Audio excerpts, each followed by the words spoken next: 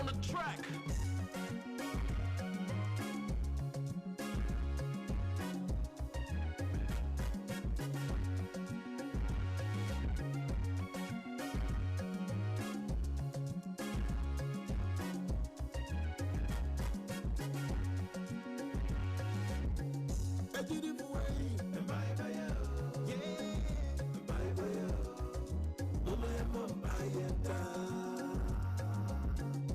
Christopher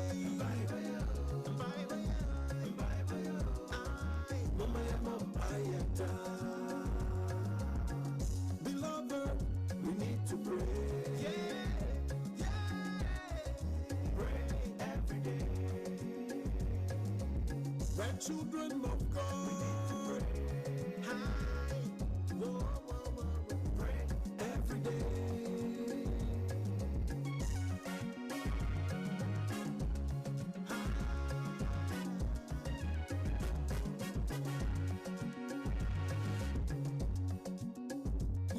Send the Dumanasino, of course, I have 40 days.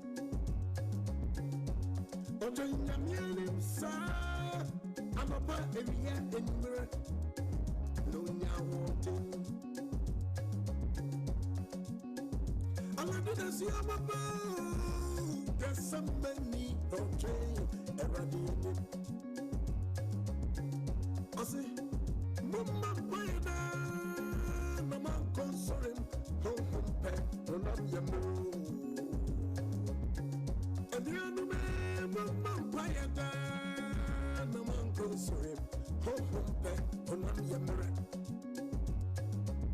Ain't you beautiful way, bye bye, I'm the bye. Oh, my mom, bye. I do so funny.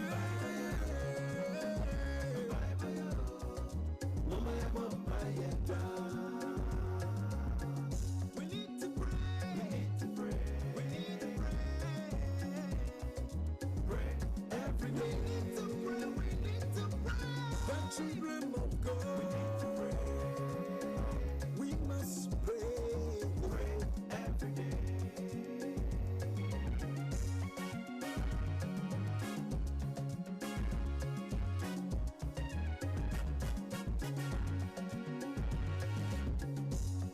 Says, those who wait upon the Lord, shall renew their strength. They shall mount up with wings as eagles. They will run, never be weary. They shall walk and never faint. My brother, my sister, wake up and pray. They shall walk and never fail, my brother, my sister. Let's wake up and pray. Beloved, we need to pray. Yeah, pray every day. The children of God. Pray every day.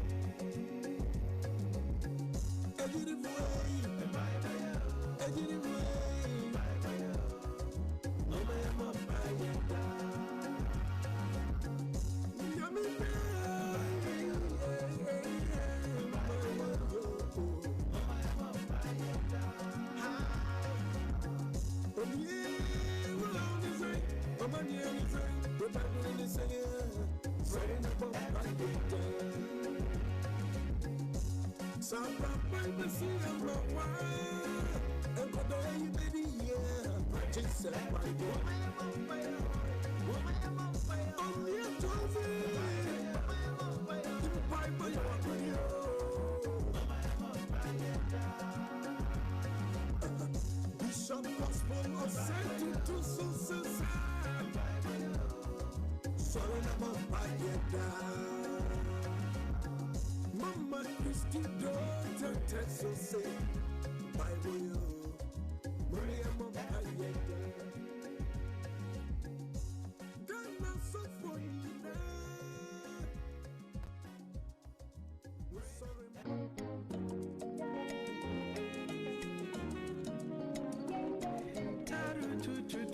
Tari papa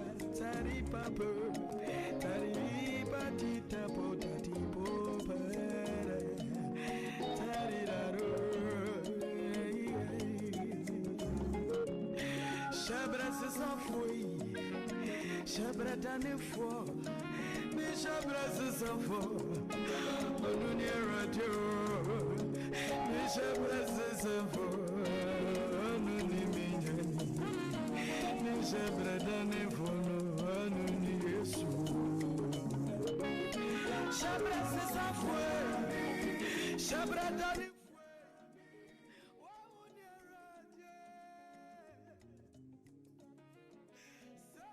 foi Ponsam, I found this in Ethiopia, woman to me as Susanna. Shabra Susanna, Shabra Danefo, Papa Bravo, Tali Buru Titi Tarore, Aura Bramo, Bramo, Bramo, Paninye, Shabra Danefo.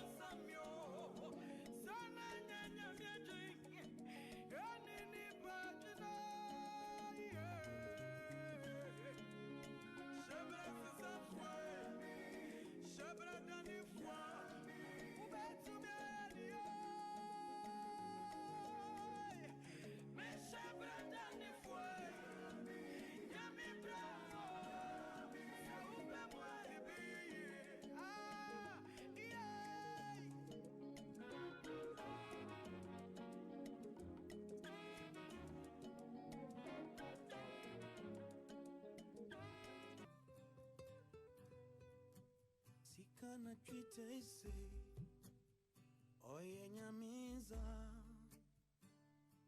zamuo na mziri mawi Jesus nizine munti sorry na nantoe iziniye okromota wonsani wumako Sikana twitese oye nyamiza Samuel, and I'm misery my Jesus and is in the moon. Sorry, none so is in the air. Cocromota was sunny one more. I mean, is in the air. Cocromota one sunny one more. I mean, is in the Cocromota one sunny one more. Yaminizini, Okromota, one son and one. kokromota wansane mumapo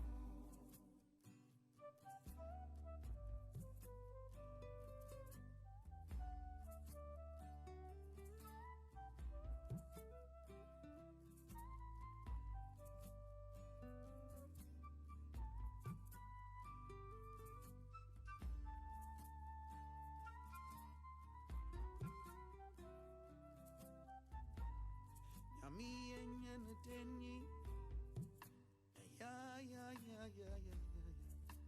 me ba e wo jezi na stampy apaka sana me popo tutu I onya mo be oja country na pipe sura bobo wansafi nara meza shewunsem za osna dem na ibeye se ichi mizi wakumemo mususuma beshoma ibenya motene fofo nyami enye ndenyi ya maba iwo jezi the snappy abaka sana mi popo tutu ihonya motene bi oja komchu na pipe she sura bobo wansafi nara meza she will say za osna dem na ibeye se ichimizi wakumema musunsuma beshoma ibenya amwatene fofo sikana chitaisi oh yeah yamita samuo ina misery mawi Jesus and sorry so it's in the air kokromota wansane mumapo yaminizini kokromota wansane mumapo nizini kokromota wansane mumapo yaminizini kokromota wansane mumapo izini kokromota wansane mumapo yaminizini kokromota wansane mumapo uzini kokromota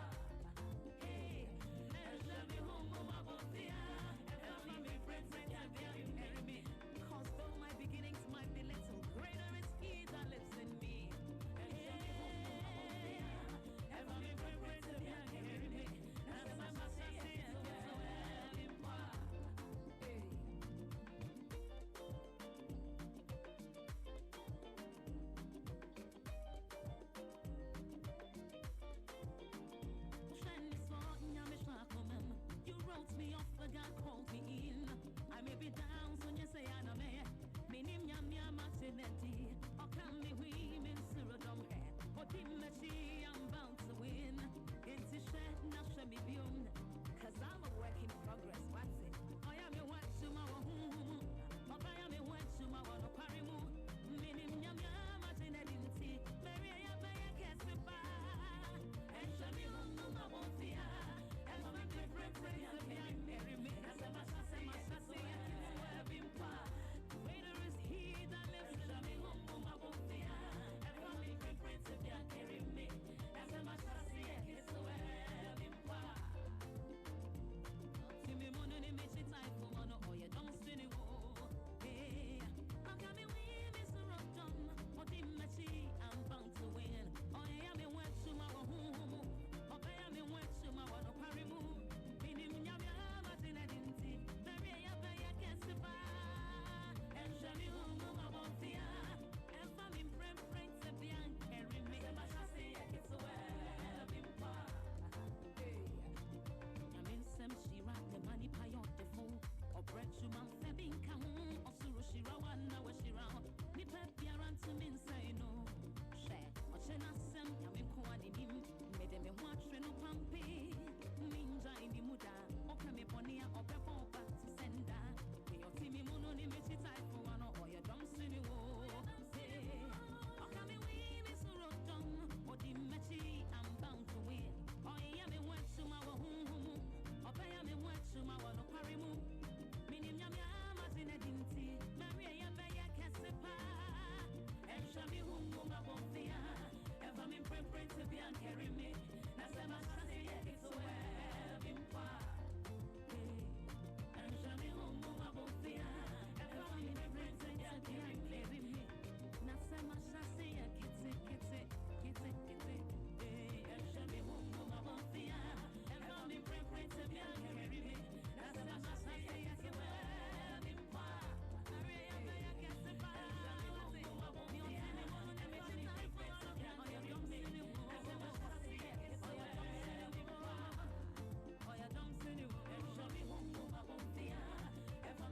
To be and carry me, that's a master say it's where I've been far.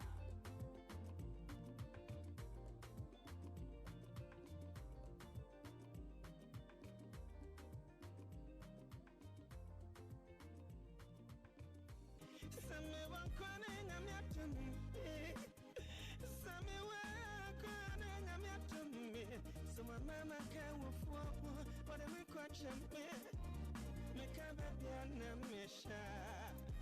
Make a baby pan and be fra. Yamatum, or teatum, your patum, summon. My other shaping. I will be Monakameta. I'm an adult, no Kameta. I was your contract, and I'm the so when I know I am the ship, Papa. And when I'm a city, and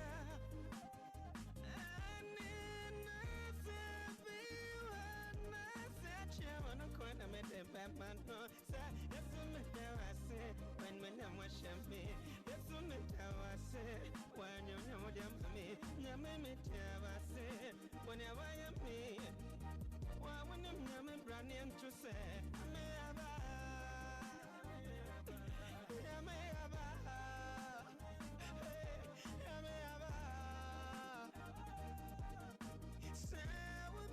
trying so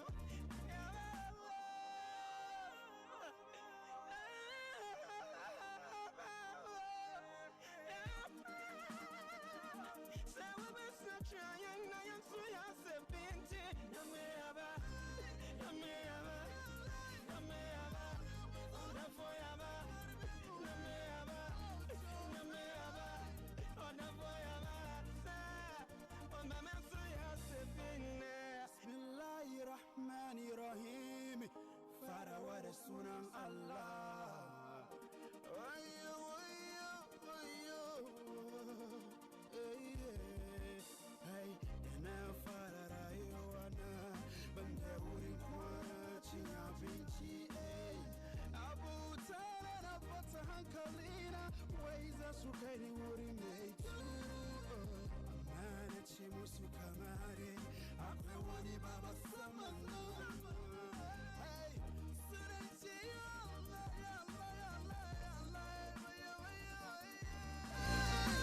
Naibo tanka kulunda save. Naibo tanka kulunda ranai. Naibo tanka kulunda ranai. Yameaba, yameaba, yameaba, yafoyaba, yameaba, yameaba, onafoyaba. Onamefaya sepenge, yameaba, yameaba, onafoyaba, yameaba, yameaba. Yadobaya fwapinti woyamaba, na yansepenge. Fella no bong I cash you gone. And Bemokoya outside Tabono. Matabono, our Jamoko Jabo. I was trusting in the Lord. Oh, he's good and his kindness last forever.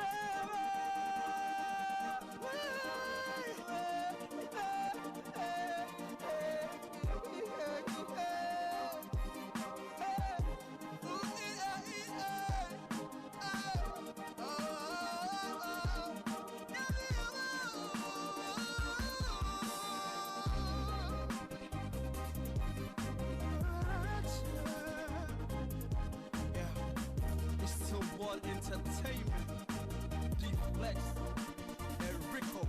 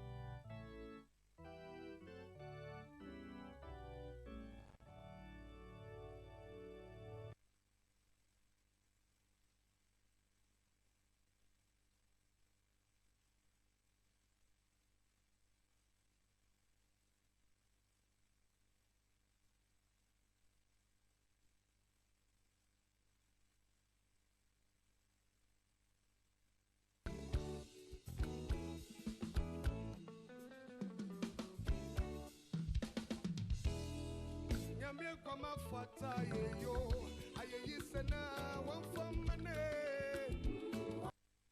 aye yisena one for money yamye kama fata tuntume and tuntum sana one for money one for money tuntum sana one for money yamye kama fata shiro and shira sana one for money one for money shira sana one for money one for money Missy one for my no, one for my name. Missy one for my name, one for my no. Missy one for my name, one for my name.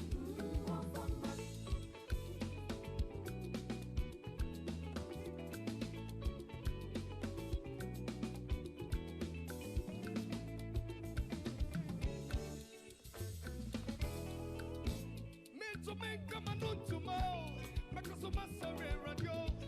Me to make a man tomorrow, make us a master no da. Aye shama fono mama. Me to make a man tomorrow, to masama fono mama. To sano. Nanka me da so me na so. Every day me free more. Or the me see my performance in Abia. Or the new full fresh mano. Aye no kwana mento. Aye sano.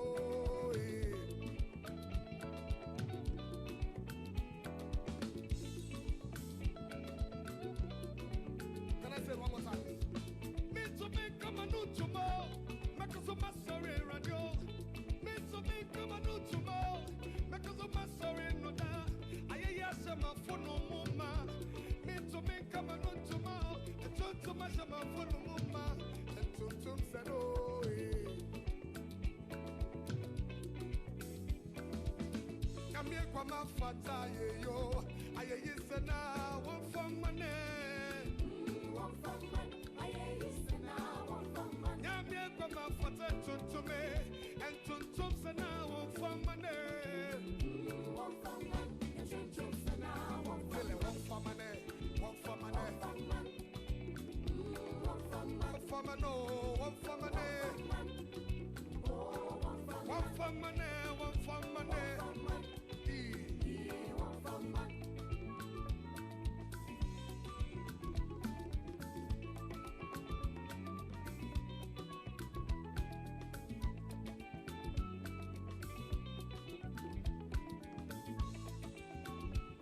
All right, can you jump me say this? Listen.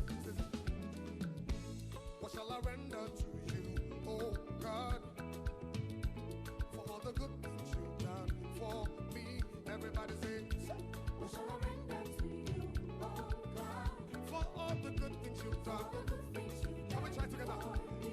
What shall I render, say? What shall I render to you, oh God, for all the good things you've done? For me. Say, what shall I render to you?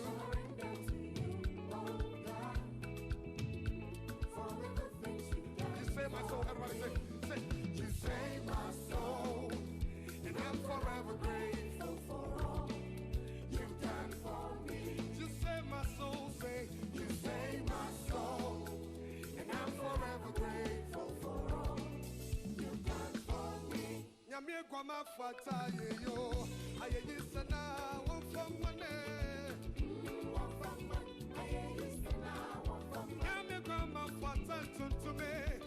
Tum sana for money. Are you ready? One for money. One for money. One for money. One for money. One for money. One for money. One for money. One for money. One for money. One for money. One for money. One for money. One for money. One for you, mano.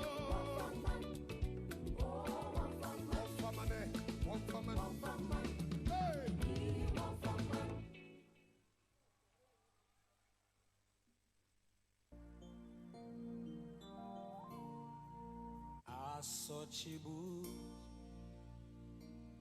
denar ifumi otsu denar ma bravo imu emi minsuroshi na merisi saminyami ida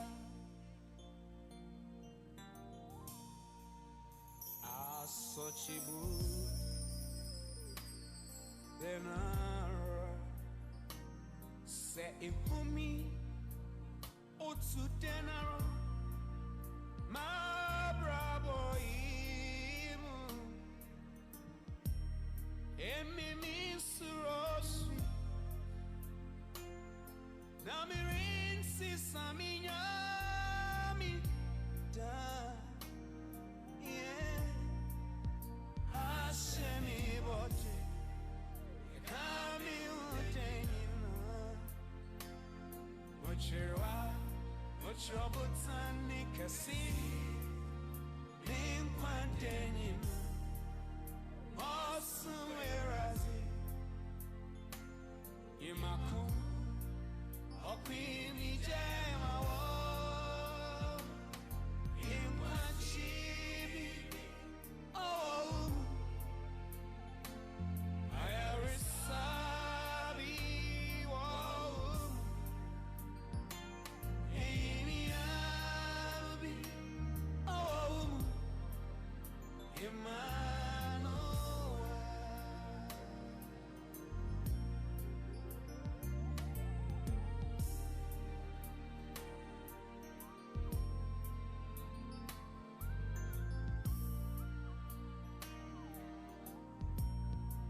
Senyim peninara imema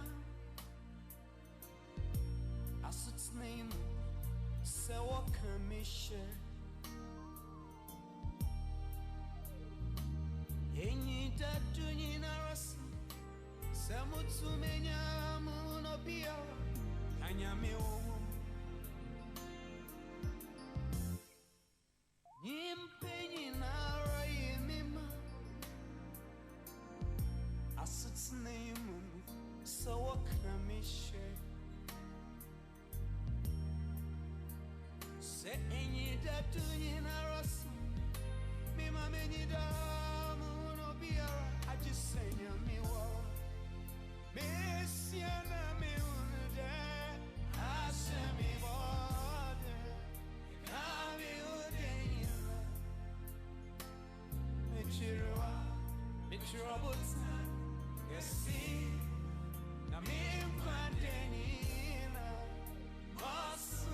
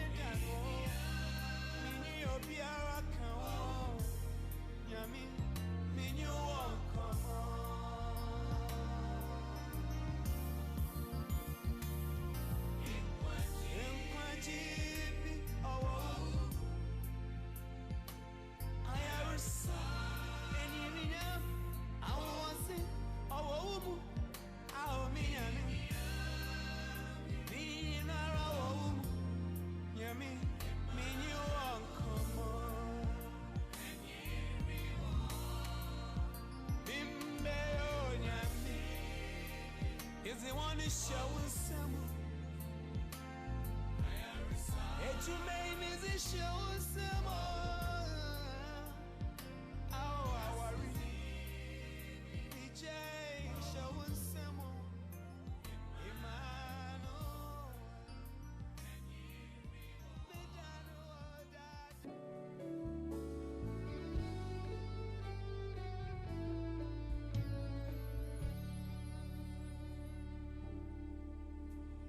Woni makuchem nyame minyi wunama munsuro osande iye mikuchifu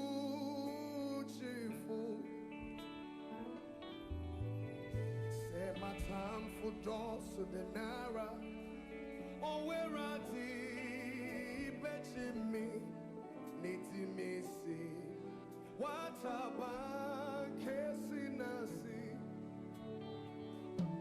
yeah me chifu wa kwenye na remo ishe meti free me menyina eja iwo mahafa ne kuchimi abrinara onam demunti muti usuro iwo mahafa ne kuchimi abrinina onam demunti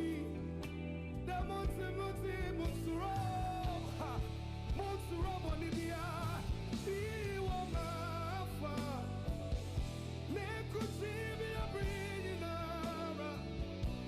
onam demunti musuro say oh brother yet in the nara na enyi daduni nasa wasem suchameti mamundo taso iwo mahafa ne kutimi I'm bringing now, we're coming home. What's in my name? What's in my cheek? Montero.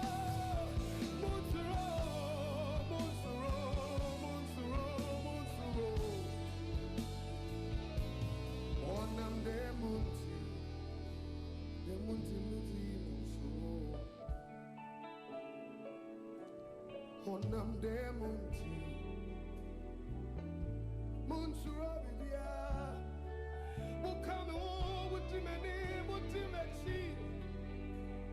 The Montero, Montero. Onam demunti, the Montero, Montero.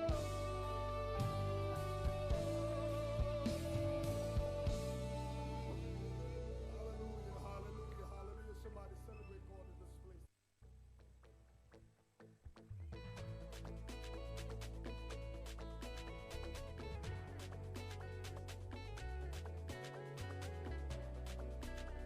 Praises of my heart, yeah.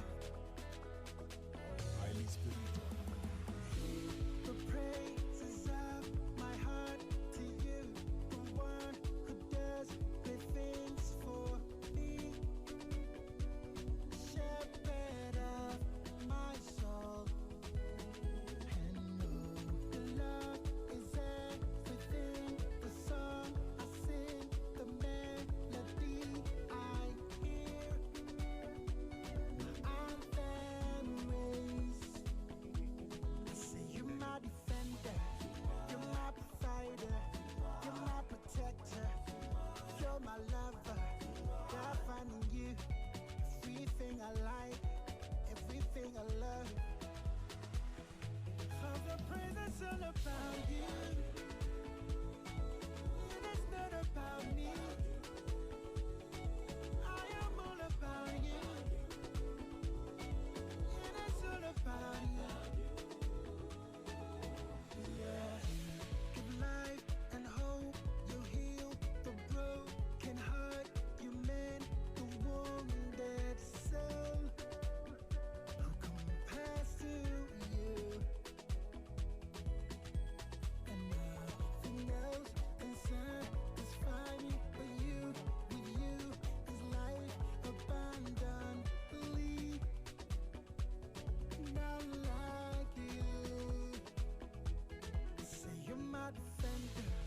You're my protector. You're my provider. You're my healer. I'm finding you. Everything I like. Everything I love. It is not about me. This is all about you. It is all about you. I am all about you. This is not about me. It is all about you. Oh na na na na na na. This is all about you. Let my feet run to you. Let my hands work for you. Let my voice sing your praise. Let my life live for you. Let my feet run to you. Let my hands work for you. Let my voice sing your praise. Let my life live for you. 'Cause the praise is all about you. Oh Lord, It is not about me. it is not about me. It is all about you. All about you, Jesus. It is all about you. The praise is all about you. It's all about you. It's all about you. It is not about me. It is not about me, oh It Lord. is all about you.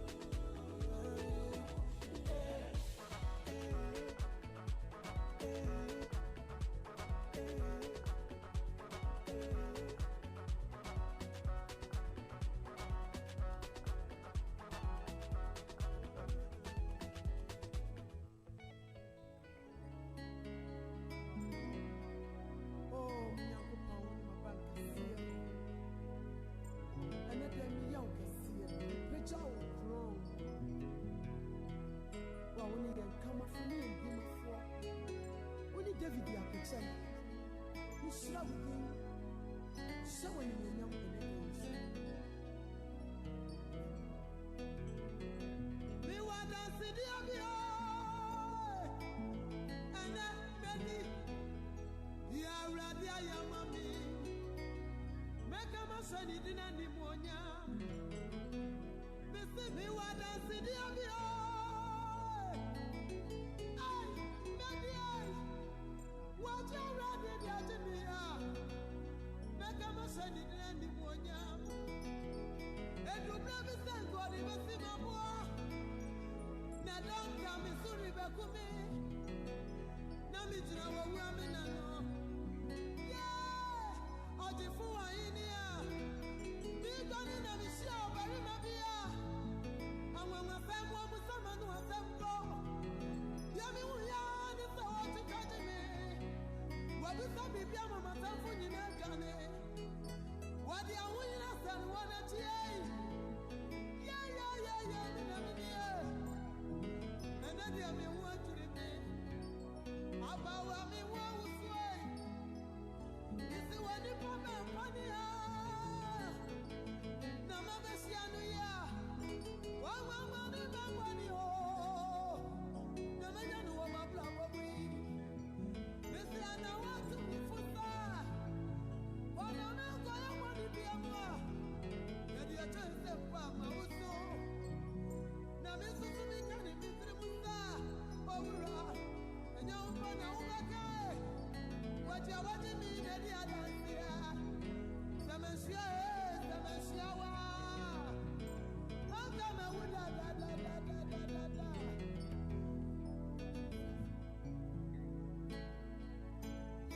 Yeah. Oh.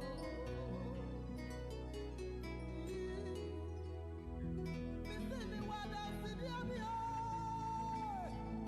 Ada edia. Waje Awurade de agye me. Mɛka m'ahyɛ ne din animuonyam. Missy me wada sidia mi o. Ai, mɛdi ai. Ya Awurade ayɛ ama me no. Mɛka m'ahyɛ ne din animuonyam. Edubere bi sɛ nkɔde bɛsi m'aboa. Na dɔm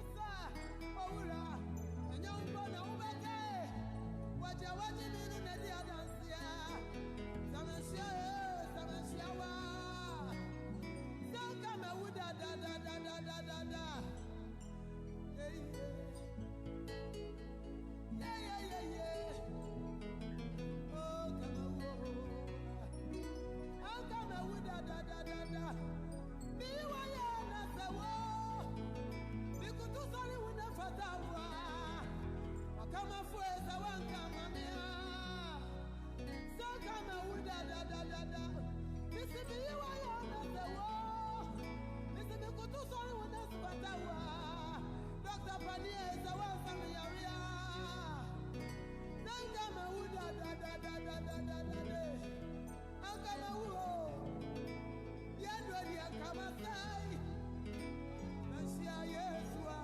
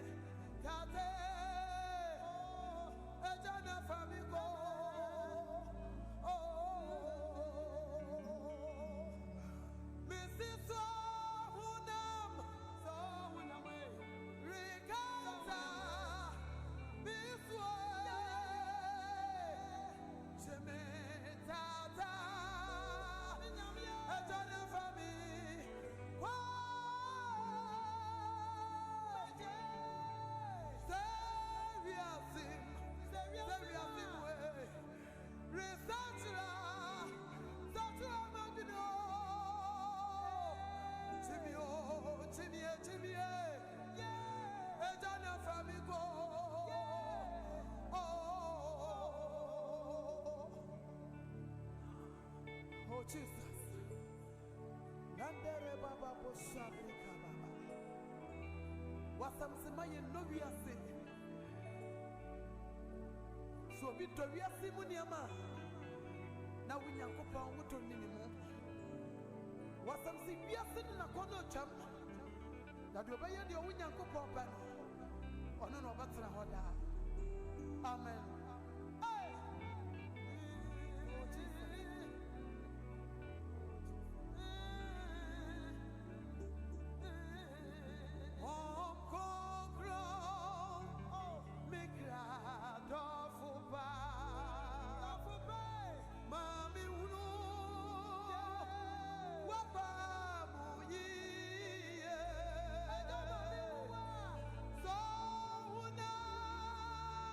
Baba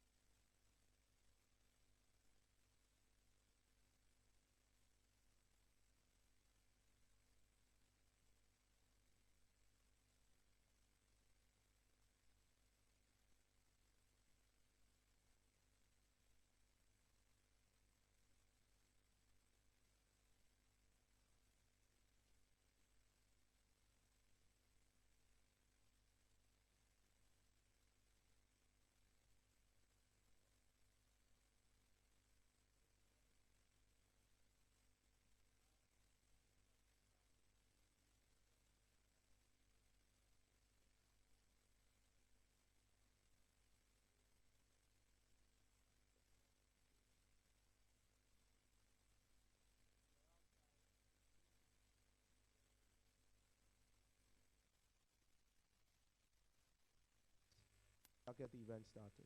Thank you.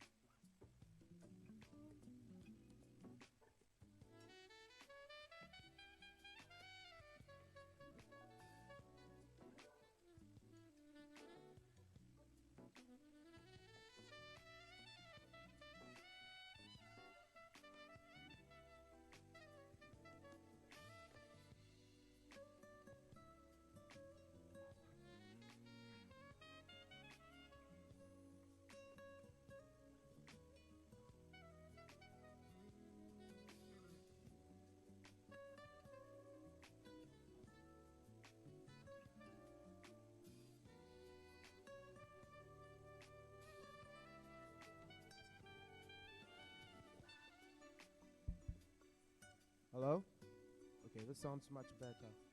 I still see some people out there grabbing coffee, tea. We have tables and seats for you, so it's okay. You can grab the coffee and the tea, but once you're done, please join us so we can get the program started. All our dignitaries and persons who will be speaking this morning are here. So it's important for us to grab something, sit, and then we can get the program officially commenced. Thank you.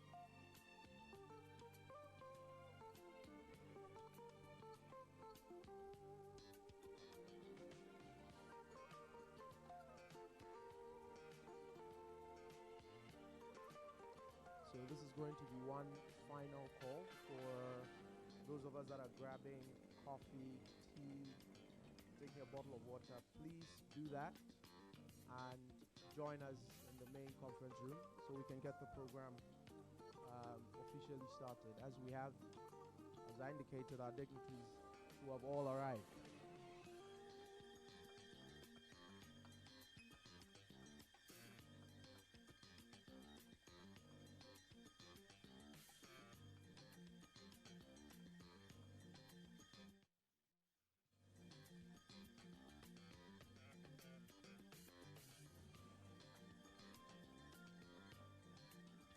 For those inside, can we settle and then get the program started? You're inside, please find a seat, settle, and then we shall commence with the rest of the program. So I should say good morning to all of you, and thank you for making time to join the Ghana Energy Commission in partnership with the Ministry of Energy and the Ministry of Transport for organizing this maiden edition of the e-mobility conference and exhibition, which for all intents and purposes looks to have been organized to address some of the challenges and opportunities that exist in the e-mobility industry and e-mobility space, particularly looking at what challenges or opportunities will exist, what our historical antecedents have been, but most importantly, looking at what innovation in the area of transport will look like for tomorrow. Well, as a country, we are fortunate in several respects to have had political leaders, industry captains, different regulators and civil society actors who have, in different shapes and forms, made bold commitments to continue to making strides in innovation and keeping our beloved country to its broad aspirations, which today is espoused a lot by the President of the Republic of Ghana, His Excellency Nana Addo Dankwa Akufo-Addo, the commitment to sustainable development goals and the need for the country to develop sustainably. Let me take this opportunity to thank and welcome all high-ranking policymakers gathered here, members of Parliament, ministers and deputy ministers who are gathered here as well, for taking time off your busy schedules to join us in this particular conference and exhibition. Over the course of the day, we shall have, up until midday I should say, a series of presentations by different actors. So it's important for us to be in the room. These are also going to be actors who are working in the energy space and innovation space as well. Later on in the day, there will be two panel discussions, presentations on developments around the theme for today's event. My name is Patrick Stevenson, and I'll be helping to steer and guide the activities we have for today. But we'll start off everything by inviting the organizers of this event to give us a welcome address, to welcome us officially. I'm the least important person in the room. And so, to give us that welcome address, ladies and gentlemen, please help me welcome Professor Ebenezer Odro Owusu, who is the board chairman of the Ghana Energy Commission. Please put your hands together for him. For those who don't know, up until now, he was the Vice Chancellor of the University of Ghana. Prof, over to you.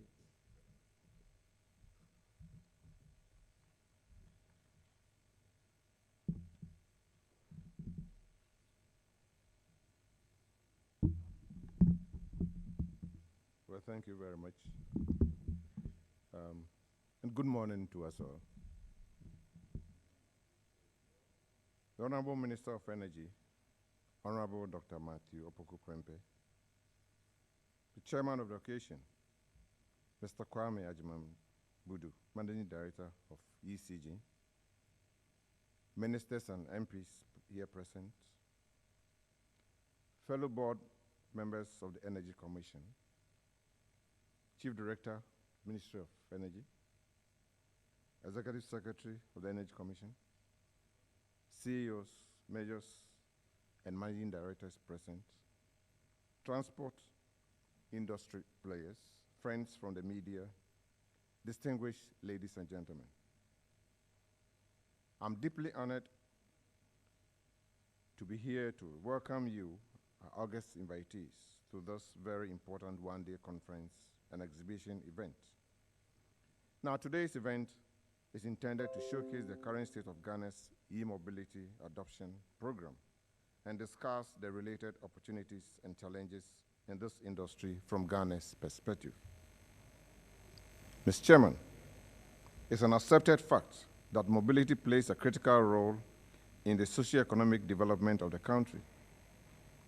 Trade, healthcare, education, cultural interactions, etc., all depend on reliable and affordable transport systems.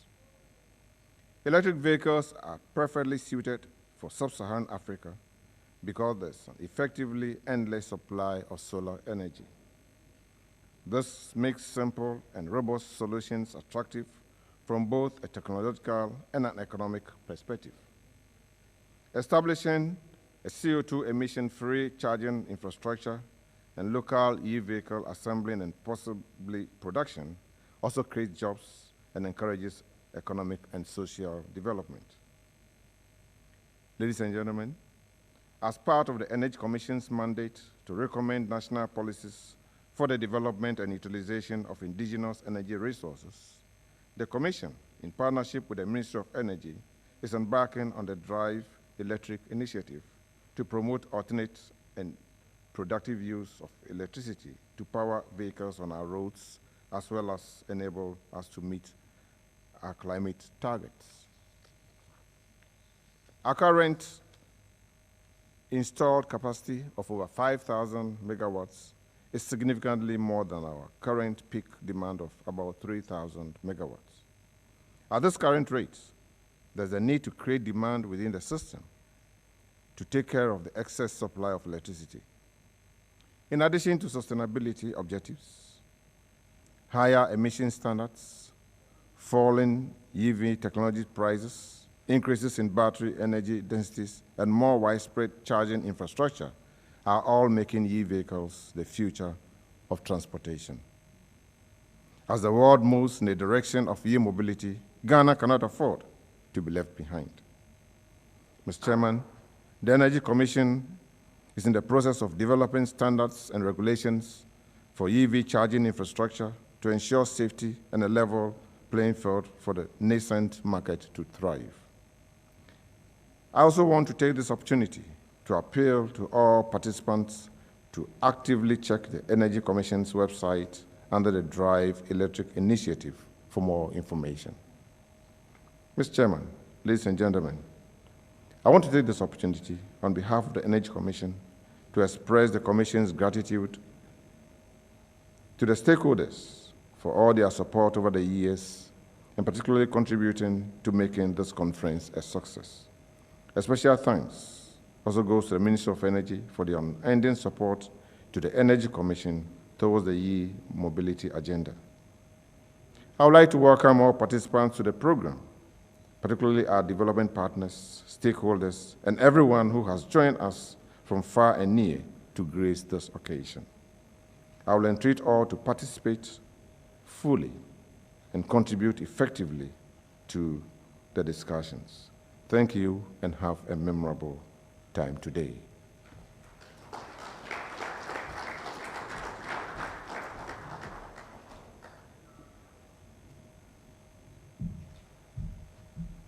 Well, I'm sure you can do better. Not only for Professor Drew, but also for the commitment of the Electricity Company of Ghana. I mean, when I heard the Drive Mobility, the Drive e-mobility initiative, I thought it was very, very interesting and exciting. Drive Electric, I mean. It presupposes that there's a lot that the regulators are thinking about in terms of the sustainable mobility of the people of this country, and such efforts need to be supported. This program is proudly sponsored, as I indicated earlier, by the Energy Commission in partnership with the Ministry of Transport and Energy, Ministries of Transport and Energy, and other sponsors that I will acknowledge as the program continues. We are also aware that the Electricity Company of Ghana is indeed also committed to this Drive Electric initiative, and indeed, as a result of that commitment, decided to invest heavily in this particular conference and exhibition that we're having today. And for that reason, we have the Managing Director of the Electricity Company of Ghana. I know usually when you hear ECG, it's not been the finest of things that come to your thoughts, but at least in the last couple of years, it's been interesting when you hear ECG, right? From the launch of the app, the effectiveness and efficiencies of the app. And again, today's conference shows a further step they're taking in doing things beyond what historically Ghanaians seem to have known the institution for. And so we have the Managing Director of the Electricity Company of Ghana chairing this particular conference that is being organized today.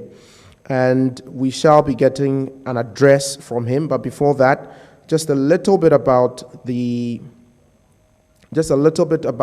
him and what he has been up to and what the Electricity Company of Ghana has been up to in the last couple of years. Now, he's in the person of Mr. Kwame Agyemang Budu. and he's the managing director of the Electricity Company of Ghana. Being in charge of the company, he's responsible for ensuring the distribution of electricity to residential, commercial, and industrial customers within the southern zone of Ghana.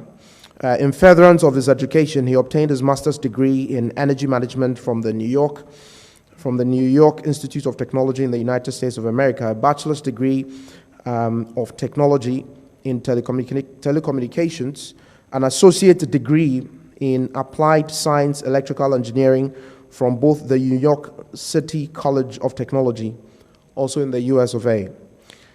Mr. Ajiman Budu has rich experience spanning 3 decades in the energy industry. His many years of experience in the energy industry covers areas such as distributed generation, solar.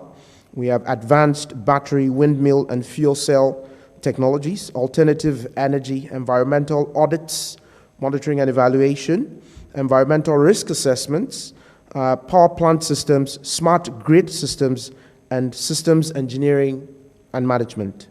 Mr. Ajiman Budu has managed several projects in the energy industry, including projects at the Consolidated Edison Company in the city of New York in the US, the largest utility company in the US, which serves over 3 million electric and gas customers. But the people in the southern zone of this country indeed are more than 3 million. And so we know there's a lot of experience that he brings to bear as far as the work at Electricity Company of Ghana is concerned. Ladies and gentlemen, please help me welcome Mr. Ajiman Budu, who is the chairman of this particular occasion.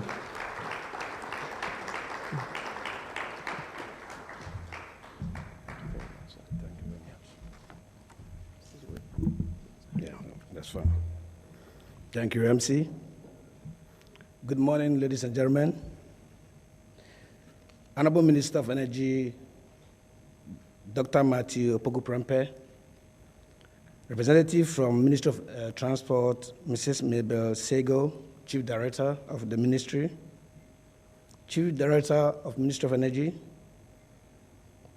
Chairman and members of Energy Commission Board, Executive Secretary and staff of Energy Commission, CEO and staff of VRA, Deputy CEO and staff of Bui Power Authority, CEOs, managing directors, and staff of automobile companies, directors and staff of ECG, special invited guests,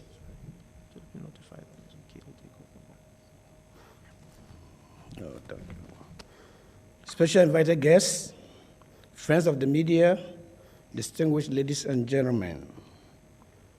The Electricity Company of Ghana is pleased to be the headline sponsor for this program. As the managing director of the great company, I have the greatest pleasure to be the chair of this fine occasion and this ever e-mobility conference and exhibition in Ghana. The theme for the conference, E-Mobility in Ghana, Opportunities and Challenges, is very straight to the point. And I believe that the opportunity far outweigh any challenges. Let me first thank the Ministry of Energy and the Energy Commission for promoting electric vehicles in Ghana. This e-mobility conference and exhibition is significant at various levels. At the global level, electric vehicles are very key in the fight against global warming. At the national level, e-mobility will continue to achieving the national determined commitment in reducing greenhouse emissions. And at the ECG corporate level, it will drive the utilization of the current excess capacity, which is costing the nation so much money and also lead to increase in electricity sales. ECG has fully embraced the Drive Ghana initiative, which was launched by the then Senior Minister, Honorable Osafo Mafo, in October 2019. And to demonstrate ECG commitments to promoting e-mobility in Ghana, we have entered into a memorandum of understanding with Pobart International Limited, to deploy electric vehicle charging stations across Ghana. Companies that have expressed interest in partnering ECG for e-mobility business include the Poba International, JAG Group, and Plaspark Industries Limited. Some of the companies have already mounted EV charging stations at vantage points in the Accra region. Some can be found at Accra Airport Shell and Cap Farm at East Legon office. ECG will soon initiate talks with GOIL for partnering to deliver electric vehicle charging solutions at their stations. In collaboration with the relevant sector players, ECG positioned itself to address the possible challenges that anticipated surge in electricity demand will have on the distribution network and the national grid as a whole. We are delighted to be the headline sponsor for this ever e-mobility conference and exhibition, and wish that the collaboration between the various stakeholders will continue to enhance the opportunities of e-mobility in Ghana. In bringing my remarks to a close, I wish to call on all Public Utility Commission, PURC, Public Utility Regulatory Commission, to develop appropriate tariff for electric vehicles. Similarly, I also call on the statutory authorities to emulate ECG's leadership and promote EV uptake in Ghana. I wish all the best and also wish a very fruitful conference and exhibition. And thank you very much for coming and hearing us. And I hope this event will be a memorable one. Thank you. God bless all and make our home ground Ghana.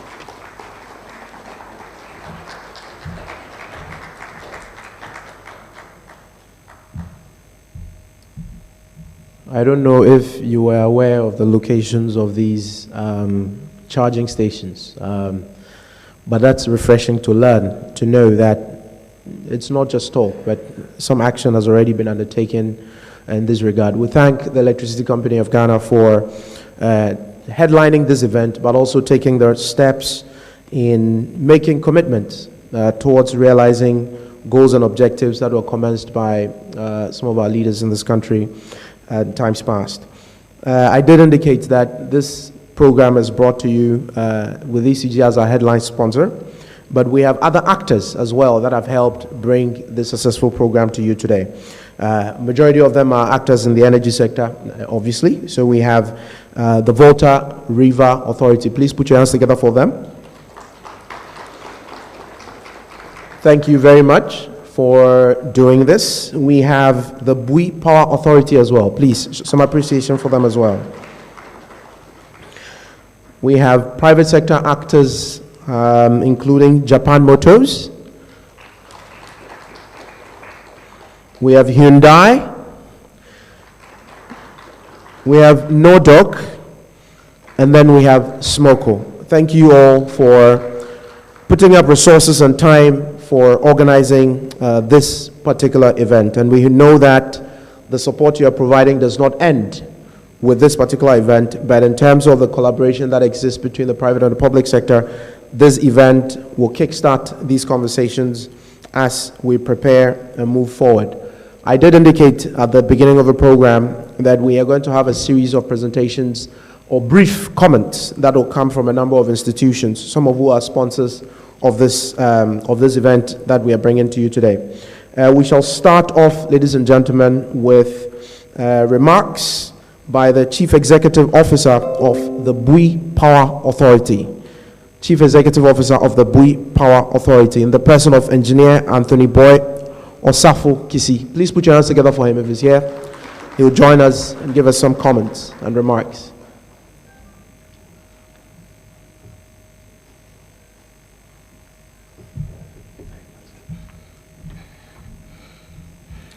Good morning. I'm here on behalf of my Chief Executive Officer, who's in other meetings in the office. The Honorable Minister of Energy, Board Chair, Energy Commission, Ministers and MPs here present, Chief Executive Officers, friends from the media, distinguished ladies and gentlemen. It's my singular honor to be given the opportunity to give a brief remarks on the reasons why we are gathered here today, e-mobility or electric cars. We at the Bui Power Authority are confident that the Energy Commission's collaboration with the Ministry of Energy in promoting electric vehicles and drive the initiative and drive the productive utilization of excess electricity in the grid system is a step in the right direction. This initiative, as we have all been reminded, is Drive Electric Initiative.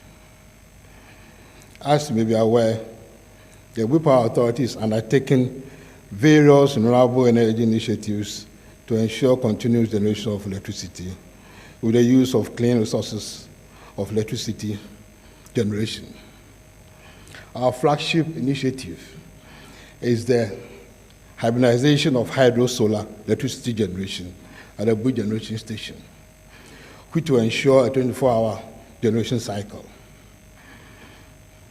Not only that, we are generating for domestic use, but we are also available to generate electricity directly to organizations that may find themselves in the e-energy space to charge the electric vehicles nationwide.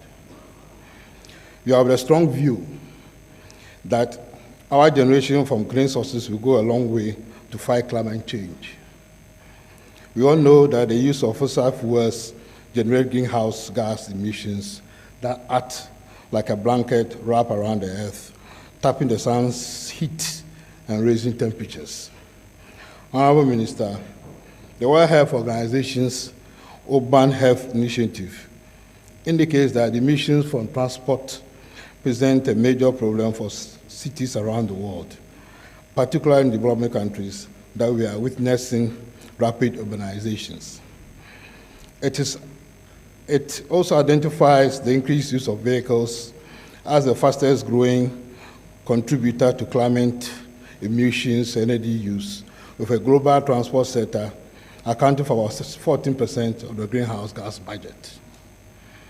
The upside to the side is that Ghana aims to reduce greenhouse gas emissions by 15% by 2030. Actions include improvement in energy efficiency of industrial facilities, replacement of light crude oil with natural gas in electricity generation plants, and the reforestation and afforestation of 1,000 hectares of degraded lands annually. The vision of His Excellency, the President, Nana Addo, Dankwa Akufo-Addo, has positioned the Bui Power Authority in the pole position. In this regard, government set a target of increasing renewable energy in the country's energy mix by 10% by 2030. Thus far, we are installing a 250 megawatt peak solar plant in the Bui enclave to hybridize with the 404 hydropower plant that we have. The first phase of this project, a 50 megawatt peak solar plant, the largest so far in the country, was commissioned earlier this year, has been connected to the national grid. We have also initiated a 1 megawatt floating solar park on the Bui Reservoir, which is of the first of this kind in the West African sub-region. We are expanding this 1 megawatt floating solar to 5 megawatt floating solar by the middle of next year. We have also constructed the first ever mini power plant at 32 waterfalls in the Alabama in the water region, which was commissioned last year by the President. Honorable Minister, the deployment of renewable energy to meet the growing energy demand of the future generations is therefore an excellent approach to help mitigate climate change. We partnered the Energy Commission in this year's Senior High School Renewable Energy Challenge, which is aimed to help uncover the renewable energy talents hidden in some of our senior school students. And believe me, we have made a lot of renewable energy ideas that we believe will resolve most of our climate change challenges. We have also contributed significantly to another clean source of energy generation, which is the Ghana Nuclear Power Program, by assisting to form and house the Nuclear Power Ghana, which is a project organization set up to manage Ghana's first nuclear power project. The Bui Power Authority has made all these strides for the President's vision to ensure that the implementation of the Drive Electric initiative is smooth. We invite the private sector to commit to e-energy, and has been stated earlier, the Bui Power Authority is ready for such partnerships in the next phase of our climate change fight. Thank you.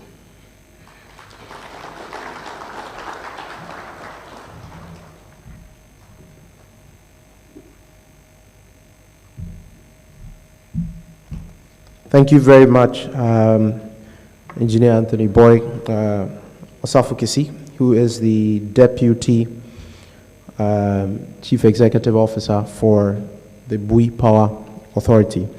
Indeed, they are open to working and collaborating with the private sector. So for all our private sector actors here, the ball is now in your court, and how you sort of organize yourself and strategize to engage with the government in realizing the objectives for today's conference and indeed the broader vision of government. I did indicate we have a number of presentations up. Next, we shall be inviting the Deputy Chief Executive Officer of the Volta River Authority in the person of Engineer Emmanuel Osafo. Please put your hands together for him as he joins us here.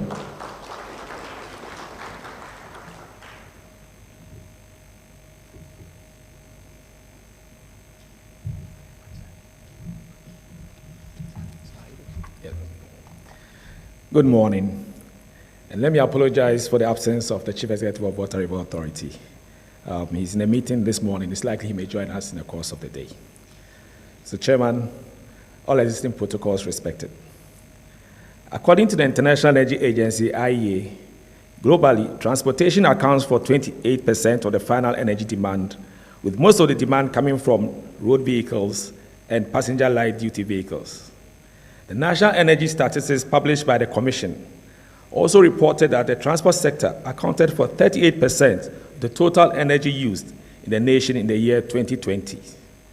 The transport sector is thus, without question, one of the priority areas we need to tackle as a nation in our efforts to reduce emissions.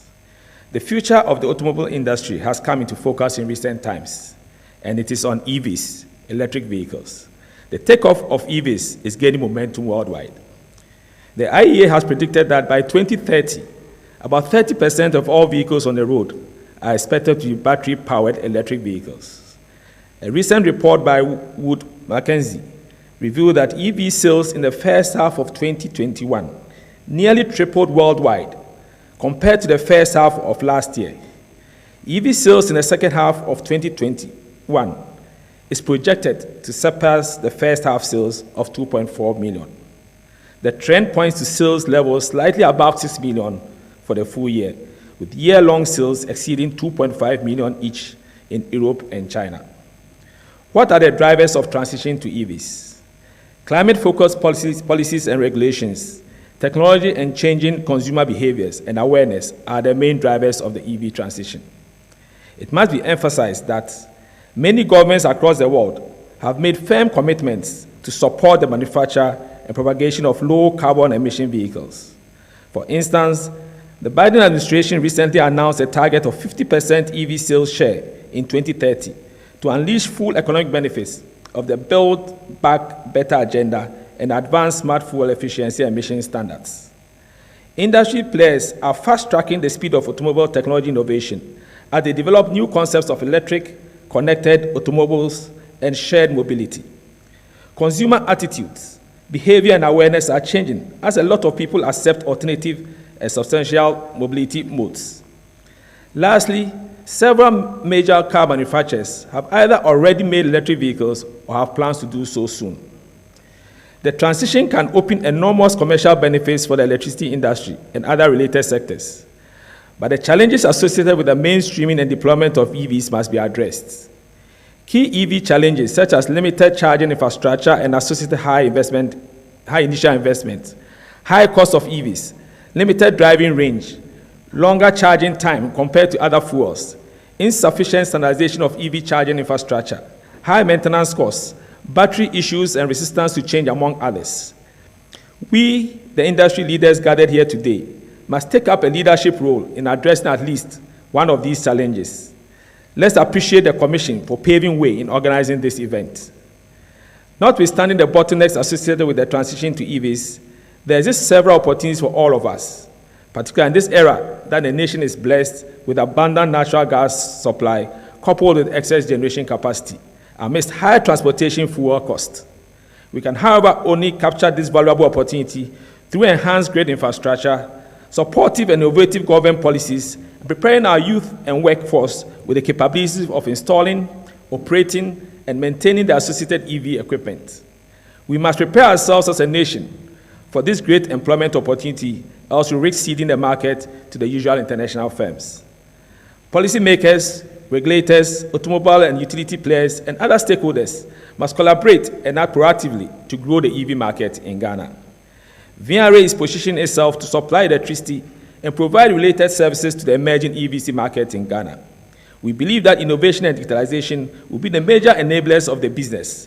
So we are preparing ourselves for the advent of transportation electricity, Internet of Things, artificial intelligence, and other technology advancements that will manifest globally. The authority has commenced the process to convert Akosombo Township, which hosts the famous Akosombo Hydro Dam, into a smart city by transforming it to become a technology hub for the nation, by the application of smart solutions to give decent quality of life to residents, including utilization of green energy, e-mobility and connectivity, smart tourism and leisure, among others. Finally, stakeholders impacting the EV transition and electric grid must work together on structure, planning, and execution to roll out a comprehensive, viable strategy for establishing a reliable EV master plan. We are always ready and look forward in collaborating with the Commission and all other key stakeholders to develop and sustain a thriving EV mobility future in Ghana. Thank you.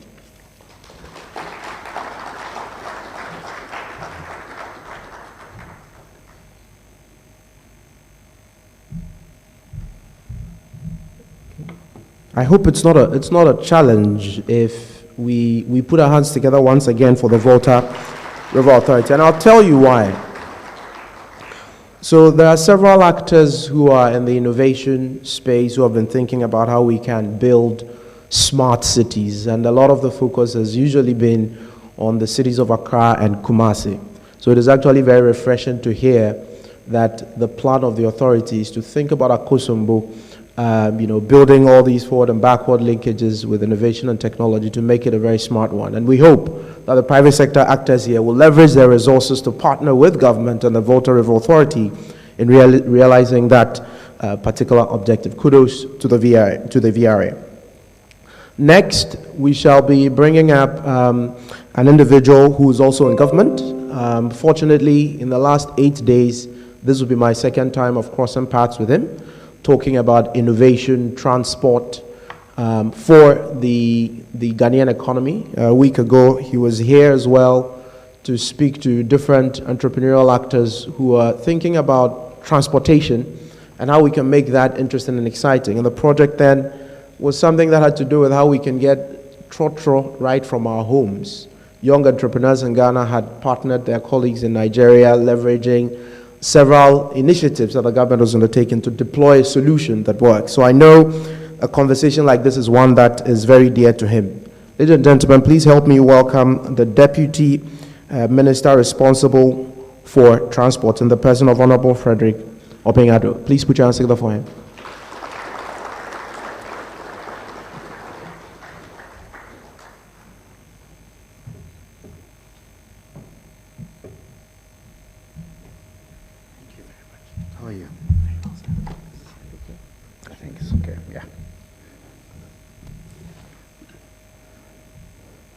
Good morning.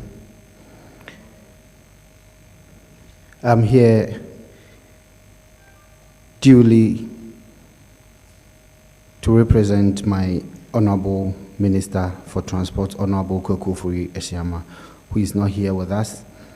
At the moment, he is attending to some pressing issues for the country. Mr. Chairman, the Honorable Minister for Energy, the Board Chair of the Energy Commission, the Managing Director of the Electricity Company of Ghana, the Chief Executive of Volta River Authority, the Deputy Executive of the Bui Power Authority, invited dignitaries, members of the media, ladies and gentlemen. It is indeed a great delight to be part of this historic occasion. To all intents and purposes, this conference is timely considering the new developments in the road transport industry and within the context of the growing calls on countries to reduce greenhouse gas emissions to mitigate global climate change impact.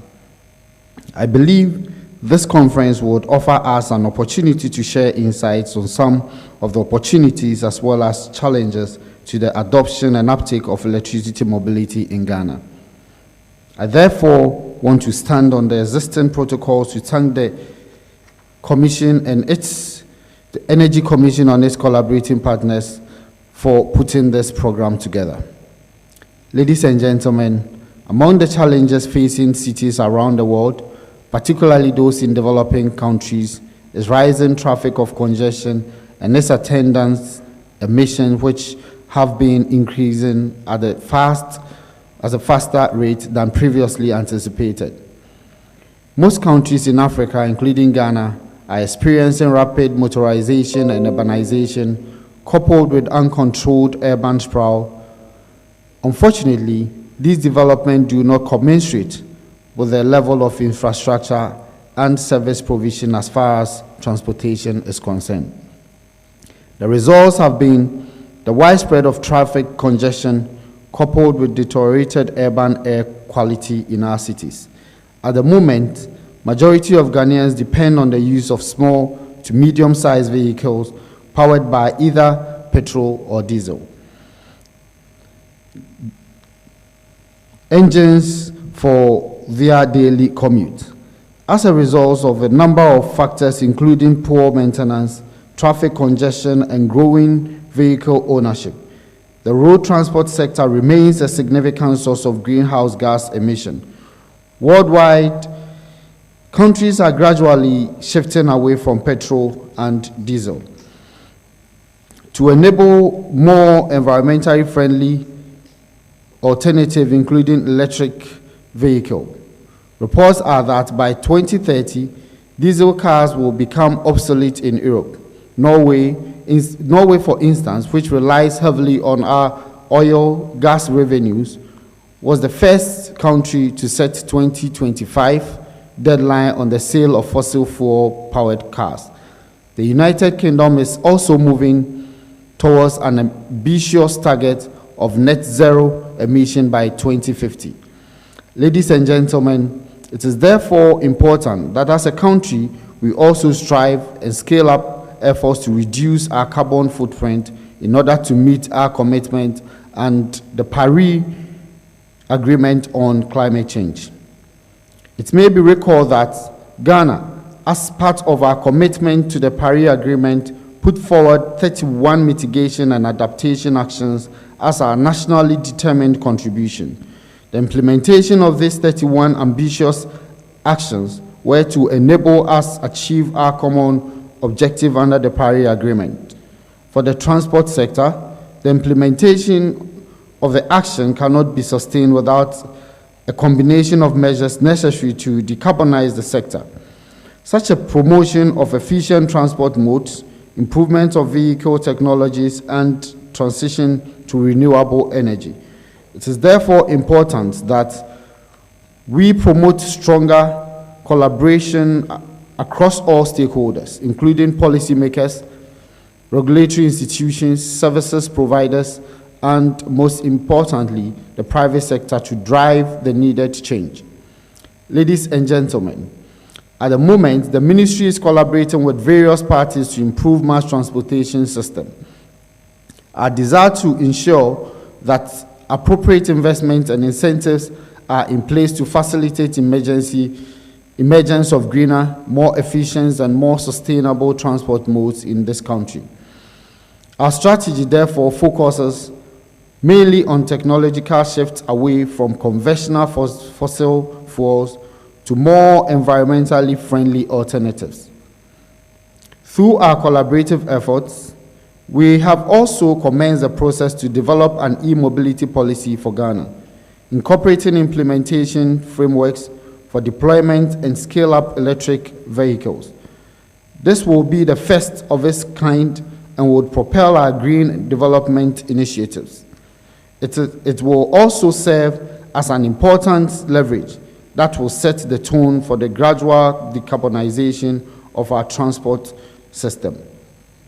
Ladies and gentlemen, we are motivated by good examples in cities such as Hamburg, Oslo, and London, who are introducing diesel cars free zones to improve quality of life. I must say that Europe's commitment to stop the production of diesel cars by 2030 has set the tone for other economic regional blocs such as ECOWAS, UNIMOA, to follow suit and set similar ambitious targets. Ghana cannot be left behind to become the dumping site for environmentally harmful products. The ministry is therefore energized by this drive to transition to greener development initiatives. With these few words, I wish to once again thank the organizers of the conference for the platform given the ministry to make a statement on this important subject matter. I thank you all for your attention.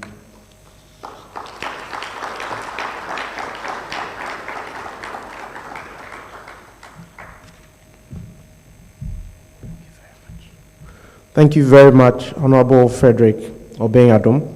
As I did indicate, this is my second time crossing paths with him, and clearly the commitments from the Transport Ministry, if anything at all, speak to the thinking of government, and most importantly the stakeholders, in ensuring we have a much more sustainable mechanism and measure for transporting ourselves across the country. Indeed, one of the comments you made, which for me is also again refreshing, putting Ghana, in the limelight, is a design of the policy framework for e-mobility. And I think that will create an opportunity for private sector actors to understand and know exactly how they will engage with government. But most importantly, within the sub-region, we are looked at as a country from a number of points. And I think that this is going to be one of those points that Ghana will be looked at in terms of the roadmap for sustainable mobility and energy utilization. So thank you from the Ministry of Transport for this initiative. After our next presentation, there will be an opportunity for all of us here to go out and test drive some of the cars that we have behind this initiative. I have had the opportunity of seeing one of these vehicles. I hadn't seen one before until about 3 weeks ago. And I was wondering why the engine was not making the sound like our usual fossil fuel engines. Very refreshing to see. So there's an opportunity for us to see some of these vehicles, examine them, and then test drive some of them if we want to. And then there will be some opportunities for us as well to engage, interact with different actors who are exhibitors outside. And there's an opportunity for you to grab some coffee if you like coffee or tea, as we take a quick break and then come back for the rest of the items we have lined up. The next presentation is going to be our keynote address, and it will touch on a lot of things that we have to do or what we've been doing as a country in the area of energy, and more importantly to the theme that we have lined up for today and what the broader opportunities from the point of government really look like. Ladies and gentlemen, please help me welcome the Honorable Dr. Matthew Opoku-Prempeh, who is a minister responsible for energy.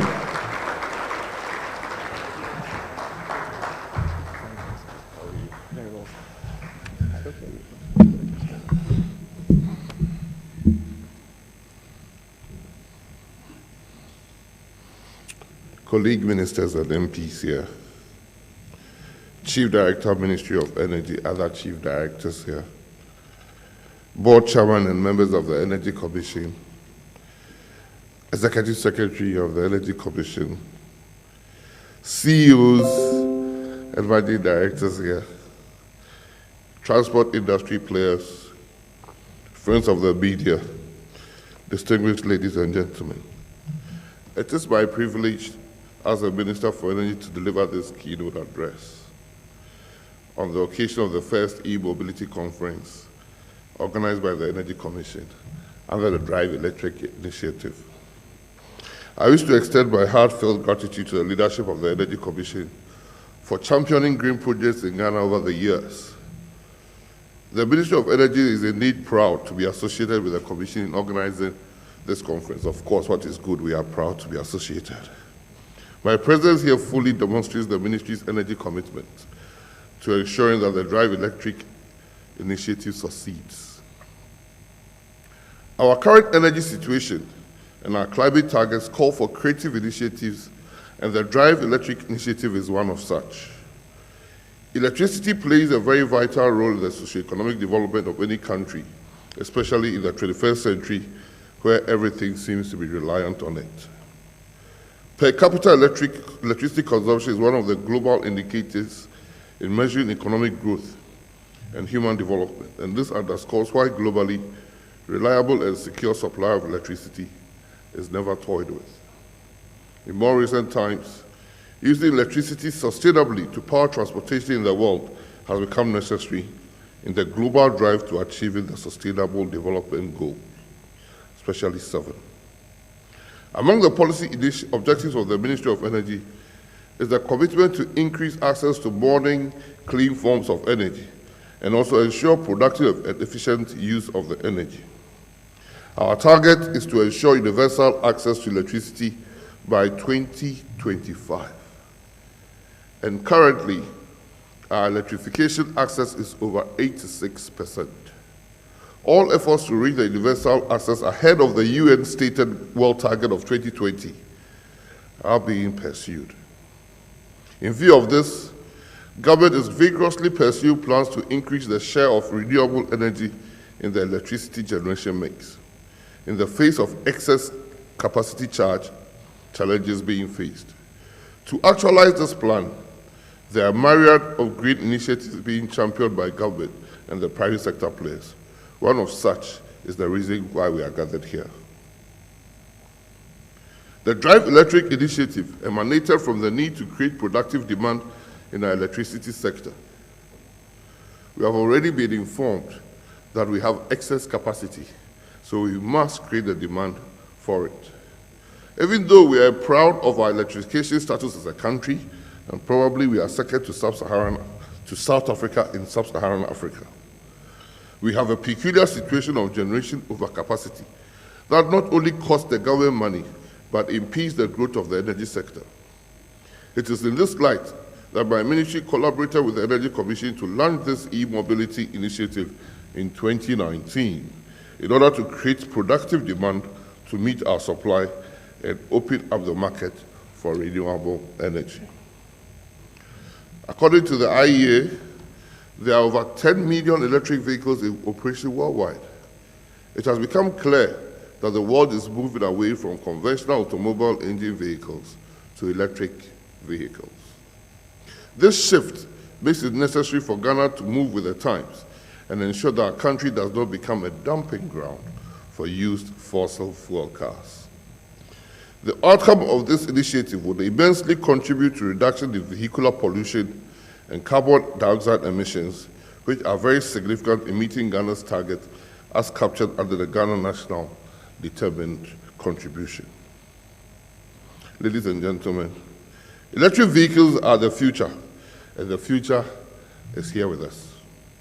I took a drive June this year, and my, oh my, it felt good.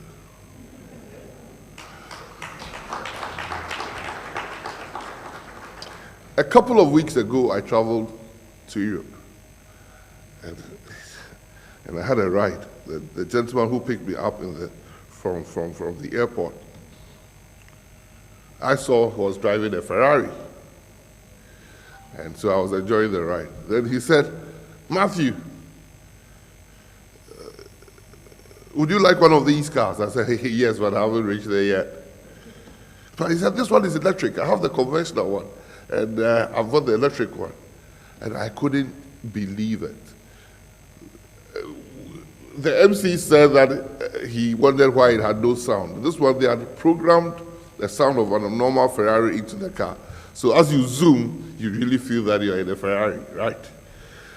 And I don't know why we didn't start from electric vehicles. It's the best that we can ever aspire to. It is my fervent wish that this conference will be one of the many e-mobility conferences that will provide the platform to shape the e-mobility agenda to open up new markets for green investments in Ghana. While we all deliberate today on the opportunities available to us through e-mobility, as well as the challenges, let us work together to revise policies, strategies, regulations, and standards that will bring about the solutions and promote electric vehicles and other green initiatives. I'm pleasantly happy that the chair for the occasion is the ECG MD. He happens to have a lot of sleepless nights. He owes everybody in this country. I don't think in this country anybody owes people more than the ECG MD. And he owes for two main reasons. He cannot collect enough from those he has supplied, and he cannot pay enough to those who have supplied him. So I'm happy that you are here and you are chairing, because we have to find means of selling the excessive capacity in this country by creating the demand. Distinguished guests, we cannot take our climate change mitigation efforts for granted, and that explains why my ministry is working closely with the Ministry of Finance to secure import waiver for 100% electric vehicles to help drive the penetration of electric vehicles, while putting together other measures to drive further growth and the sustainability utilization of, or the sustainable utilization of electricity. I wish to thank the Energy Commission and all the sponsors, especially the headline sponsor, ECG, making this event possible. I would like to thank the private sector for their participation. I can see somebody knocking on my door wanting a charging station license very soon. I would like to thank the private sector for their interest. I would also like to take this opportunity to advise that individuals and companies installing charging stations before their time in residential, office, and public spaces need to register with the Energy Commission and adhere to the highest standards in anticipation the charging station standards and regulations. I further wish to encourage more private partnerships and urge the energy utilities and service providers gathered here and our virtual audience to take advantage of this initiative to drive the growth and penetration of electric vehicles in Ghana. I wish to also thank the Ministry of Transport for their partnerships on this initiative. Actually, I think they should be the lead, even as we work together to complete the EV policy document. This initiative will create green jobs and by extension promote local content through the engagement of Ghanaian engineers and technicians, the assembling of electric vehicles, and the installation of charging stations, among others. Distinguished ladies and gentlemen, finally, I wish to thank again the ECG, VRA, We Power Authority, Eagle Motors, Japan Motors, Hyundai, Norduk Logistics, and Sowoko Limited for supporting this event. If I've left any out, please, I apologize. Thank you for your support in ensuring that this event takes place as highly appreciated. Thank you all, and God bless our homeland.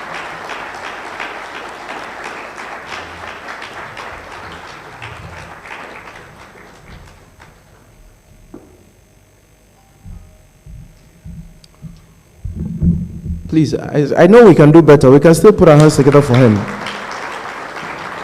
Not only for the Ministry of Energy, but indeed the progressive thinking of government in creating this bridge between the public and the private sector for creation of sustainable and green jobs, but also putting together frameworks that can support how we realize global commitments that we have made as a country. And it is also refreshing to know that we have some very interesting, individuals who have tried to take time off their busy schedules to be here with us. I'd like to acknowledge two of the members of the board of the Energy Commission. We have the only female member of the board in the person of the Honorable Lydia Sarah Al-Hassan. Please, some appreciation for her. She's also the Member of Parliament for the Yawaso West Worgon constituency. And then we have Mr. Moses Kwame Jesse, who happened to be my lecturer many years ago. Please put your hands together for him.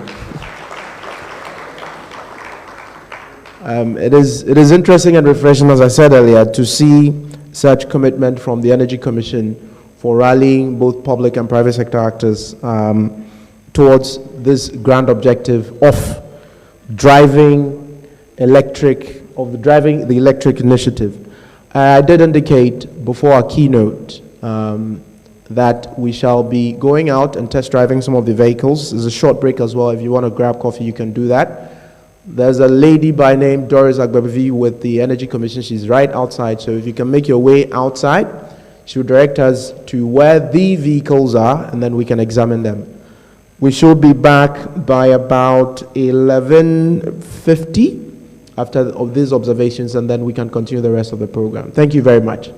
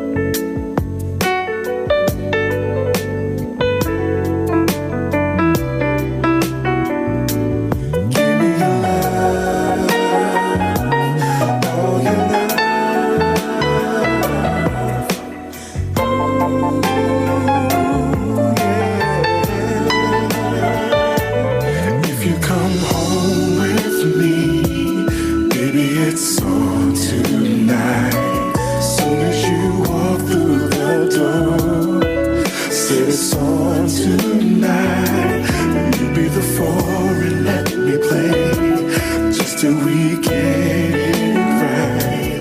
'Cause when I set the mood, the way you like, it's on tonight. It's on tonight.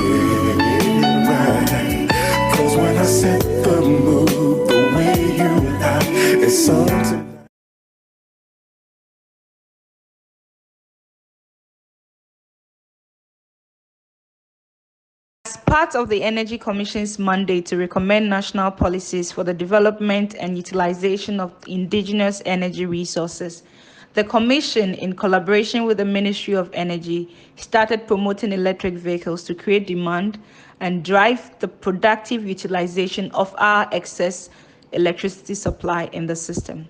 This initiative, dubbed Drive Electric Initiative, was launched by the then Senior Minister, Honorable Yao Osafo-Mafo, and the then Deputy Energy Minister, Honorable Oreku Edu, at the 5th Renewable Energy Fair in October 2019.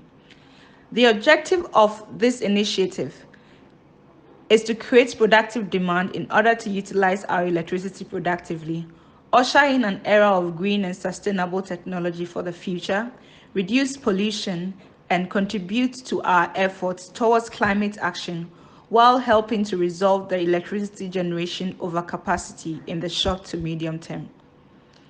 The vision of the Drive Electric Initiative is to substantially reduce greenhouse gas emissions to promote green and sustainable transport and other environmentally friendly benefits while driving increased penetration of renewables in the long term. Okay, so the electric vehicle, like every other vehicle, drives the same way, has a dashboard. The only difference is the fuel. In this case, we are not using any fossil fuel. This is a fully electric vehicle that is running solely on battery, and therefore we are only using electricity here, reducing our emissions and saving the environment.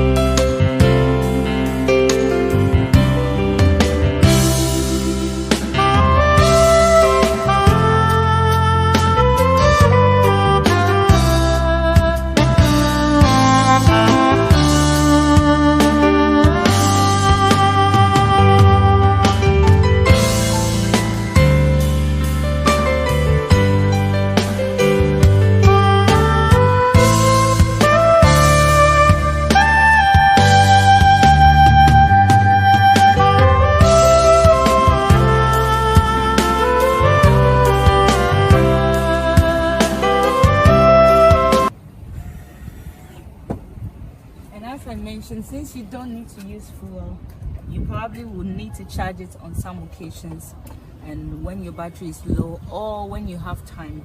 Like now, to get to the office, I could just put it on charge at the office and it will be charging at level 1, which is the same as what you charge for all your phones and all your appliances at home. So this is for the corner. Me going to charge this. This is the Energy Commission. It's an office building space. There's electricity plug here, so we just have to plug the corner. Every electric vehicle comes with a charger, a home charger, and this is a home charger which we're using on this. So this, I plug it on the wall, and then I open the charging compartment, which in this case is here. Then how much percentage charge I have, it gets to tell me what is the level of electricity I'm charging at. Here I'm charging at 2.0 kilowatt hours, which is very low on a level 1. Level 1 will probably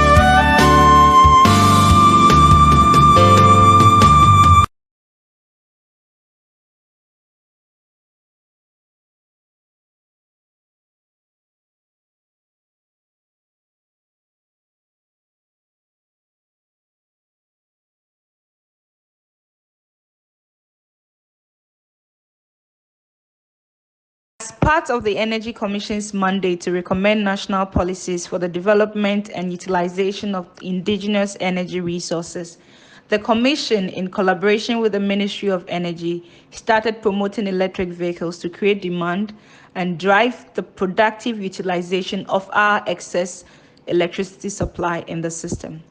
This initiative, dubbed Drive Electric Initiative, was launched by the then Senior Minister, Honorable Yao Osafo-Mafo, and the then Deputy Energy Minister, Honorable Oreku Edu, at the 5th Renewable Energy Fair in October 2019.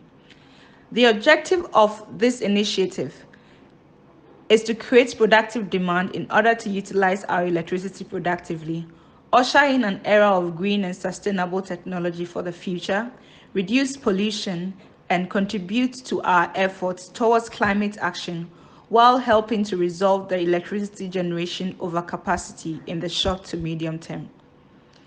The vision of the Drive Electric Initiative is to substantially reduce greenhouse gas emissions to promote green and sustainable transport and other environmentally friendly benefits while driving increased penetration of renewables in the long term. Okay, so the electric vehicle, like every other vehicle, drives the same way, has a dashboard. The only difference is the fuel. In this case, we are not using any fossil fuel. This is a fully electric vehicle that is running solely on battery, and therefore we are only using electricity here, reducing our emissions and saving the environment.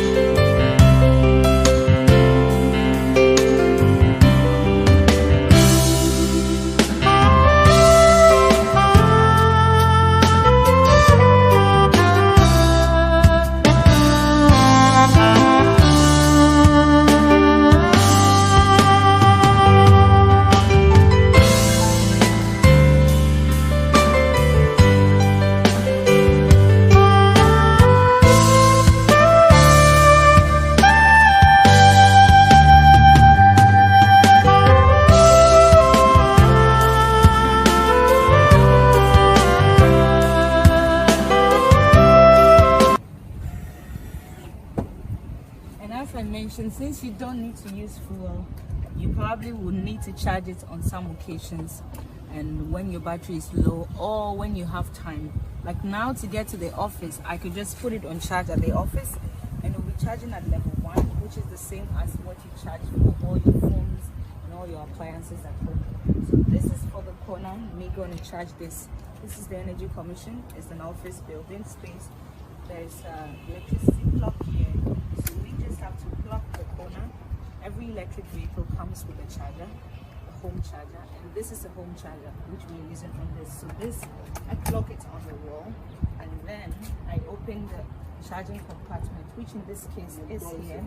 Then how much percentage charge I have, it gets to tell me what is the level of electricity I'm charging at. Here I'm charging at 2.0 kilowatt hours, which is very low on a level 1. Level 1 will probably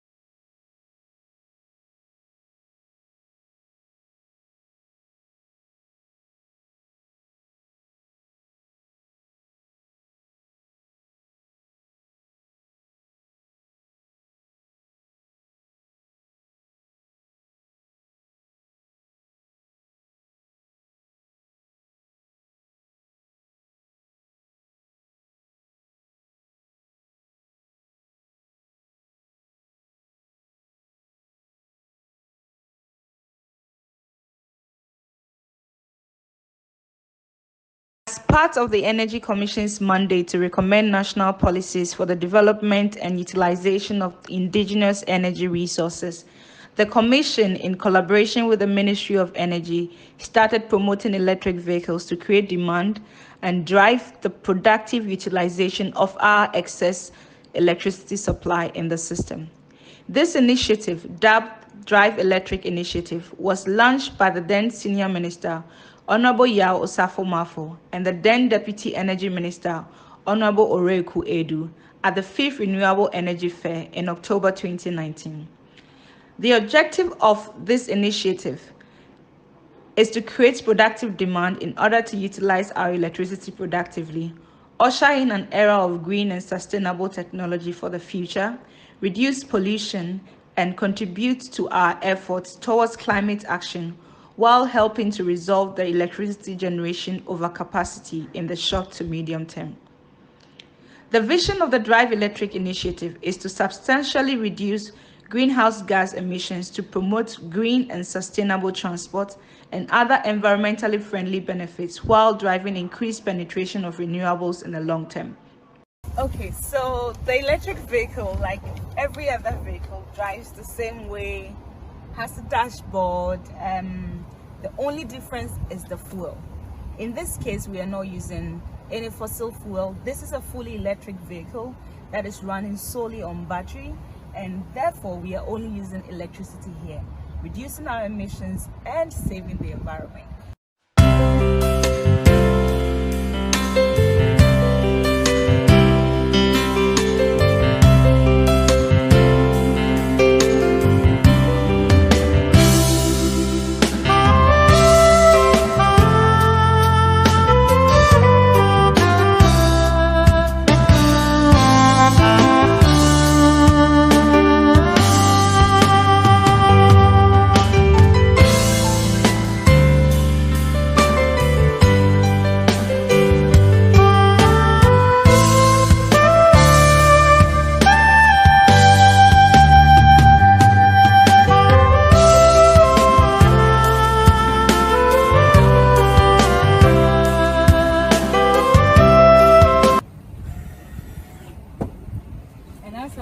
Since you don't need to use fuel, you probably will need to charge it on some occasions, and when your battery is low or when you have time. Like now, to get to the office, I could just put it on charge at the office and it will be charging at level 1, which is the same as what you charge for all your phones and all your appliances at home. So this is for the corner. Me going to charge this. This is the Energy Commission. It's an office building space. There's electricity plug here, so we just have to plug the corner.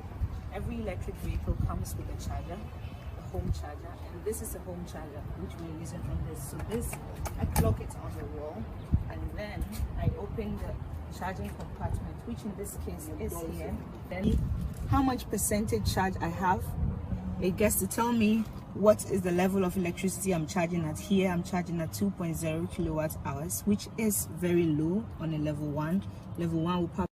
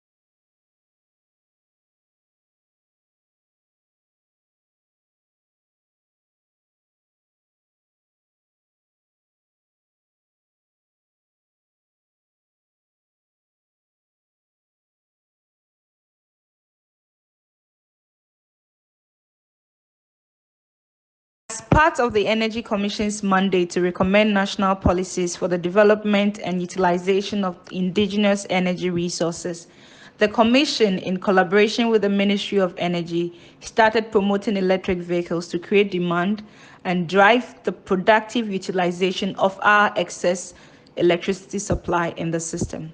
This initiative, dubbed Drive Electric Initiative, was launched by the then Senior Minister, Honorable Yao Osafo-Mafo, and the then Deputy Energy Minister, Honorable Oreku Edu, at the 5th Renewable Energy Fair in October 2019.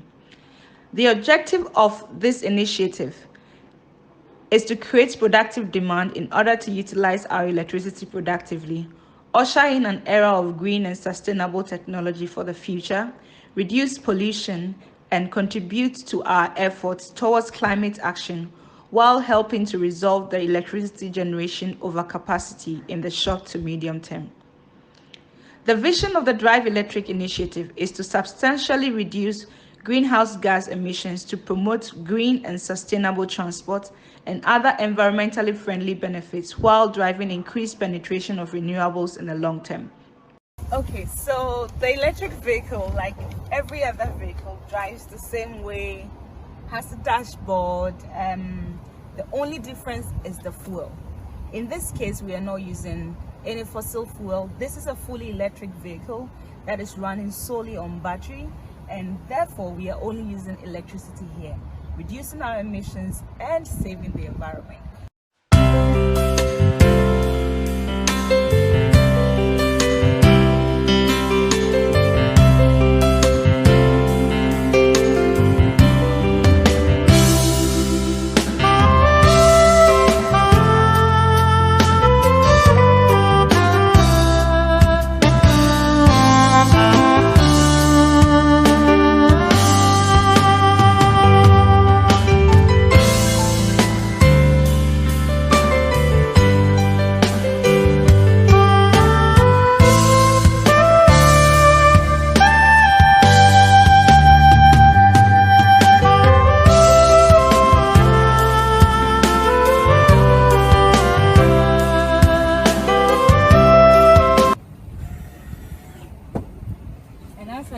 Since you don't need to use fuel, you probably will need to charge it on some occasions, and when your battery is low or when you have time. Like now, to get to the office, I could just put it on charge at the office and it will be charging at level 1, which is the same as what you charge for all your phones and all your appliances at home. So this is for the corner, me going to charge this. This is the Energy Commission. It's an office building space. There's electricity plug here, so we just have to plug the corner. Every electric vehicle comes with a charger, a home charger, and this is a home charger which we're using on this. So this, I plug it on the wall, and then I open the charging compartment, which in this case is here. Then how much percentage charge I have, it gets to tell me what is the level of electricity I'm charging at. Here I'm charging at 2.0 kilowatt hours, which is very low on a level 1. Level 1 will probably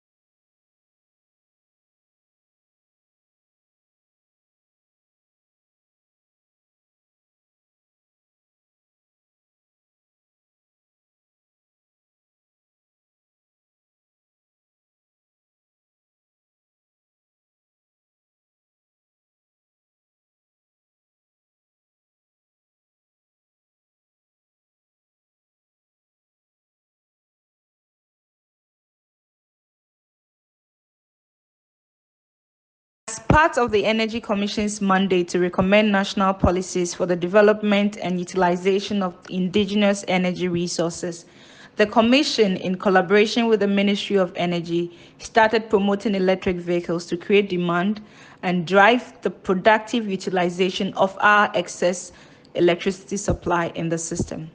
This initiative, dubbed Drive Electric Initiative, was launched by the then Senior Minister, Honorable Yao Osafo-Mafo, and the then Deputy Energy Minister, Honorable Oreku Edu, at the 5th Renewable Energy Fair in October 2019.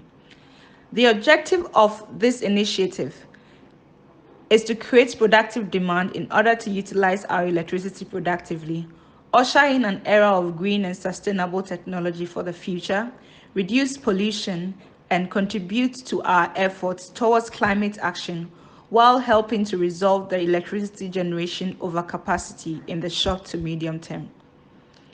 The vision of the Drive Electric Initiative is to substantially reduce greenhouse gas emissions to promote green and sustainable transport and other environmentally friendly benefits while driving increased penetration of renewables in the long term. Okay, so the electric vehicle, like every other vehicle, drives the same way, has a dashboard. The only difference is the fuel. In this case, we are not using any fossil fuel. This is a fully electric vehicle that is running solely on battery, and therefore we are only using electricity here, reducing our emissions and saving the environment.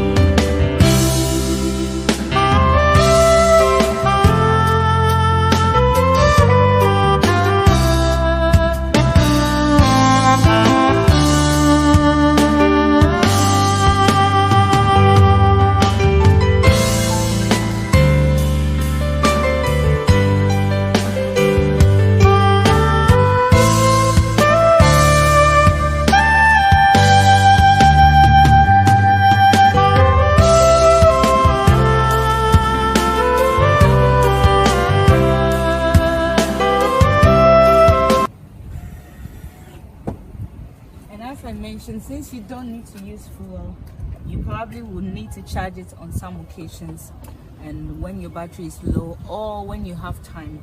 Like now, to get to the office, I could just put it on charge at the office and it will be charging at level 1, which is the same as what you charge for all your phones and all your appliances at home. So this is for the corner, me going to charge this. This is the Energy Commission. It's an office building space. There's an electricity plug here, so we just have to plug the corner. Every electric vehicle comes with a charger, a home charger, and this is a home charger which we're using on this. So this, I plug it on the wall, and then I open the charging compartment, which in this case is here. Then how much percentage charge I have, it gets to tell me what is the level of electricity I'm charging at. Here I'm charging at 2.0 kilowatt hours, which is very low on a level 1. Level 1 will probably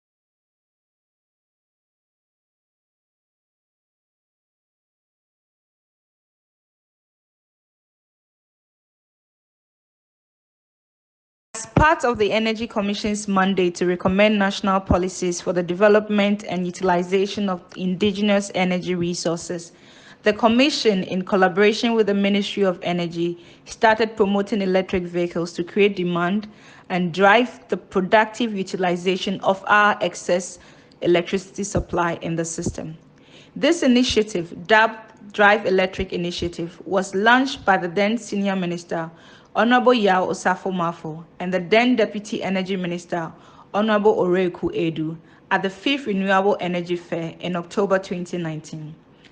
The objective of this initiative is to create productive demand in order to utilize our electricity productively, usher in an era of green and sustainable technology for the future, reduce pollution, and contribute to our efforts towards climate action while helping to resolve the electricity generation overcapacity in the short to medium term.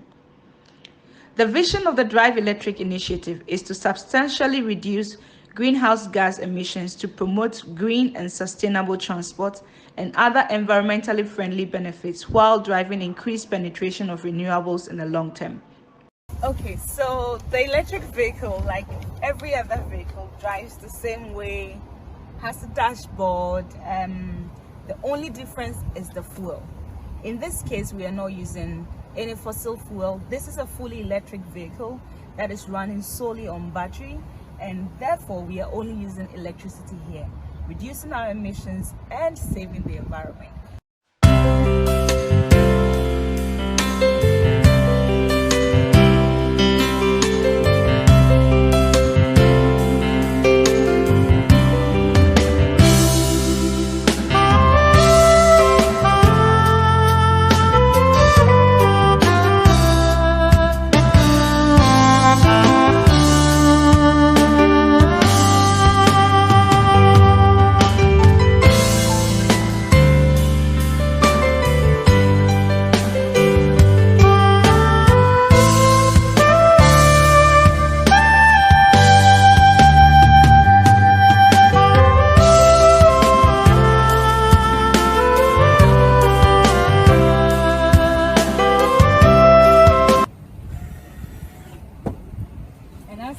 Since you don't need to use fuel, you probably will need to charge it on some occasions, and when your battery is low or when you have time.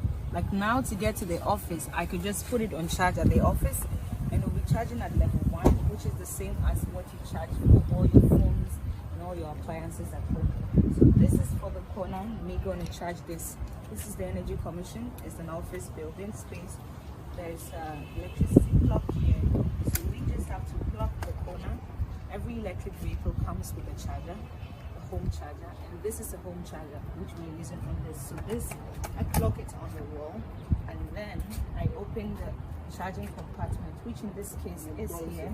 Then how much percentage charge I have, it gets to tell me what is the level of electricity I'm charging at. Here I'm charging at 2.0 kilowatt hours, which is very low on a level 1.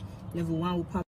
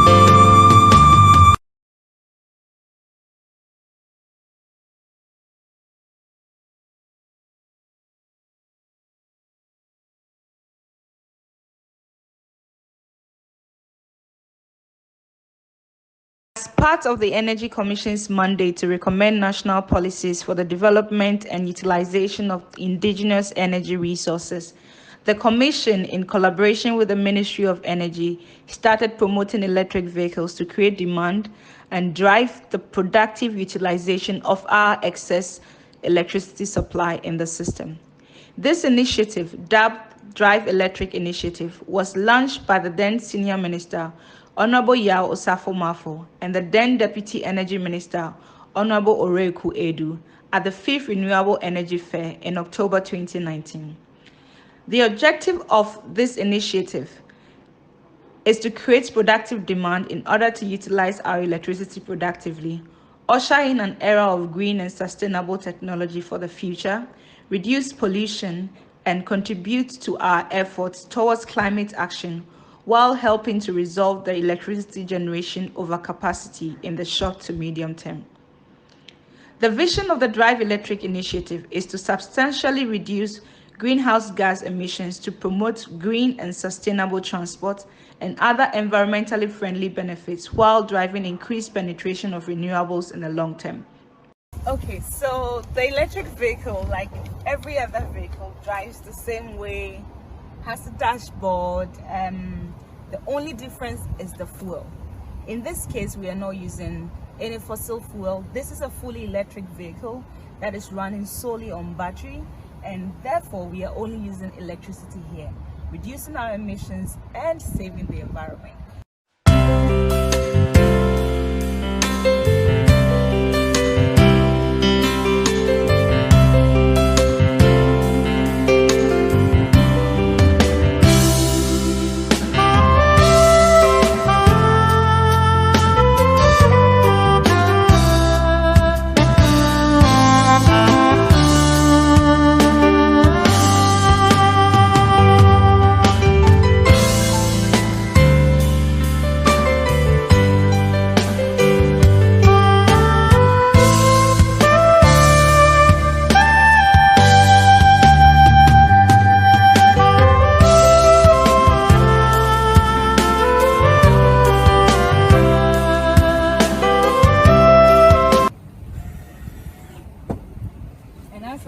Since you don't need to use fuel, you probably will need to charge it on some occasions, and when your battery is low or when you have time.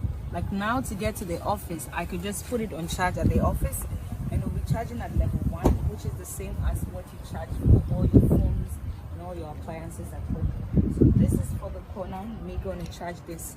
This is the Energy Commission. It's an office building space. There's electricity plug here, so we just have to plug the corner. Every electric vehicle comes with a charger, a home charger, and this is a home charger which we're using on this. So this, I plug it on the wall, and then I open the charging compartment, which in this case is here. Then how much percentage charge I have, it gets to tell me what is the level of electricity I'm charging at. Here I'm charging at 2.0 kilowatt hours, which is very low on a level 1. Level 1 will probably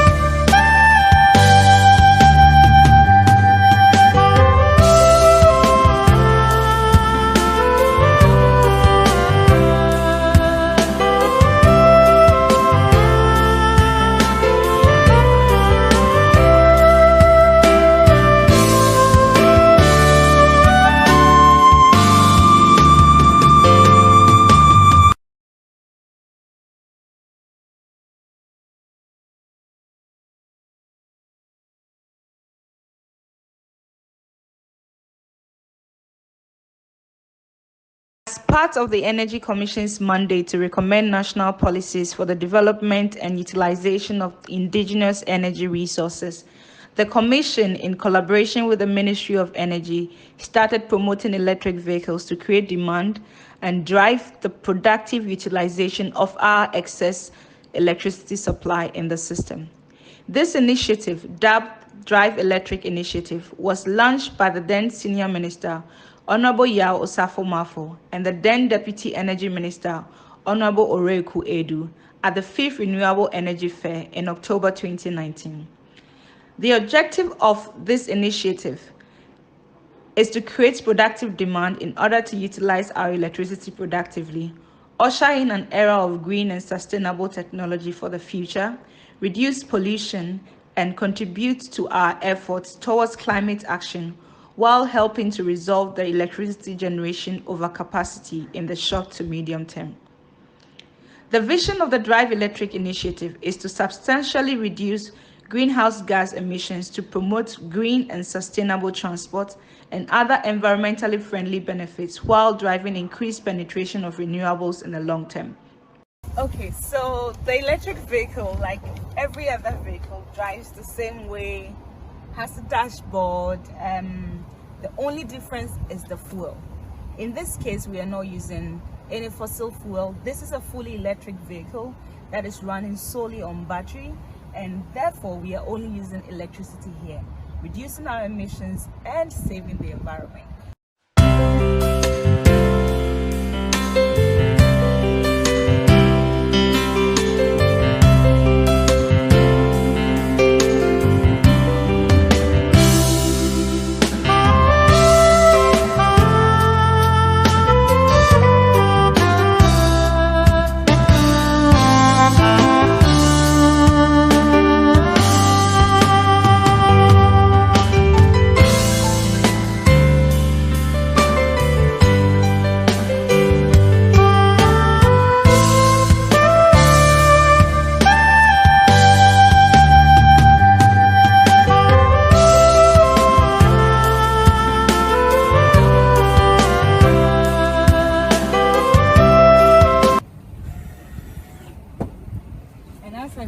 Since you don't need to use fuel, you probably will need to charge it on some occasions, and when your battery is low or when you have time.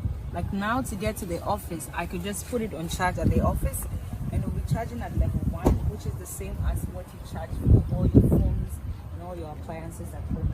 So this is for the corner, me going to charge this. What you gonna do? You wanna get down? What you gonna do? You wanna get down? Come on. It comes with a charger, a home charger, and this is a home charger which we're using on this. So this, I plug it on the wall, and then I open the charging compartment, which in this case is here.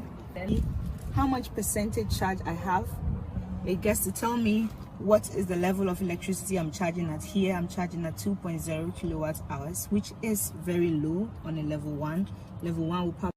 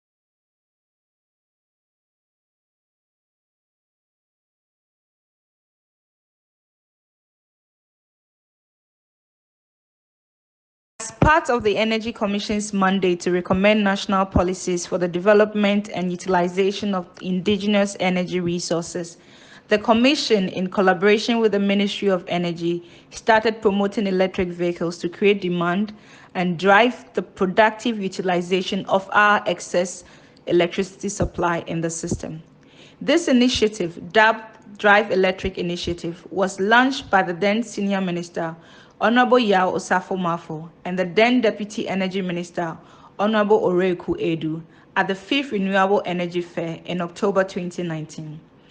The objective of this initiative is to create productive demand in order to utilize our electricity productively, usher in an era of green and sustainable technology for the future, reduce pollution, contribute to our efforts towards climate action, while helping to resolve the electricity generation overcapacity in the short to medium term. The vision of the Drive Electric Initiative is to substantially reduce greenhouse gas if you are emissions inside and promote the green conference and room as sustainable well, please transport get and back to other your environmentally seats friendly benefits, so we can start the schedule for the afternoon. Right. I think it's been an exciting morning, hearing from different actors in the public sector, from the Ministry of Energy through to the Transport Ministry, the Volta River Authority, the Bui Authority, and most importantly, the Electricity Company of Ghana. Please, I think ECG deserves another round of applause for headlining the sponsorship for this program, but also the Energy Commission, and I'll tell you why. There are two individuals who I think epitomize, the words of philosopher and author Ron Kaufman, that vision without action usually makes, vision with action, I should say, makes, reality powerful. And so if we're gathered here today to have these discussions about very important things happening in innovation, technology, energy consumption, sustainable energy, and e-mobility, it is as a result of the combined vision and action of these individuals. I'm sure most of you may identify with them in different shapes and forms, but I think it's important to acknowledge them. The first person will be the former Chief Executive Officer of the Energy Commission. Please put your hands together for Dr. Ofosu Ahenkra, who we understand has been the longest serving boss of that institution. And I think that a vision like that for driving an institution like this is what ultimately has led to what we are witnessing today. The next is the person who came after him, who, I'm not sure how many of you are familiar with developments in our constitution, but there's a part of the national constitution called the Directive Principles of State Policy, which indicates that if we start something under one regime, the next regime that comes after that must see it through. Usually it is a challenge politically. Loosely speaking, I hope our politicians will not take me up on this, but at least for the Energy Commission, this appeared to have been followed through to the latter. And so Engineer Oscar Amonu Neza continued and followed through what his predecessor started. And I think that is a very commendable action. Please put your hands together for him. He's also with us. And these are the sorts of exemplary leadership that we're looking for in literally all aspects of our public life. I did indicate that we shall have a number of presentations, at least 2 of them, and then we shall have 2 panel discussions before the close of today. We shall have the very first presentation now, and that is going to be around setting the theme for e-mobility, which will be examined within the global context, current state of e-mobility in Ghana, and that will set the tone for us to get into the examination of what opportunities and challenges will exist in our subsequent panel discussions. But I'd like to bring up the panel members for our very first panel as they sit through the presentation that is going to be delivered.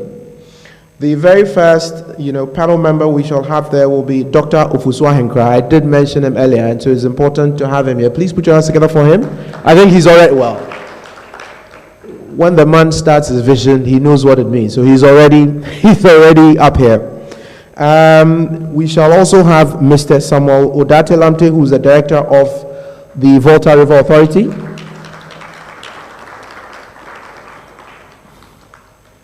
You can put your hands together for them better. I know you can do better. The individuals I'm calling are responsible for managing power supply, outside of conversation today. So if you don't appreciate them properly, we may get home with trouble. We shall also have Mr. Theophilus Asante Darko, who is the director of ECG.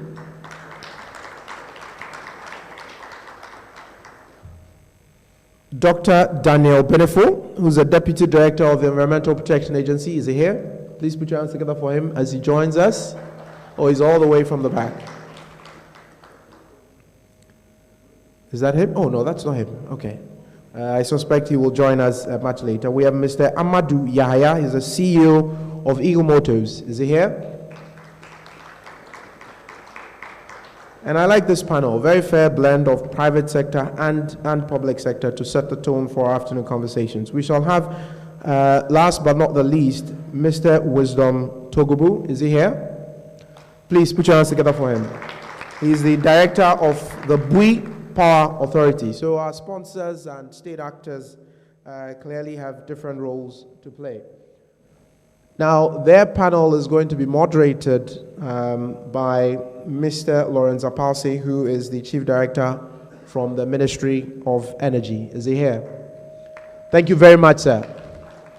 So he will steer the affairs for this particular panel. But as I indicated, we shall have a presentation that will set the tone for the discussions for this afternoon. And that presentation is going to be made by Mr. Kofi Ejako, who is the Director for REIS at the Energy Commission. Please put your hands together for him. He will at least bring all of us up to speed. Not all of us are engineers and technocrats, but he'll bring us up to speed so we can follow through the discussions and conversations. Please have a fruitful discussion. So, over to you.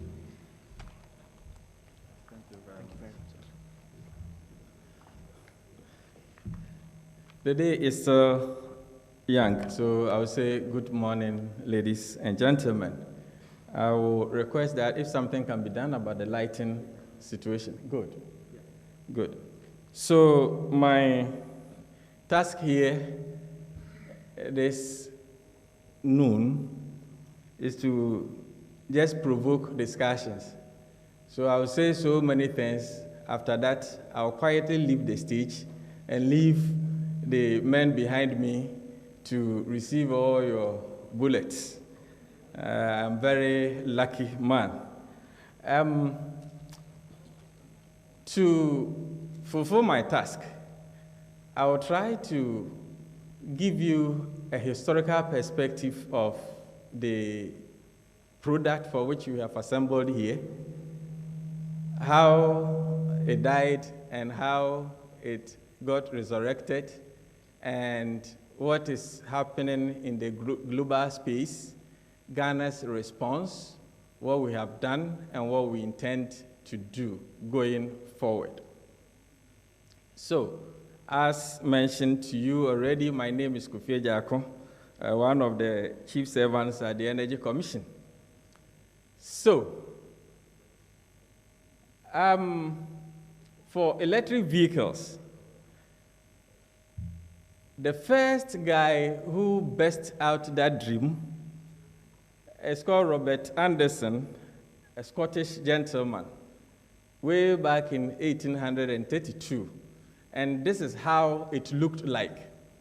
And this should remind you of the major means of transport in those days, horse or ox-driven carts. So the gentleman came up with this. I think you can see where the batteries are packed.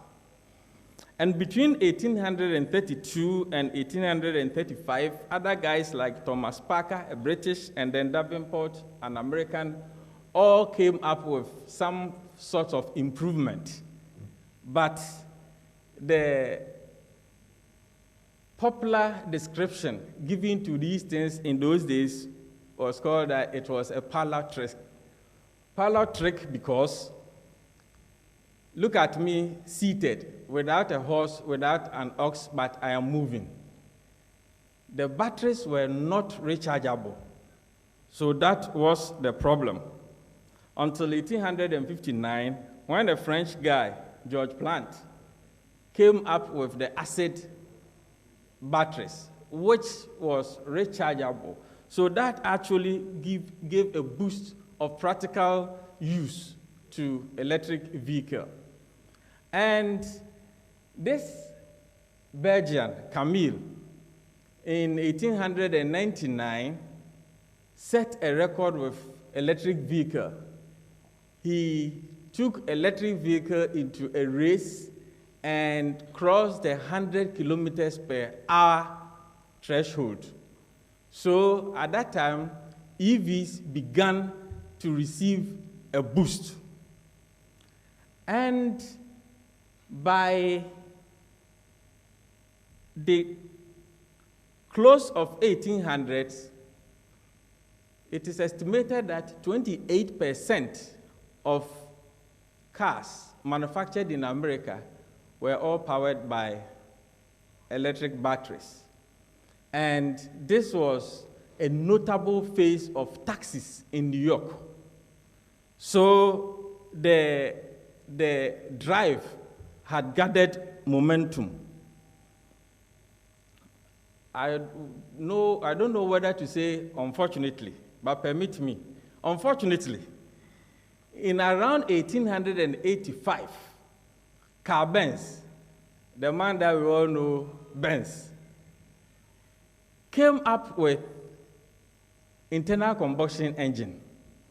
And it coincided with oil discovery. So ICE began to be popular and to compete with electric vehicles. At that time, it wasn't so attractive because to start that engine that was invented by Carl Benz, you have to crank it like the village corn bale. And the crude oil was also smelly. So work was done on that technology. But the last guy who dealt the coup de grace to electric vehicle and made that one preferable to make ICE preferable to electric vehicle was this guy called Charles Kettering, who invented the electric starter in 1912. So that now we don't have the need to start the engine by cranking it like corn mill. You can just turn a key and then it starts. The smelly nature of the crude has also reduced. And crude at that time was going for 3 cents per barrel. And obviously, rational thinking demands that man follows the path of least resistance. So, at the end of the day, ICE took the market out from electric vehicles. So, this is 21st century. We have gone round, and then we have come back. When Tesla decided to go back to the basis and then start something again on electric vehicles. Thanks to NASA, the dream of EVs did not die completely because space expedition at least maintained the tempo a little while from dying completely, because the moon boogie and all those rovers used on the moon and space, the atmosphere does not foster combustion. So electric vehicles were applied up there. And that is how come we maintain the tempo, and now we have come back to where we started from. So you see that nothing is new under the sun. What accounted for the resurrection of the comatose electric vehicle? In the first place, the whole world is experiencing the dire consequence of climate change.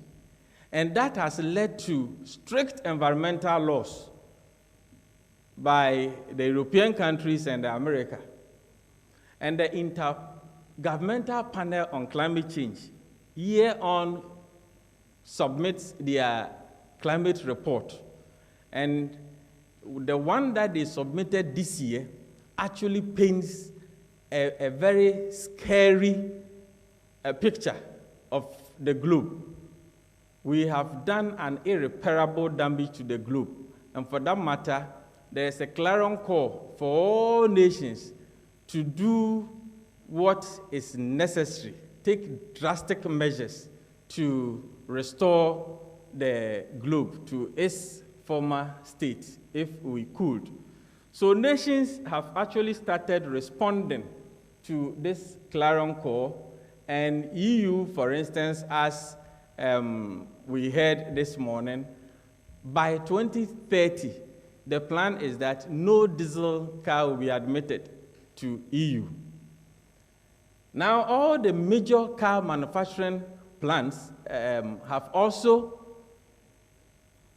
decided to give a roadmap, and not too distant future, no ICE will be found anywhere in the advanced world. And I'm happy to announce that India and China have also joined the race to transit from ICE to EV. And if India and China have joined, then I think your guess is as good as mine. This is, I hope you can read from where you are.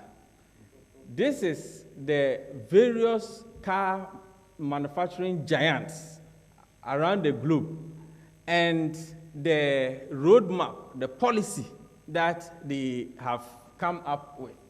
And you can see Toyota, you can see Chrysler, you can see VW, I mean, name them. All the giants are here.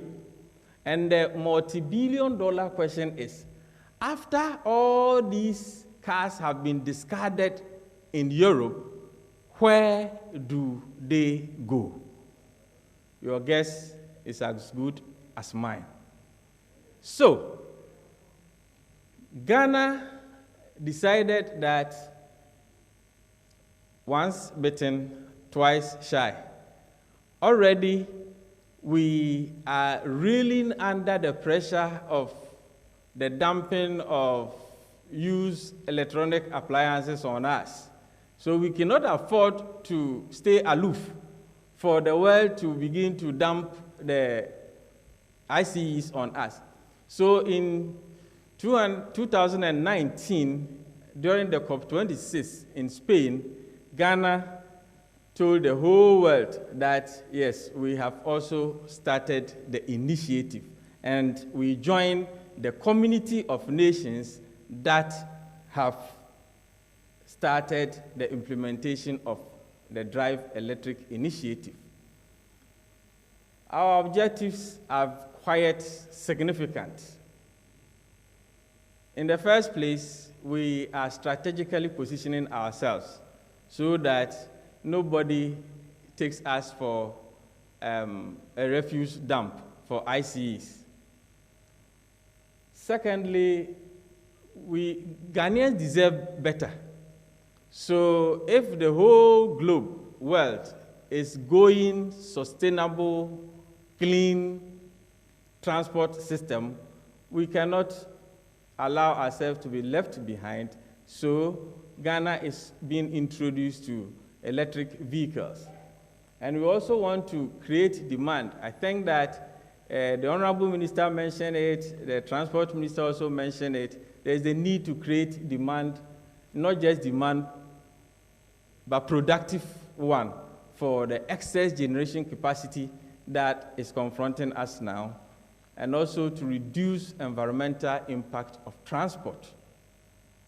Ghana has NDC targets, nationally determined contribution targets, and we believe that if we are able to significantly have a critical mass of our cars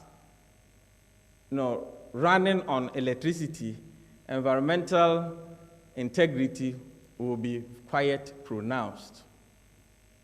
So in 2019, we launched it. The Honorable Senior Minister, assisted by Honorable Uruku Ambufa, did a launch at the Seas Renewable Energy Fair at Accra International Conference Center. Since the launch, a lot have been happening. To the extent that you have, or these are all charging stations that have started springing up in Ghana. And this is to tell the doubting Thomases who are spreading that false news that Ghana's grid cannot support electric vehicles. Go and tell them that already the charging stations are up and running. If the grid can support VACO with its 6 port lines, each demanding 40 megawatts, what is electric vehicle? That needs just 7 kilowatts to charge. And to give it a further boost, I think that we are one of the few countries on the continent where we have assembly plant for electric vehicles. By kind courtesy of Kantanka Automobile, the Amonima has been outdoored. And I think that it was one of the vehicles that you tested this morning. Where do we go from here? We need to create a level playing field to give the needed comfort for the market players to do their thing. So the Ministry of Transport is working on the policy framework. The Energy Commission is working on standards and regulations for infrastructure, because safety is paramount. And then discussions regarding the possibility of the introduction of fiscal incentives to give the market a boost is also ongoing. Public awareness will continue to be created to allay some fears. This morning, I heard a concern or fears that were raised by one of the speakers about the high maintenance cost of electric vehicles. Ladies and gentlemen, let me tell you that maintaining electric vehicle doesn't call for that high maintenance cost. Compare that one with ICE. The normal cars, the engine cars that we use, is made up of approximately 2,000 parts forming the car. Electric vehicle has 200 parts, approximately. And the more the parts, the more headache you have. So it is not true. Then the second concern was the range. If you charge the battery, how long it can take you. Now we have EVs that have 400-kilometer range. And it's not the small ones that you saw here. It comes in the form of Toyota Highlander, and it can travel for 400 kilometers on a full charge. So the electric vehicle technology has come and has come to stay. This time around, I'm not sure Carl Benz is going to resurrect from his grave and give us any alternative that will sway us again. And in the near future, we are looking at doing fleet conversion from diesel to electric. It is possible, because once you have the technology, that is possible. And the market is growing. Today, you saw this minibus. So you see, now we have covered Trotro, and very soon, the type of VIP will also come on board. And then, on we shall be going. I must say that the market is developing, and it is developing very fast. It gives us hope for the future. So, ladies and gentlemen, from the 1800s that I mentioned to you to 2020, we are talking of a period of over 200 years. The electric vehicle has undergone an evolution for a period of 200 years. And now EV is back with bang. This is where we started from, and today this is where we are. And I believe that the sky is the limit. And on that note, I say thank you very much for your kind attention.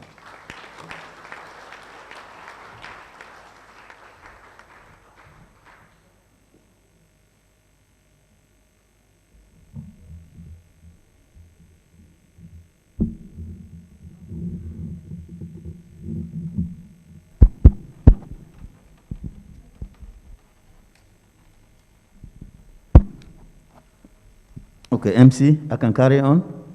Okay, thank you. You think I will need the light? I don't think so. Please, if you can keep the light down a little bit, or?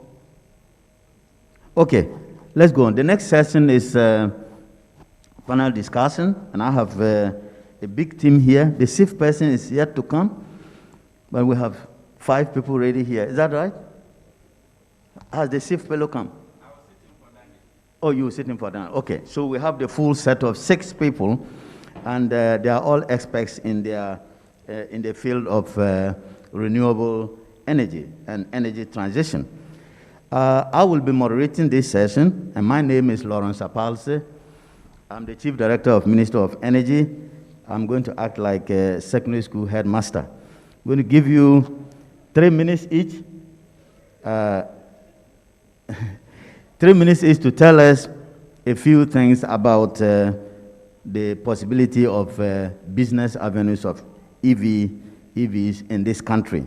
But before we do that, I'll give you 30 seconds each to just say who you are and why you should be on this panel. So I'll go to the next person. Well, my name is Wisdom Ahiataku Togobo. I'm the director at the Bui Power Authority. And as you may all know, Bui Power is a leader in the renewable energy industry, and we currently generate electricity from solar, hydro, mini hydropower plants. We have large hydro power plants. We have a 250 megawatt solar, and we are working towards hybridizing solar with hydro. Thank you. Thank you very much. My name is Samuel Lamte. I'm the Director of Technical Services Department, Water River Authority. VRA is not a leader in renewable energy, but we are a leader in energy. So we are here to be part of this discussion because we believe that a lot will fall on our shoulders to provide adequate resource power to the EVs that we are hoping to see in the future. Thank you very much. Hello. Good afternoon. My name is Theo Asante Daku. I am the Director for Energy Consulting and Telco Business. A very long title. I have renewable energy at the Electricity Company of Ghana. I have renewable energy in my portfolio. I have energy consulting in my portfolio, and I have telco business in my portfolio. As you are aware, we are doing aerial fiber optic this whole EV thing at a point in time will need some connectivity. So we are developing our fiber optic infrastructure. Currently, we are doing the free Wi-Fi to the universities and secondary schools.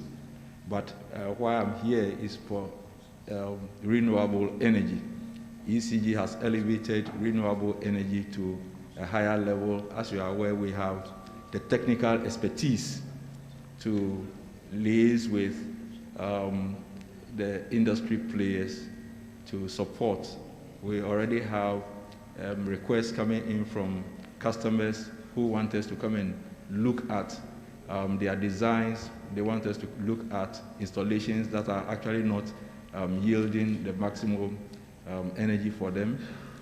We have a training school that gradually will be the center of excellence for training the artisans and the technicians to do the operations and maintenance of the various renewable energy technologies, solar, wind, biomass, and others. So ECG is future prepared. We are future ready for this whole transition.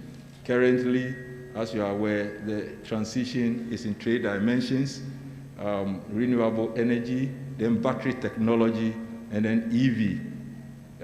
Battery technology, my team, my consulting team is already working behind the scene to understand, the technologies that are available. So as we proceed, I will speak a little bit about some of the things we are doing. Thank you.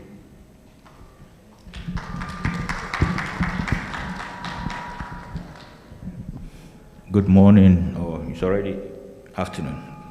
Good afternoon. My name is Ofusu Ayenkra.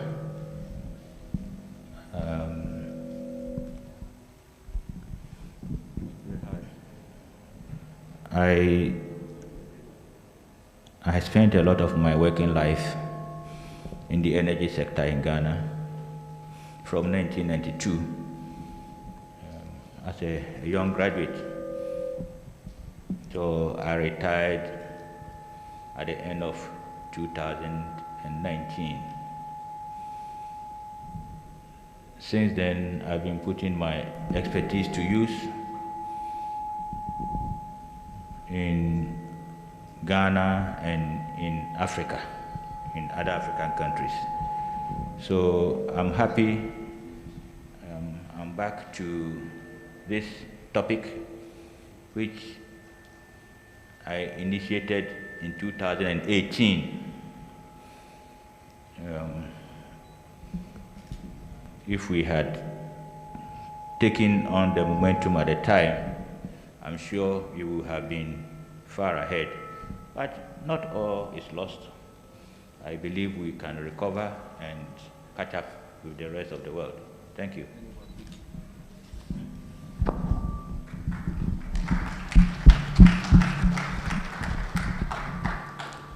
My name is Amadou Yaya. I'm the MD of Eagle Motors. And I'm also the MD of Hisense Ghana. Now, I'm here today is simply to make EV vehicle affordable for Ghanaians and create an environment whereby Ghanaians can afford to buy EV vehicles, and at the same time to enable our students to be participating on the development of EV vehicle in the world.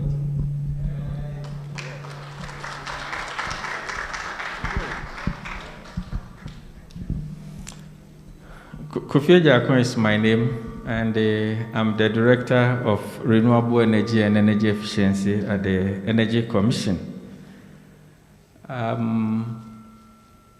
Just to say that from Dr. Ayenkra's statement, he had a vision, and his heart, that vision is so close to his heart, but he could not see the vision through. So now the lot has fallen on me to ensure that the vision doesn't die. Thank you. Thank you, thank you, thank you all. Thank you all. We will start straight away, and I'll urge that all those who have questions, at the end of this, we'll have a question. We'll have question time, so just take note of your questions and contributions. I'll get back to the floor. But let me start with Dr. Ahenkra, and the reasons are clear. He's a Methuselah in this area. So I'll start with Dr. Ahenkra. You started this initiative with your team at Energy Commission, and I know you also crisscross from the ministry to Energy Commission back to the ministry, and you've been working on this for a long time. You've got a lot of expertise in this area. What general opportunities does e-mobility that we talk about today present this country?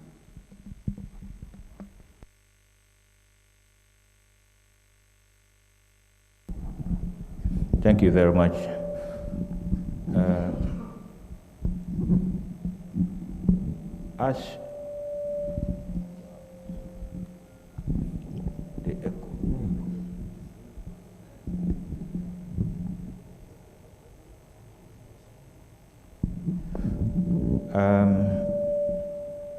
As you all know, at least those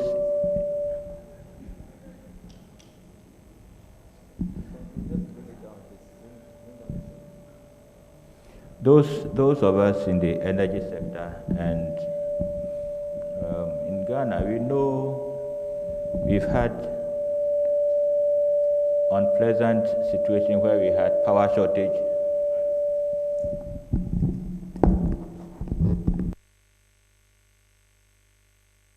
And in our quest to overcome the shortages, we purchase too much. So we are overwhelmed with excess capacity, and we are paying for it.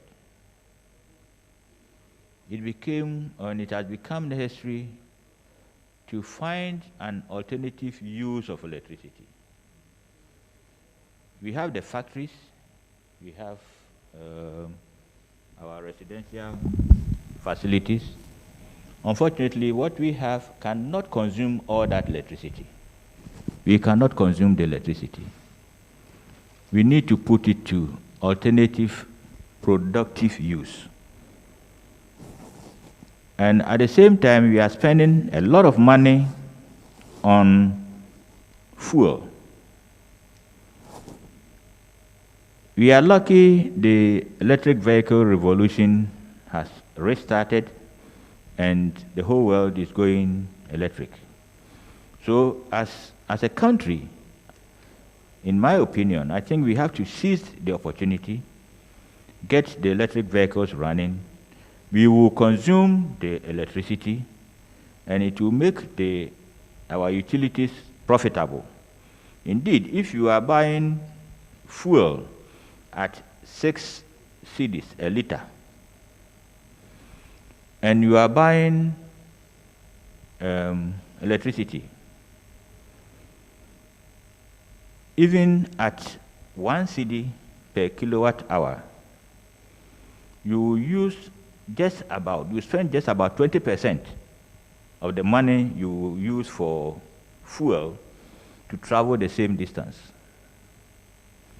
So, one, the electricity is for a productive use. You've transported goods or passengers. At the same time, you have made use of electricity, removing the excess.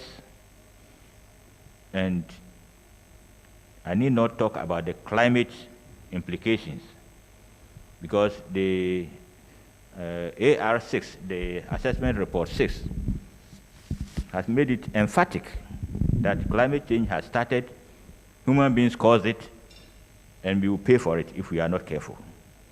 So for me, and I think for Ghana, this is an opportune time to take advantage of the ongoing revolution, electrify our transportation system, make use of the assets that we have, and get our country going.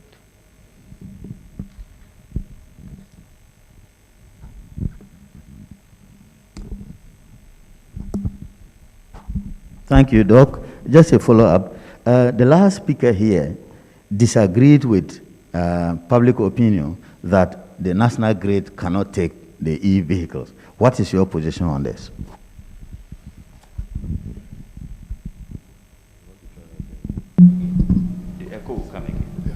Hello.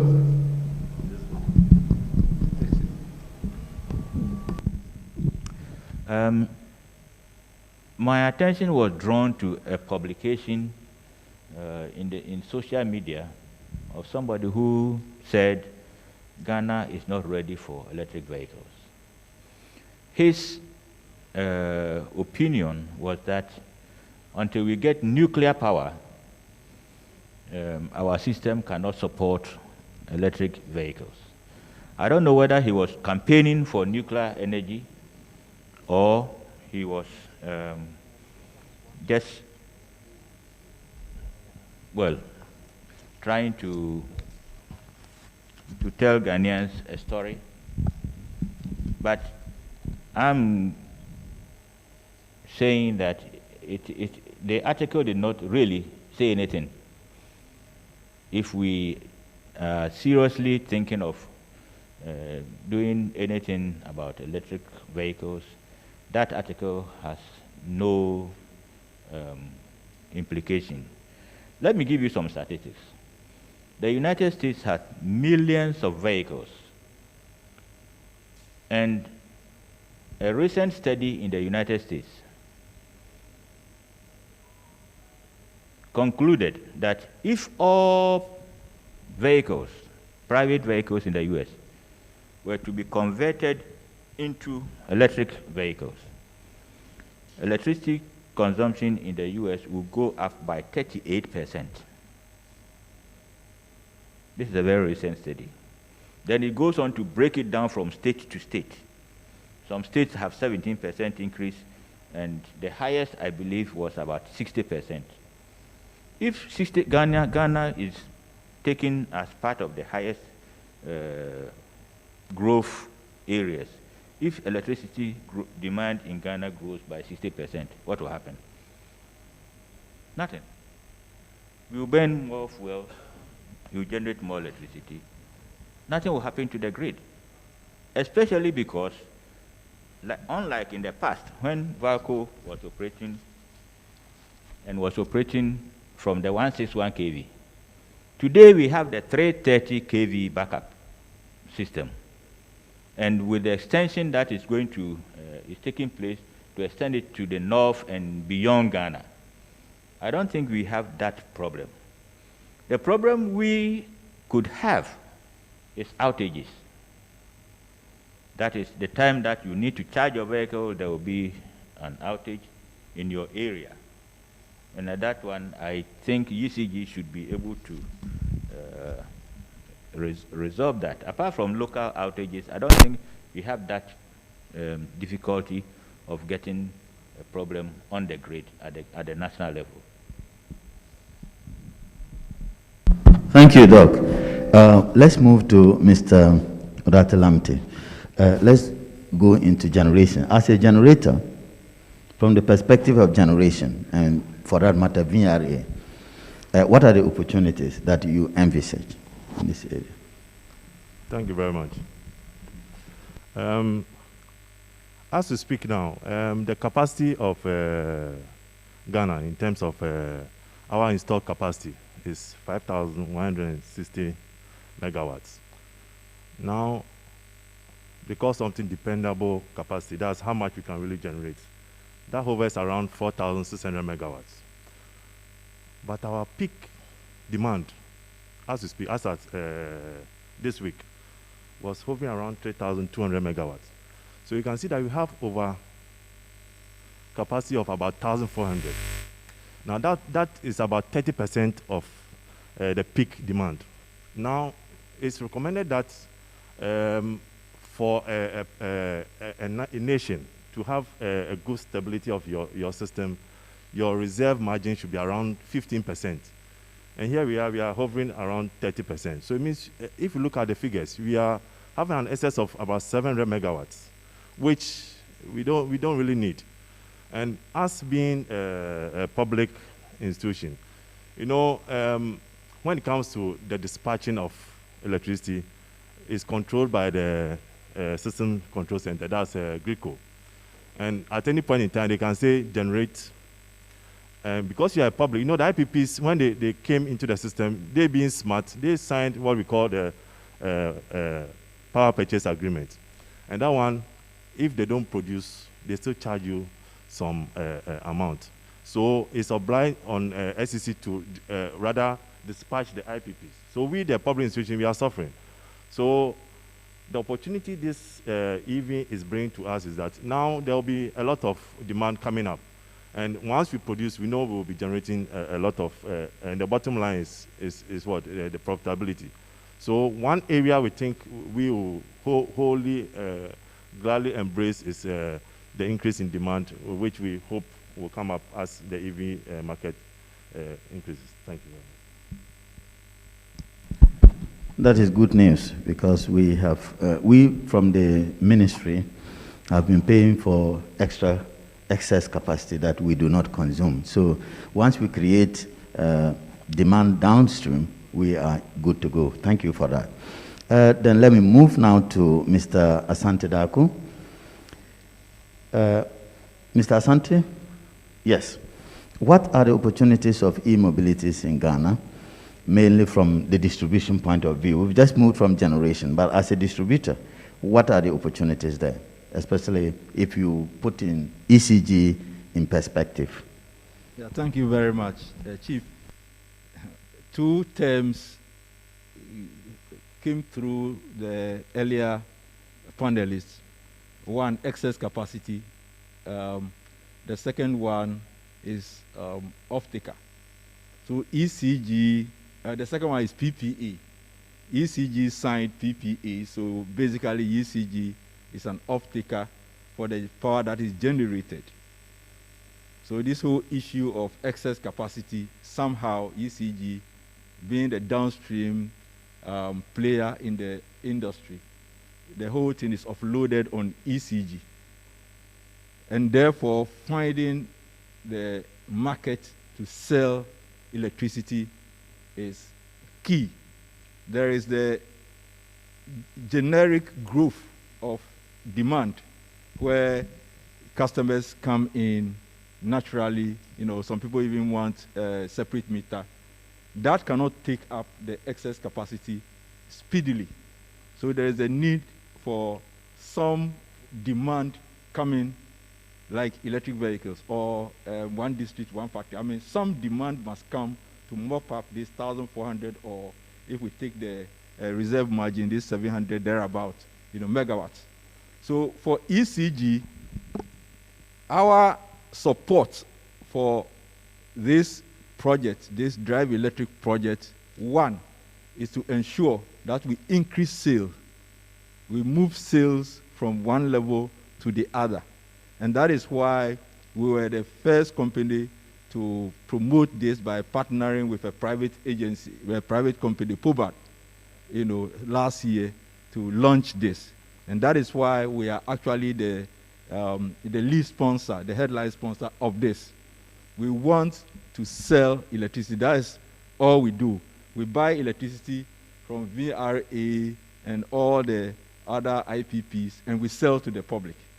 So any opportunity to sell electricity is, a good business for us. And because of the structure of the tariff, if you don't sell more, your margin, you don't make more margin, just like a typical KWAU businessman.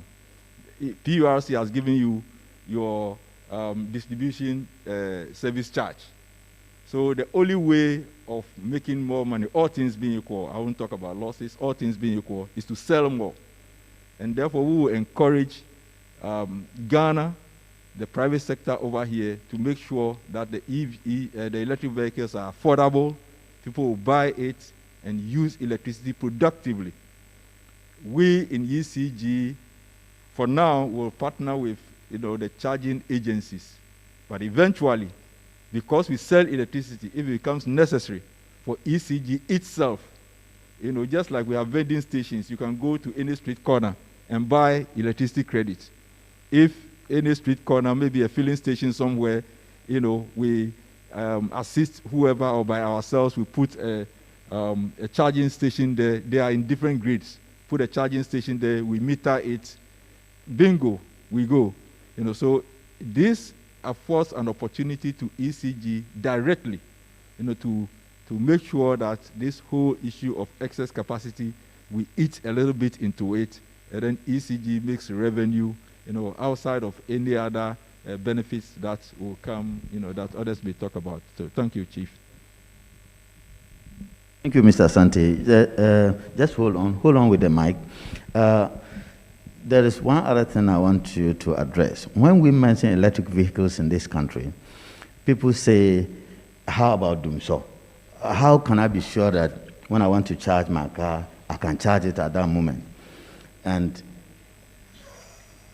if I'm going to charge my car and the electricity goes up and I'm stranded somewhere, how do I move on? How do we allay the fears of people on this point? Thank you very much, Chief. That is a big issue for us. It's just like you are selling your wares and you've closed your shop.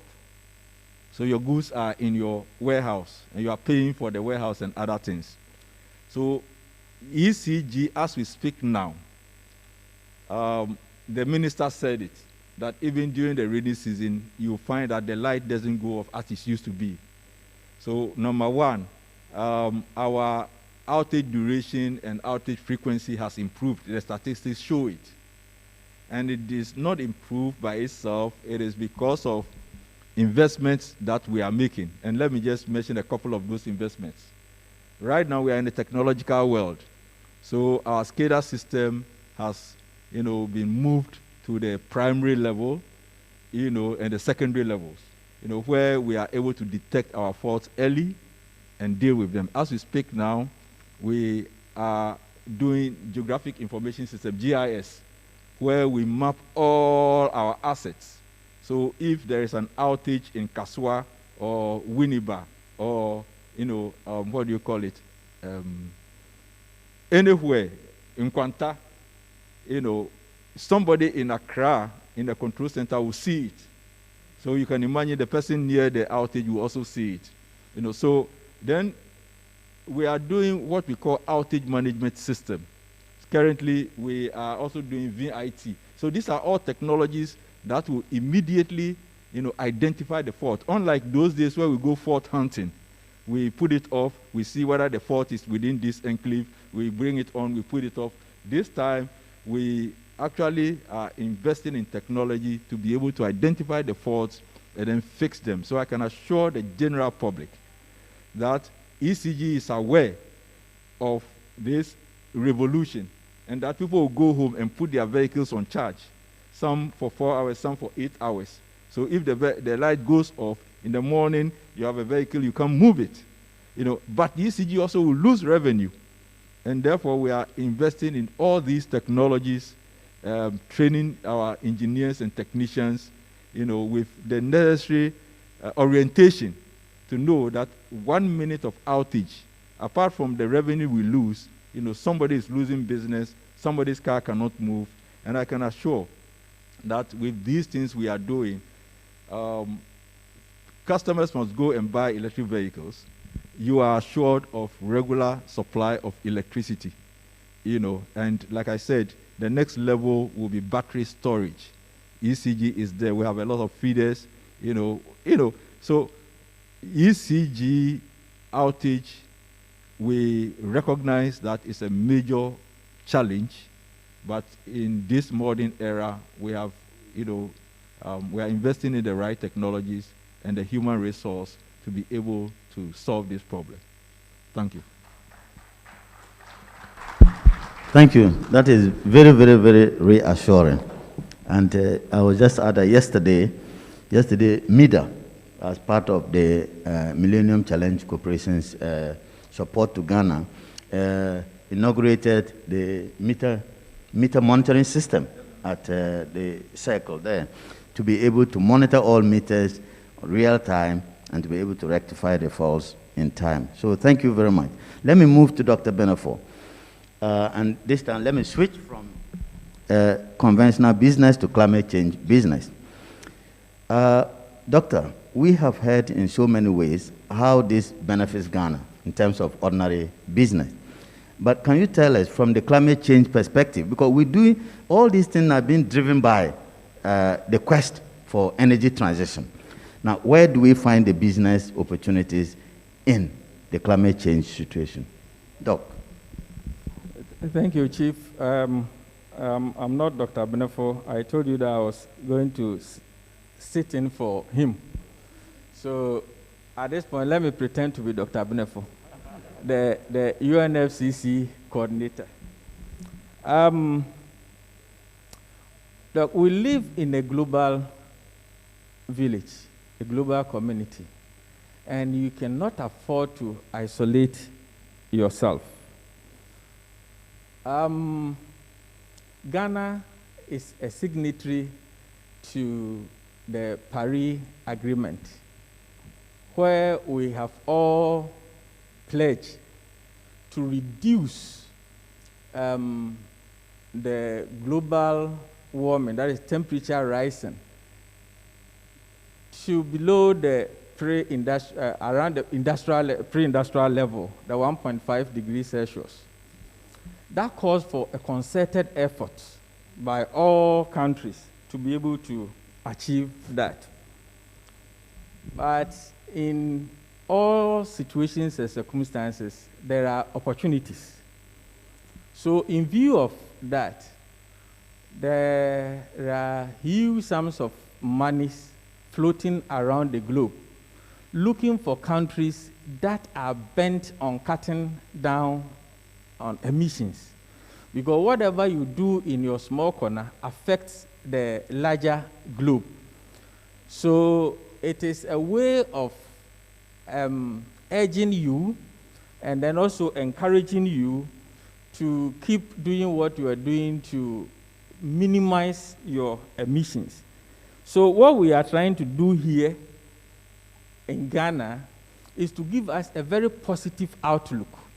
And that positive outlook will make us attractive to the monies that are floating around so that we can tap into it to develop the EV agenda further. For instance, after the test drive, the conversation around here was the price of the vehicles. And some of these monies can be there to help reduce either the cost or even help you to pay for it at a very reasonable time that will not take so much energy from you. So in that direction, there is that need to do what we are doing so that we can tap into the global fund that is used to mitigate emission, and Ghana will stand a good chance of also benefiting from it. Thank you. Thank you. Thank you very much. We can move to Mr. Yahya. Mr. Yahya, you are one of the few businesses in this area that have actually gone fully into EVs. To start, tell us a bit about, I know Eagle to be Eagle Party. Today that I'm here, I'm seeing Eagle Motors. Tell us a little bit about Eagle Motors and the electric vehicles you sell, the job opportunities that this presents to the country. Thank you. Thank you. It's interesting because I have two gentlemen, one on my right, another one on my left. 11 years ago, we started Hisense. Sorry, I'm going to bore you a bit with Hisense. Hisense is an electronic company. We sell TVs, for those who don't know. And we thought, people thought it was not possible because the TVs were expensive, fridges were expensive. They were outdated, they were not good, bulky, and consuming our power we didn't have some at the time. So Hisense consulted these two gentlemen. They helped us a lot. They told us this is the standards we have, this is what we could do. It would have been good if somebody can jump on opportunity and make TVs and fridges affordable in the country. And I can you can stand in behalf of the whole Ghana and thank two of you that we are able to achieve that. Today, a lot of people know about Hisense, not only because we market a lot in the radio or TV, but we sell a quality product. It's a quality product you two of you made us to build and made it affordable. So, when we realize that, oh, the country today have an excess capacity of about 40%, and the whole world is moving to EV, we can't sit idle. We know that what we have done successfully in Hisense, we can implicate the same thing with the EV vehicles. And very importantly, to stop the country to be the dumping ground for outdated technology, and at the same time, for second-hand vehicles. So we said, if the country is going to invest in fossil fuel, which is on its way out, we are not here to be able to fight with the forces. But what we could do very well is to involve in the EV business, make sure the EV vehicles we can sell it in Ghana more affordable, so Ghanaians can buy it, so they don't end up taking the tail end of the EV business. Now, how do we do that? On 24 months or 36 months ago, we brought in about 30 EV vehicles. So we have 30 EV vehicles on our own fleet. And I'll urge every business person here today, or whoever hears us from here, you need to start researching on EV vehicles. It's cheap to run. We have one vehicle which has been running for 18 months. We only have to change the brake pad and the tires. So there's no maintenance. Now, let me add to my brother here. The fossil fuel vehicle got about 30,000 parts. EV is only about 2,000 parts. So the maintenance is non-existent. You just have to blow it, clean it, and off you go. In terms of business, the bottom line achievement is unbelievable. Now, I don't need to worry today when my staff are taking cars home, those who drive the EV cars, because I don't need to buy a fuel. I don't need to worry about the services. I don't need to worry, the most importantly, I don't need to worry about the fuel theft. So whether they're taking the car to A or B, as far as they are serving their purpose and serving the purpose of the company, we don't need to worry about. So EV is here today. It's been in Ghana for the last 36 months. It's going to be in Ghana for a long time. It's our job to work with the policy makers and the regulators to make sure that it's affordable. Now, for all the small cars you've been testing in the front there, they are all Eagle Motors cars.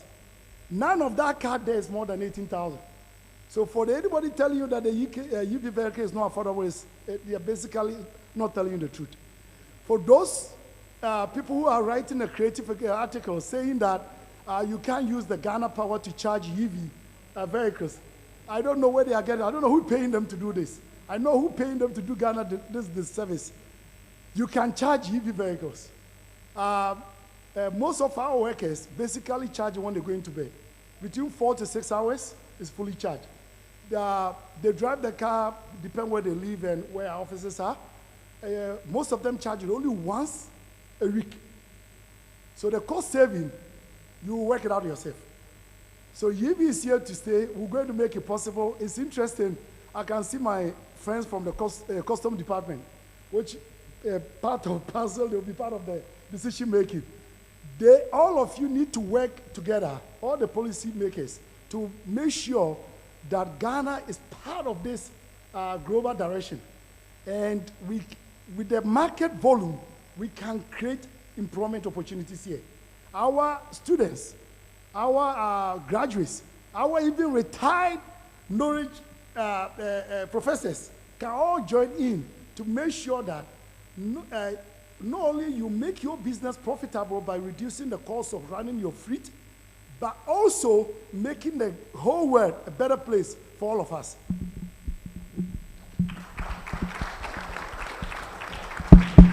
Thank you, thank you. I think this is reassuring, especially for the fact that employment opportunities exist even for the aged. I have just retired. So I will bring in my application. Let's move on to the last but not the least. One great personality called Wisdom Togobo, who used to work with me in the ministry. I used to enjoy a lot of wisdom from him. He suddenly vanished with the wisdom. Today, I'm lucky to have him around me. I will exploit some of the wisdom once more. Mr. Togobo, as a renewable expert, and hearing the job and business opportunities just shared by all the panel members, what are the opportunities e-mobility presents to us with regards to renewable expansion in our energy mix?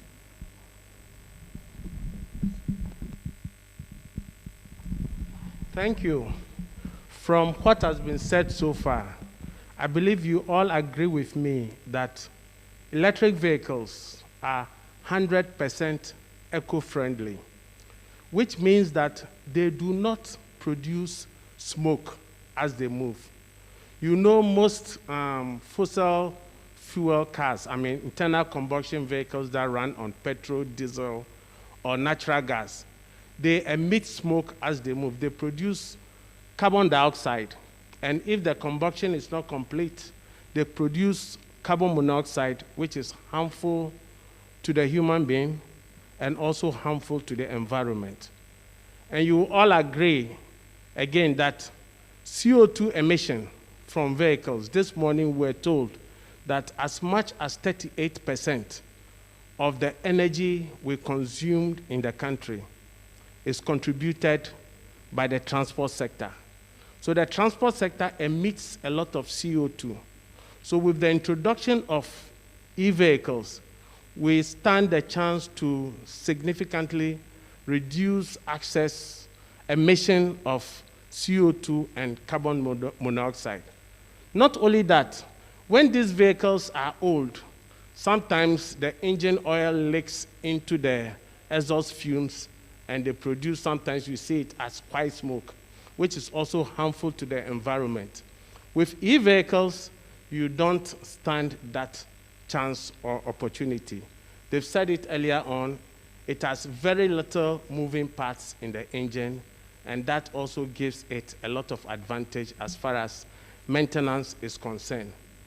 You also all agree with me that emission of CO2 has been one of the major causes of climate change, which advanced countries, all countries in the world, gathered in Paris to take a collective decision as to how they can reduce CO2 emissions.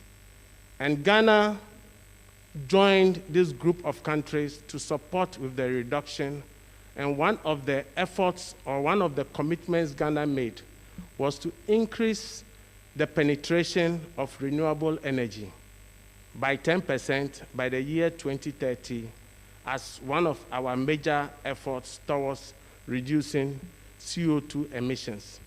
So you clearly see that renewable energy has a key role to play when it comes to reducing carbon dioxide emissions. And you also realize that hydropower and solar has a lot of opportunities to support generating electricity to charge e-vehicles.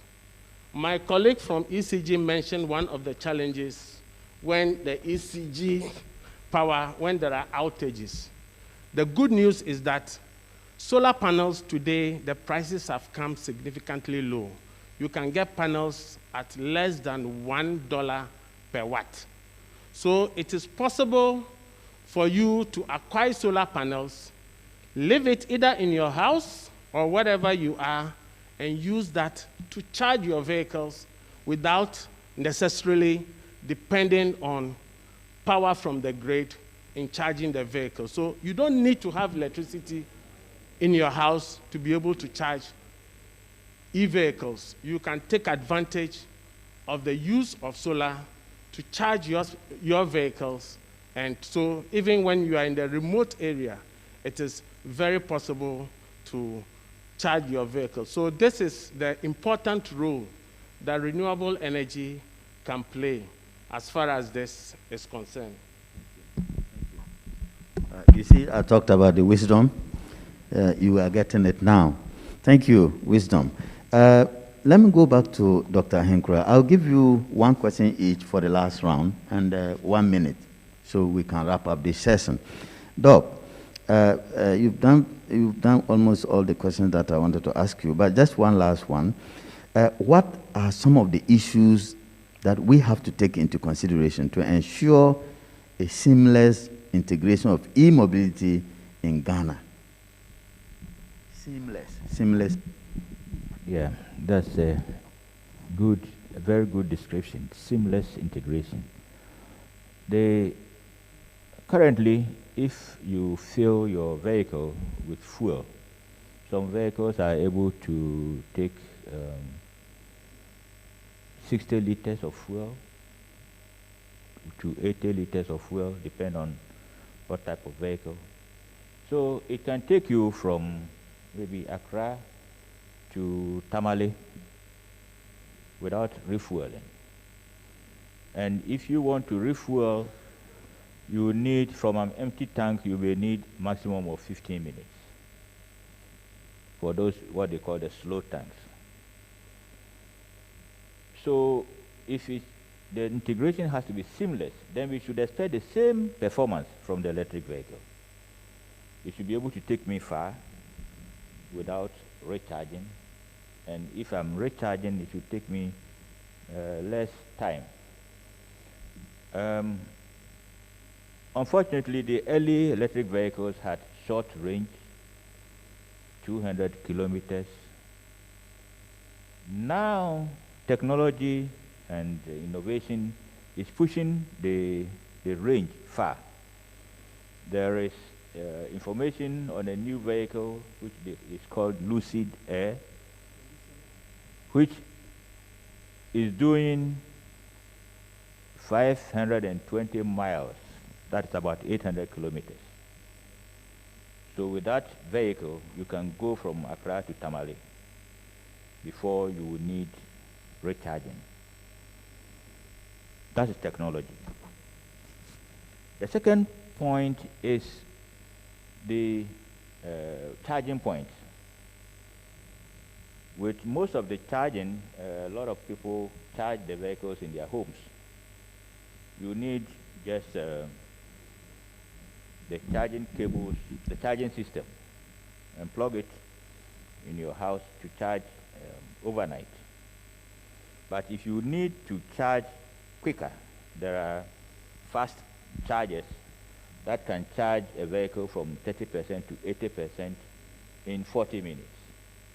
So the ideal places to deal with this would be the restaurants, motels, those eating places on the highways.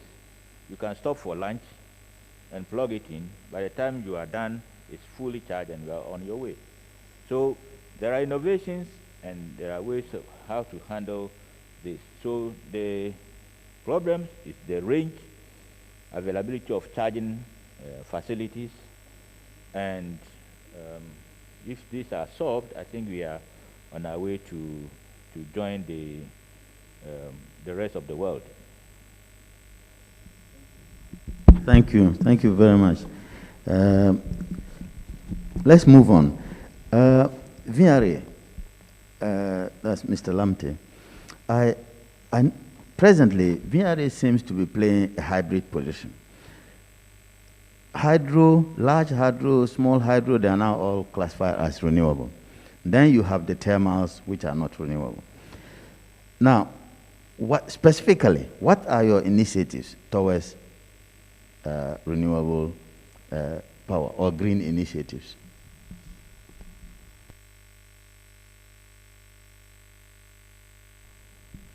Yes, VRA have a policy of ensuring that we develop sustainably. It's one of our key pillars of our sustainability plan.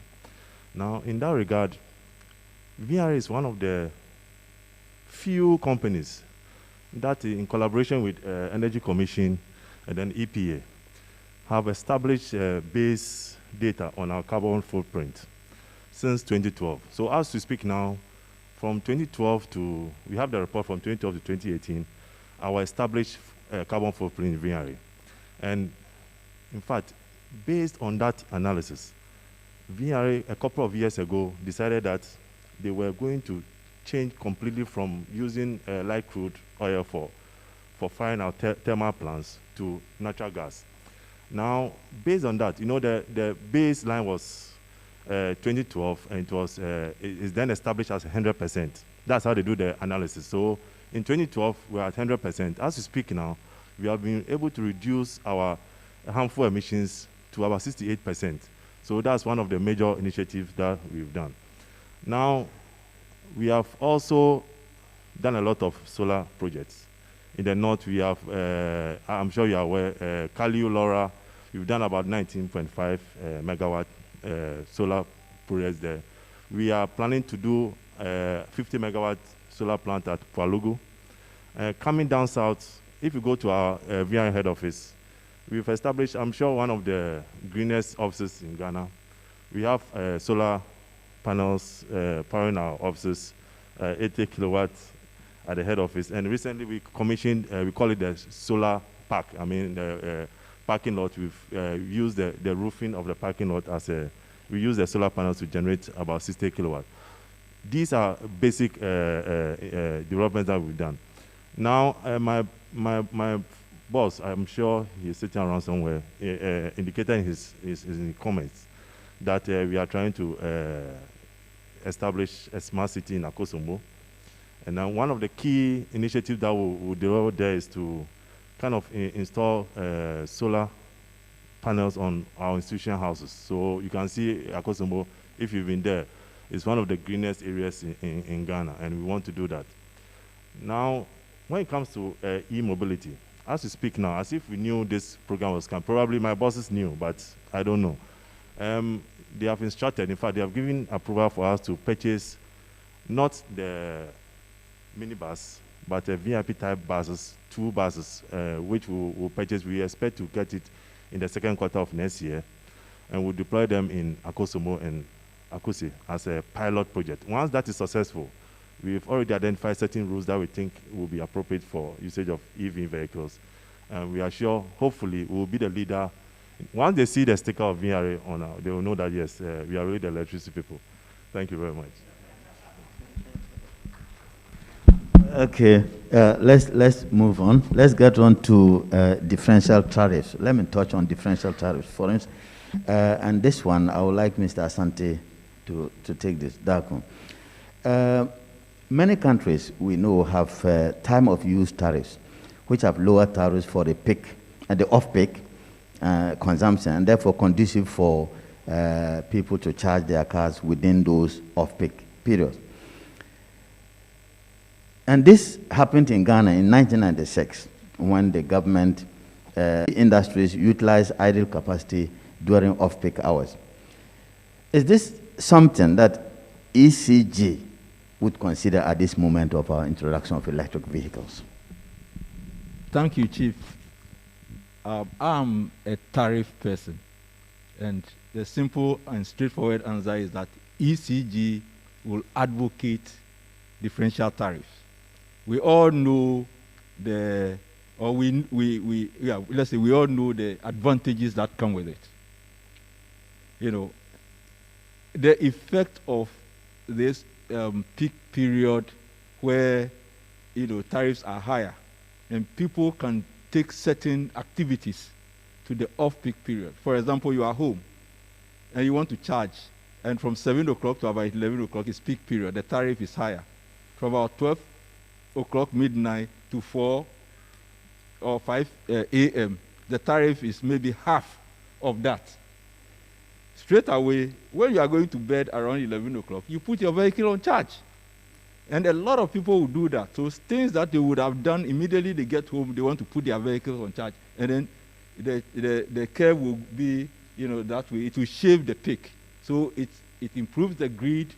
It improves economic activity. There are some companies that can even shift their activities, some of them into the night, so that there will be shift systems of working. Everybody coming to Accra, one direction in the morning and going, all those things are advantages. So over to you, PURC. Now, you mentioned, Chief, that yesterday we launched the MMS, the meter management system.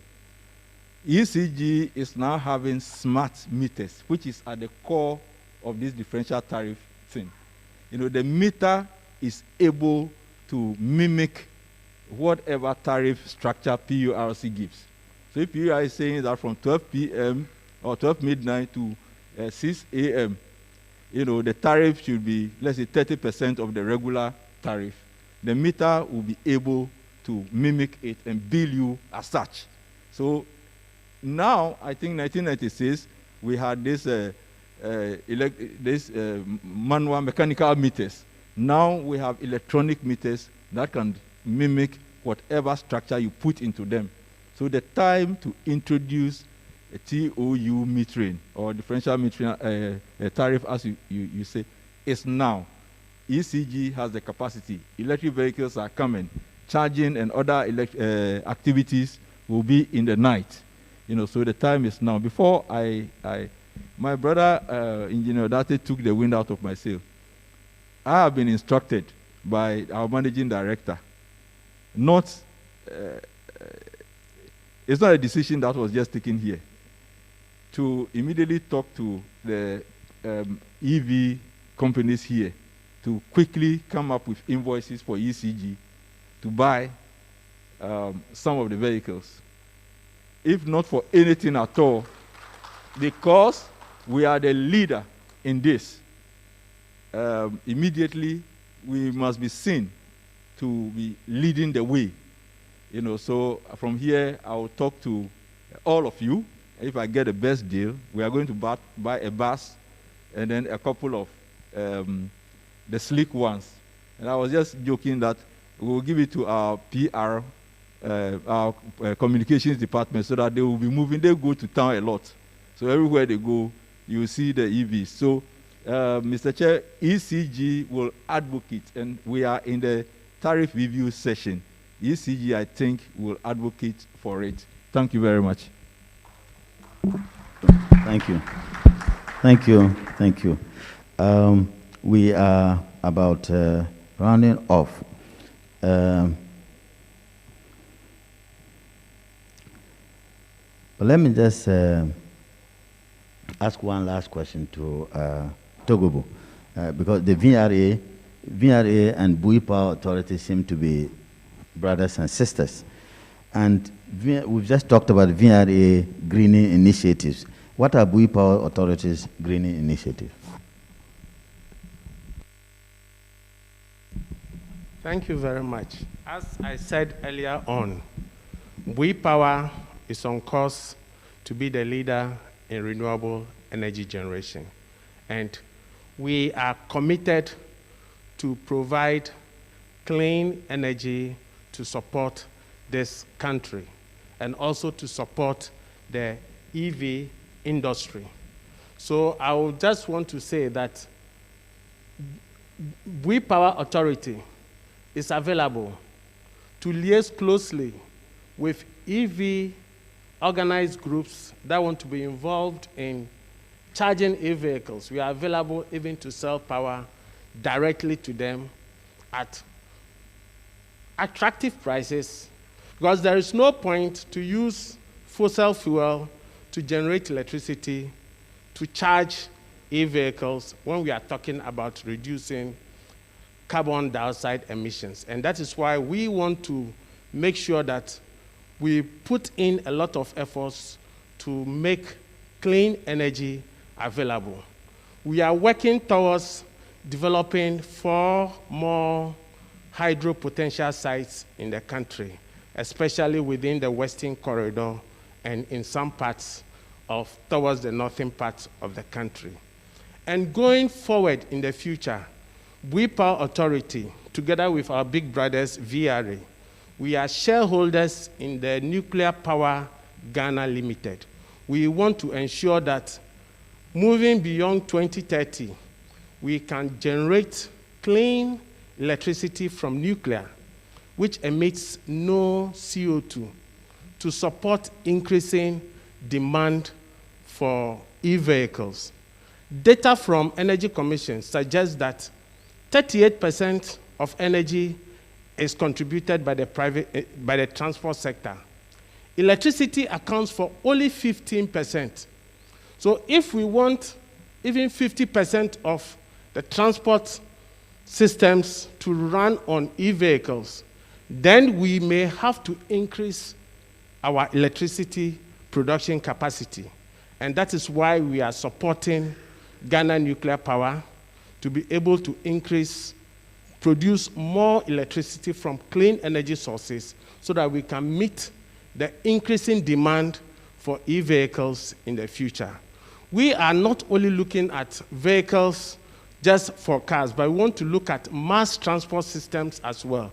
Most of you who have been to Europe and America, you see electric trains, electric buses, which are all running, and they run on power. And we want to make sure that these buses and these trains get their source of power from clean energy sources. And this is what DEI-Gh Power Authority stands for. And that is why we want to be the leaders, and indeed we are the leaders in renewable energy generation in the country and the sub-region. Thank you. Thank you, Mr. Togubu. Okay, all too soon we've come to the close of the panel, people on this high table.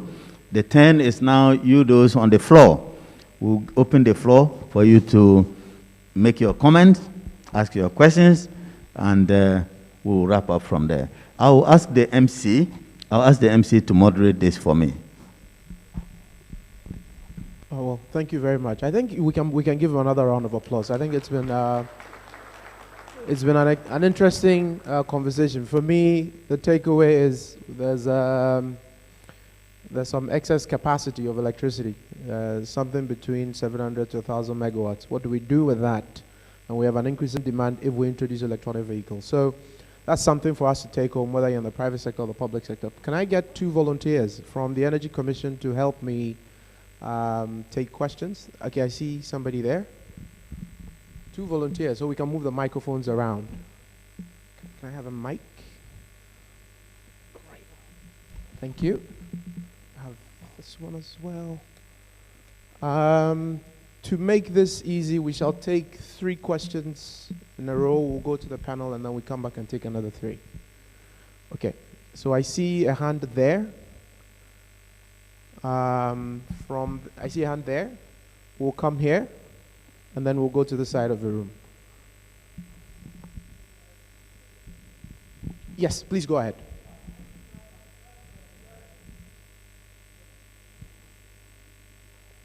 That's a very impressive and really encouraging discussion.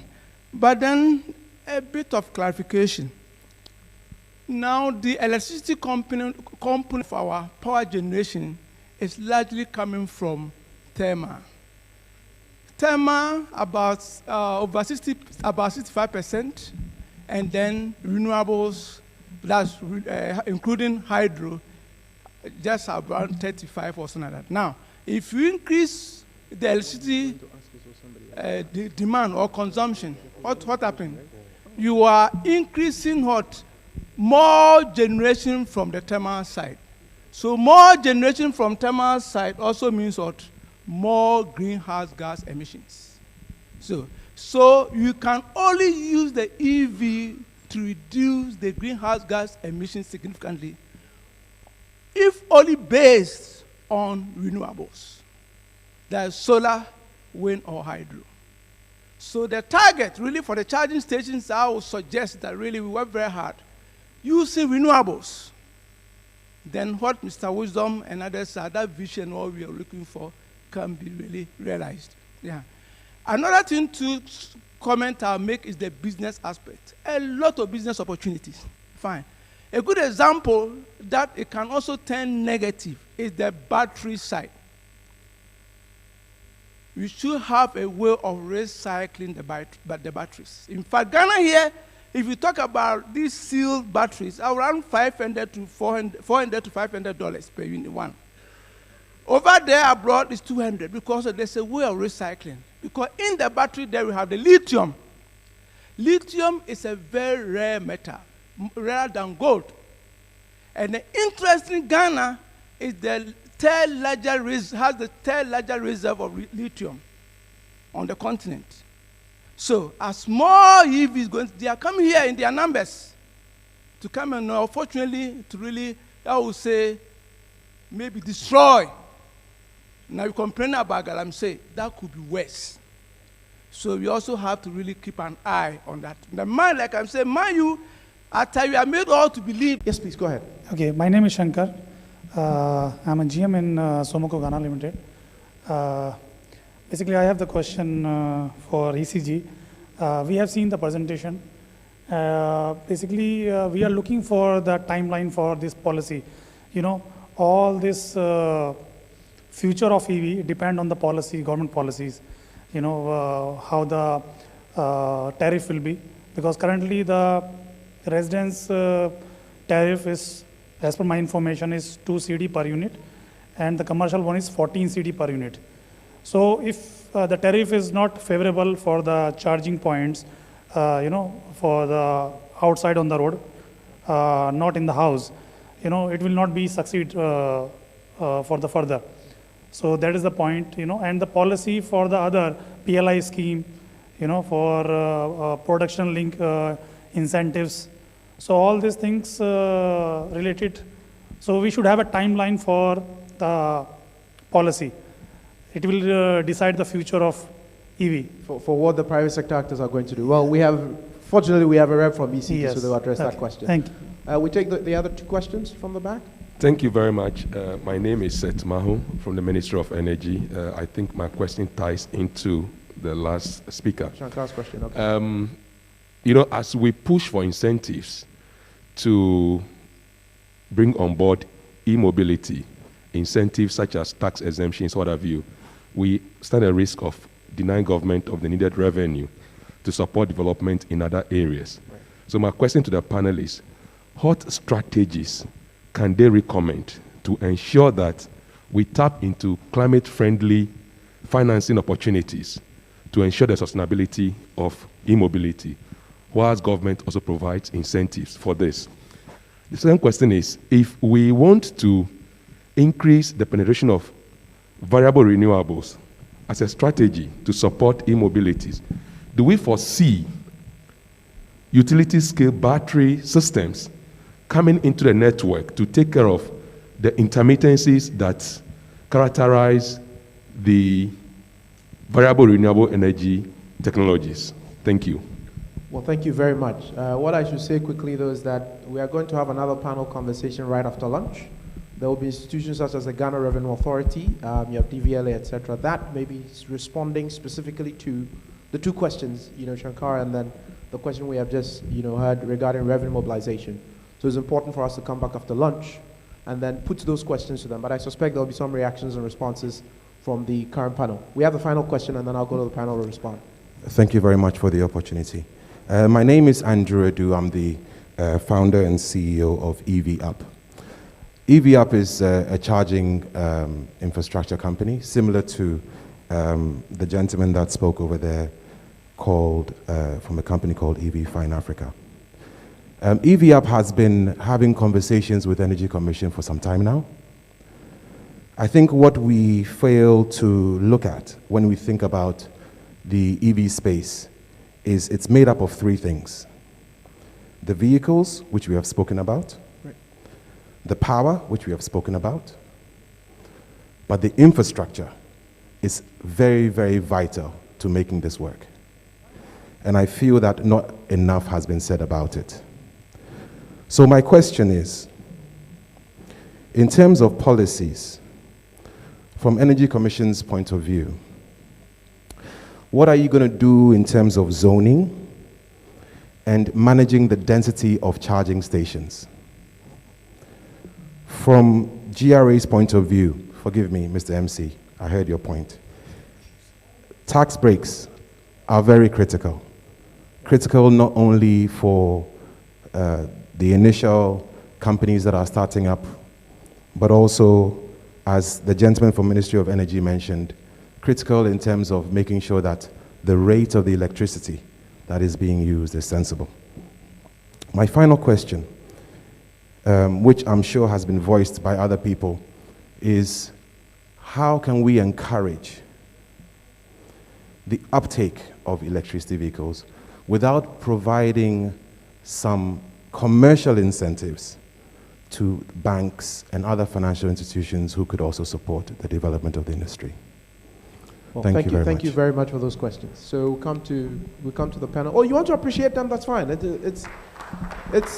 I think these are very, very important questions. So two touching on issues of policy, from the Energy Commission's point of view, from ECG's point of view, and then we have issues around, bottlenecks on revenue and incentives, etc. So moderator, you can pick whoever. The questions are so general, so let me see anybody who wants to pick any of the questions. You just let me know, show by hand. Okay, the first speaker will be Togobu. Thank you. We heard this morning from the Minister of Energy that he was working closely with the Ministry of Finance to see how best. I think this question seems to address that from the Ministry of Energy, Seth Mahu, and the gentleman that raised the issue of revenue and policy. And the Minister of Energy is working closely with the Ministry of Finance to see how best we can have tax exemptions on e-vehicles. And like my colleague from the Ministry of Energy said, this could have implications on the country's revenue base. But the good news is that e-vehicles, if it's being charged from renewable energy sources, has the opportunity to take advantage of the carbon credit mechanism in the system. We have a lot of countries that are emitting so much CO2 that they cannot reduce to the acceptable level. And these countries are ready to buy credits from us. But what is key is that Ghana will have to register this e-vehicle initiative. You need to first register it so that you can take advantage and get revenue from that. That revenue can be used to offset what you would have avoided as far as tax is concerned. So this is one area that I will wish to encourage the Ministry of Energy and all the stakeholders that are concerned to first think of trying to register this initiative in the carbon market. EPA will be very happy to assist you in the process to get this done. The issue of battery as a challenge, yes, indeed. I will also want to use this opportunity to encourage the businessmen. There's a lot of opportunity to set up battery assembling plants, which will not only meet the e-vehicle demand, but it will go a long way to meet users of solar in their homes using batteries and automobile vehicles. So there's a lot of business opportunity as far as battery operation, battery assembling is concerned, because that is one area that we can encourage more to reduce the anticipated challenge that is required when it comes to the upscale of e-vehicles. Thank you. Next. What I wanted to add is that tax incentives are used almost in every part of the world when it comes to promoting a technology or something that is desirable for the economy as a whole, but immediately may be out of reach for a lot of people. Today, Norway is registering 50% electric vehicles compared to internal combustion engines. 50% of all vehicles registered in Norway are electric. About 3 years ago, I happened to visit Norway, At that time, the tax incentive on electric vehicles was 3,500 euro equivalent for every electric vehicle that was registered. The United States Tesla federal tax was about $7,500 tax rebate per vehicle. But what this country do is that as time goes on, they reduce the incentive and until it becomes zero. So we can also do the same thing. And I remember it was proposed, again, I'm going back to 2018, that we do this tax incentives for a period, maybe 5 years. Anyone who wants to take advantage, buy your car within the next 5 years. After 5 years, we go back to 100% taxes. At that time, you have gotten a certain number of people, a critical mass to convert to electric, and looking at the advantage of it, many people would like to join the race. Today, the cost price, or say the cost of production of electric vehicles is going down. When Tesla started, they were about $86,000 for one. Today, Tesla is selling for $40,000 or less. So if it's even 5% duty on it, 5% of 86,000 some 8 years ago, and 5% of 40,000 today, it's much less. So you overcome the tax problem. Government will not lose the revenue. At the same time, it will be a good start for the population, for everybody.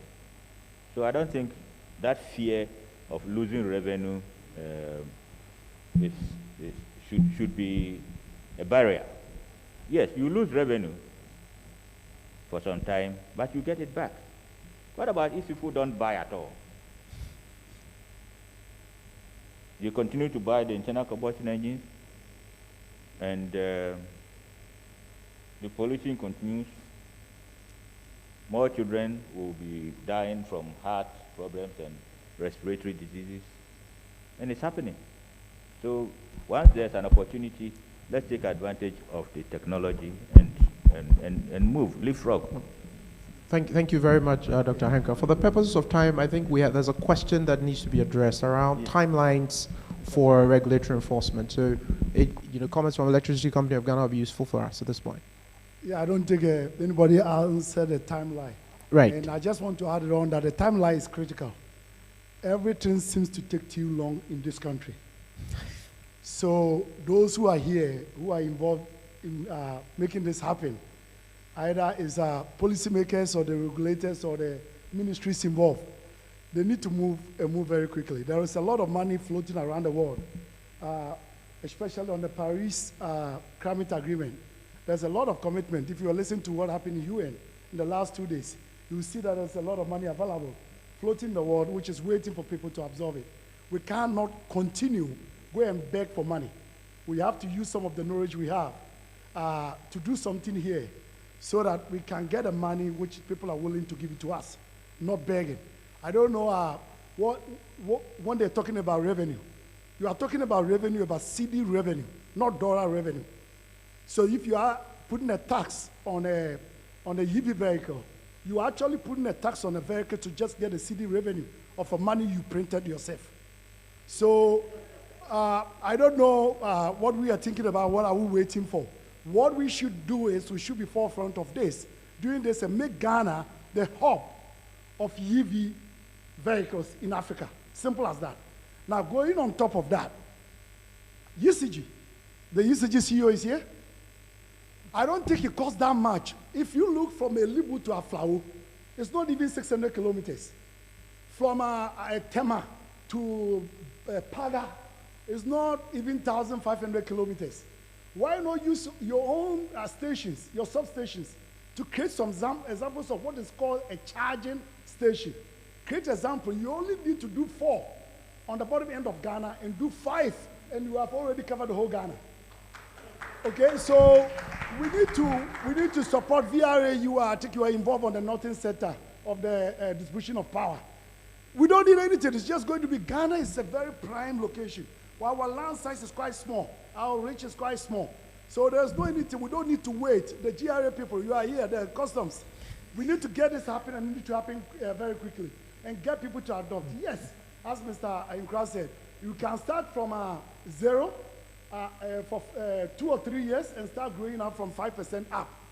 And that is where there will be a volume, and that is where there will be a business created where people will build a recycle for batteries.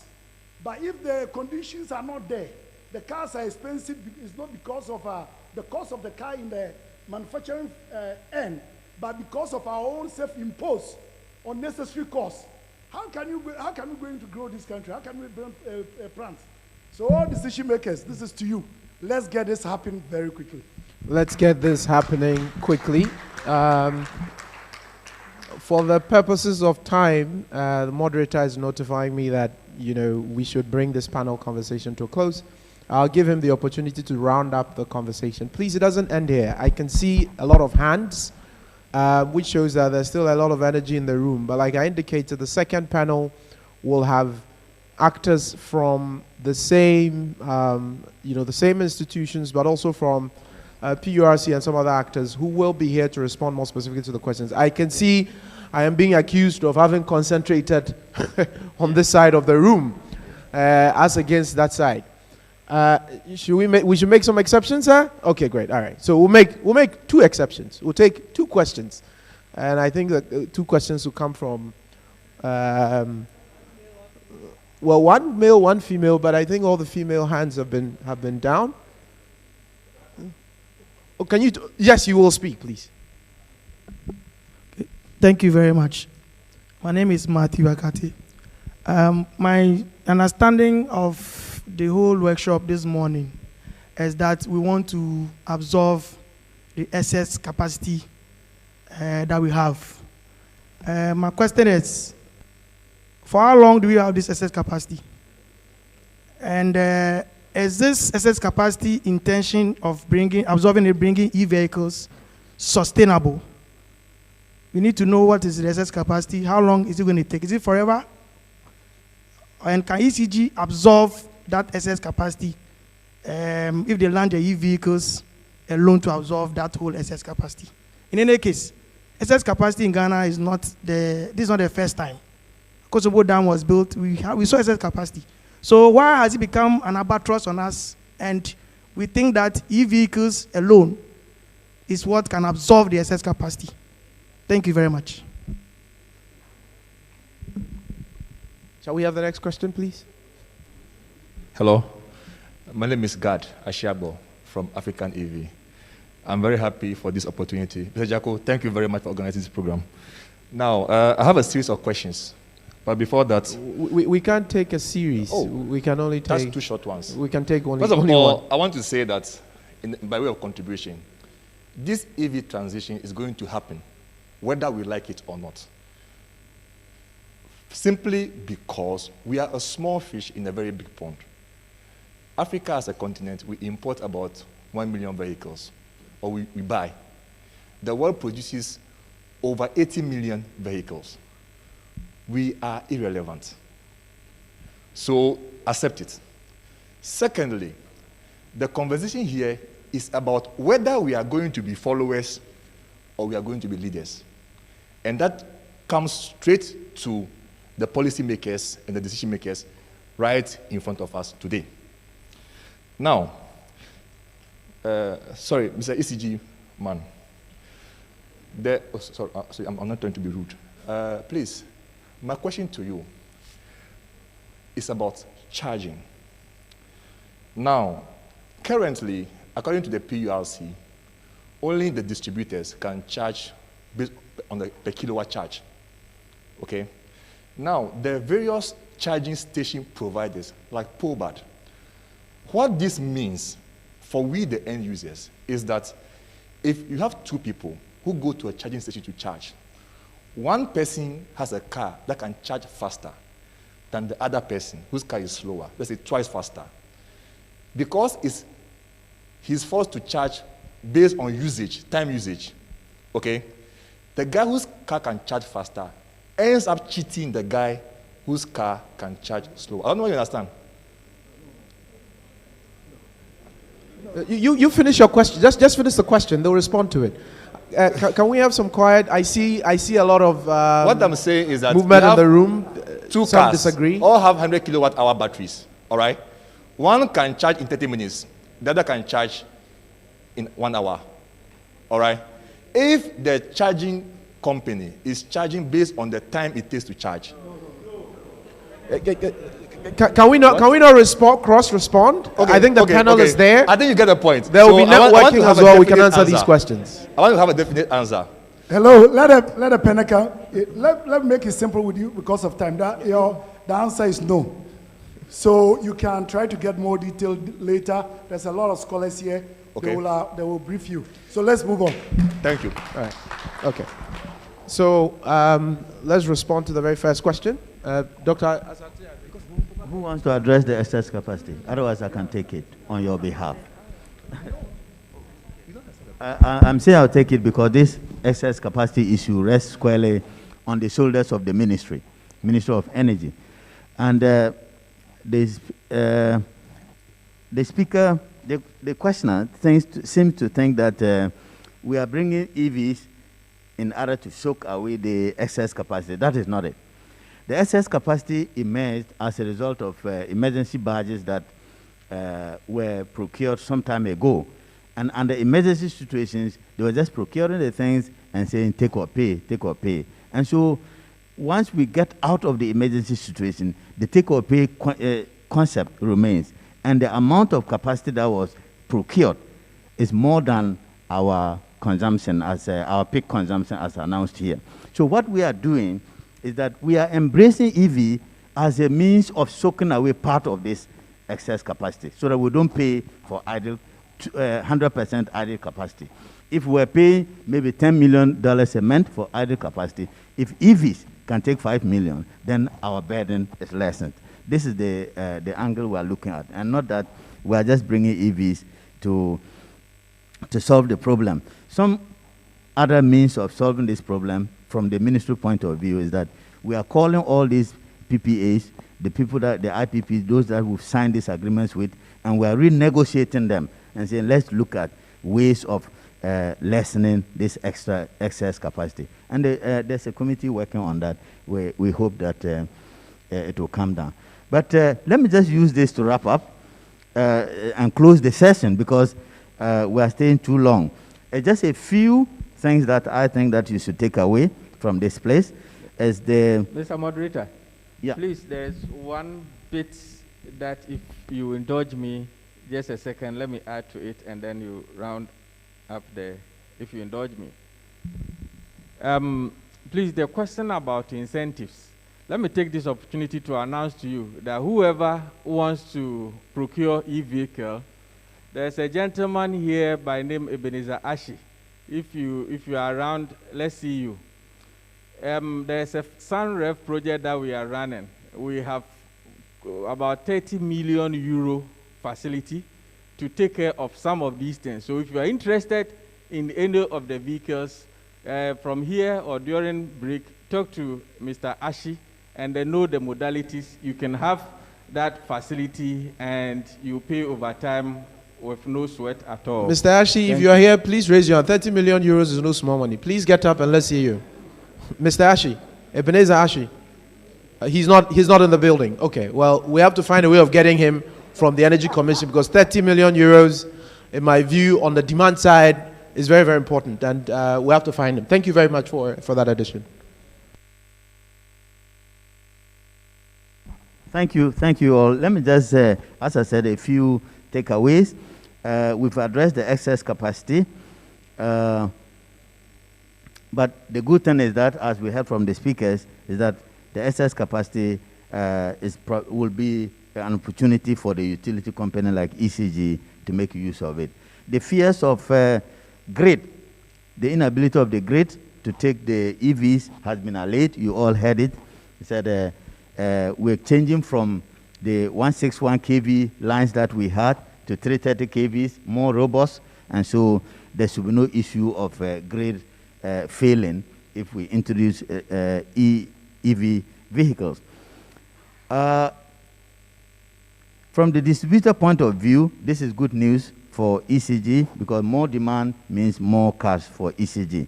Then for fears of doomsday, we've been told here that new technologies emerging such as the installation of GIS, VIT, MMS by ECG and their partners will allay or shorten outages in the electricity distribution system. And for the climate, I wouldn't say, you've just heard the opportunity is available. We will address that during lunchtime on individual basis. And let me just end by saying that the Minister of Energy is partnering with the Minister of Transport to ensure that the policy on the EVs is rolled out. The concept paper has been given to the minister. He has okayed it. The two ministers, they have okayed it, and we are rolling out the policy. Minister of Transport, if they're here, maybe we'll give them 1 second to just confirm if we can have that policy rolled out this year. Minister of Transport, they are not here. Well, the Ministry of Transport is here, but I suspect this is a conversation that, we can take off after you, right, during networking sessions? Or you want to speak 1 minute? He has to confirm. Okay, so Mr. Chair, we'll be discussing it in the second session as part of the discussion. Thank you. Okay. On that note, I think it will not be too much for me to ask you to give a big clap to my panelists. I think it's been an exciting opener to the series of discussions and conversations we have. And to Mr. Palsy, thank you very much for moderating this discussion. I think it's been an excellent job. You've allowed them to express themselves from the various points that they interact with electronic vehicles and the general sustainable utilization of energy in the country. Please put your hands together for them as they take leave of us. We're told that Mr. Ebenezer Ashi, you remember who he is. He's a gentleman with 30 million euros, right? We can't find him in this room, but if you go to page 4 of your brochure, his contact details are there. So if you want a part of that 30 million euros, please. And then I see people taking up the brochures. His contact details are there. If you want a bite of that, you can reach out to him. A few quick announcements before we take the next presentation and then prepare for lunch. In order to know the number of people that are having lunch, if you haven't registered, please make your way to the registration desk and then put your contact details there. It helps them plan for lunch.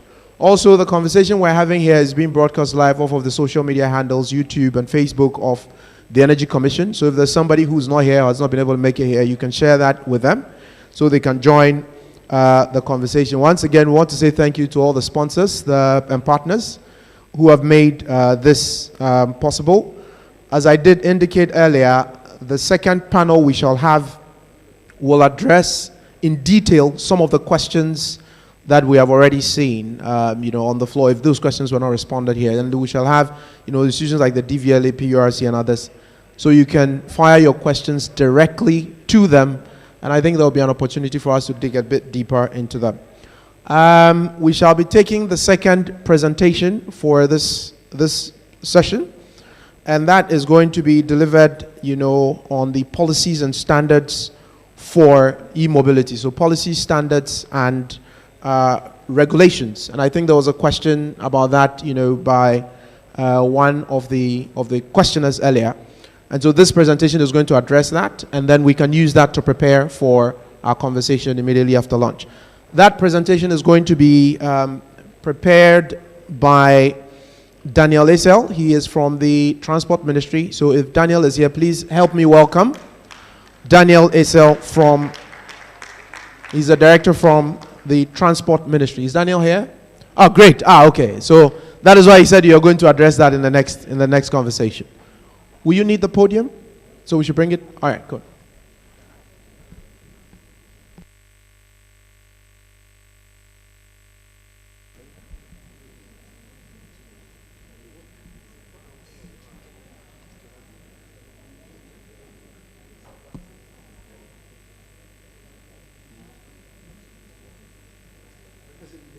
Oh, no. It's okay. clicker? Yeah, let me find it.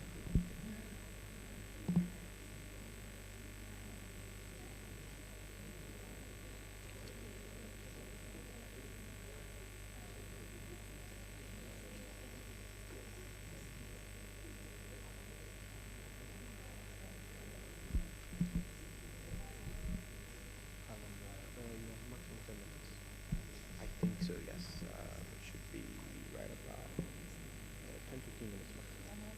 I need you to use a podium because of what is written in front of it. Yes. Because of the SAV. You can come down, start there and come down. Okay. Thank you so much for agreeing. Okay, so thank you very much. I'm being asked to adopt the pastor style, so I have to come up on the stage. And I know some of you are gearing up for lunch, so I'll be very snappy. I'm doing this presentation on behalf of my director, Madam Irene Mesiba. As you can see, we only discuss some standards, policies, and regulations on e-mobility. But for the purpose of this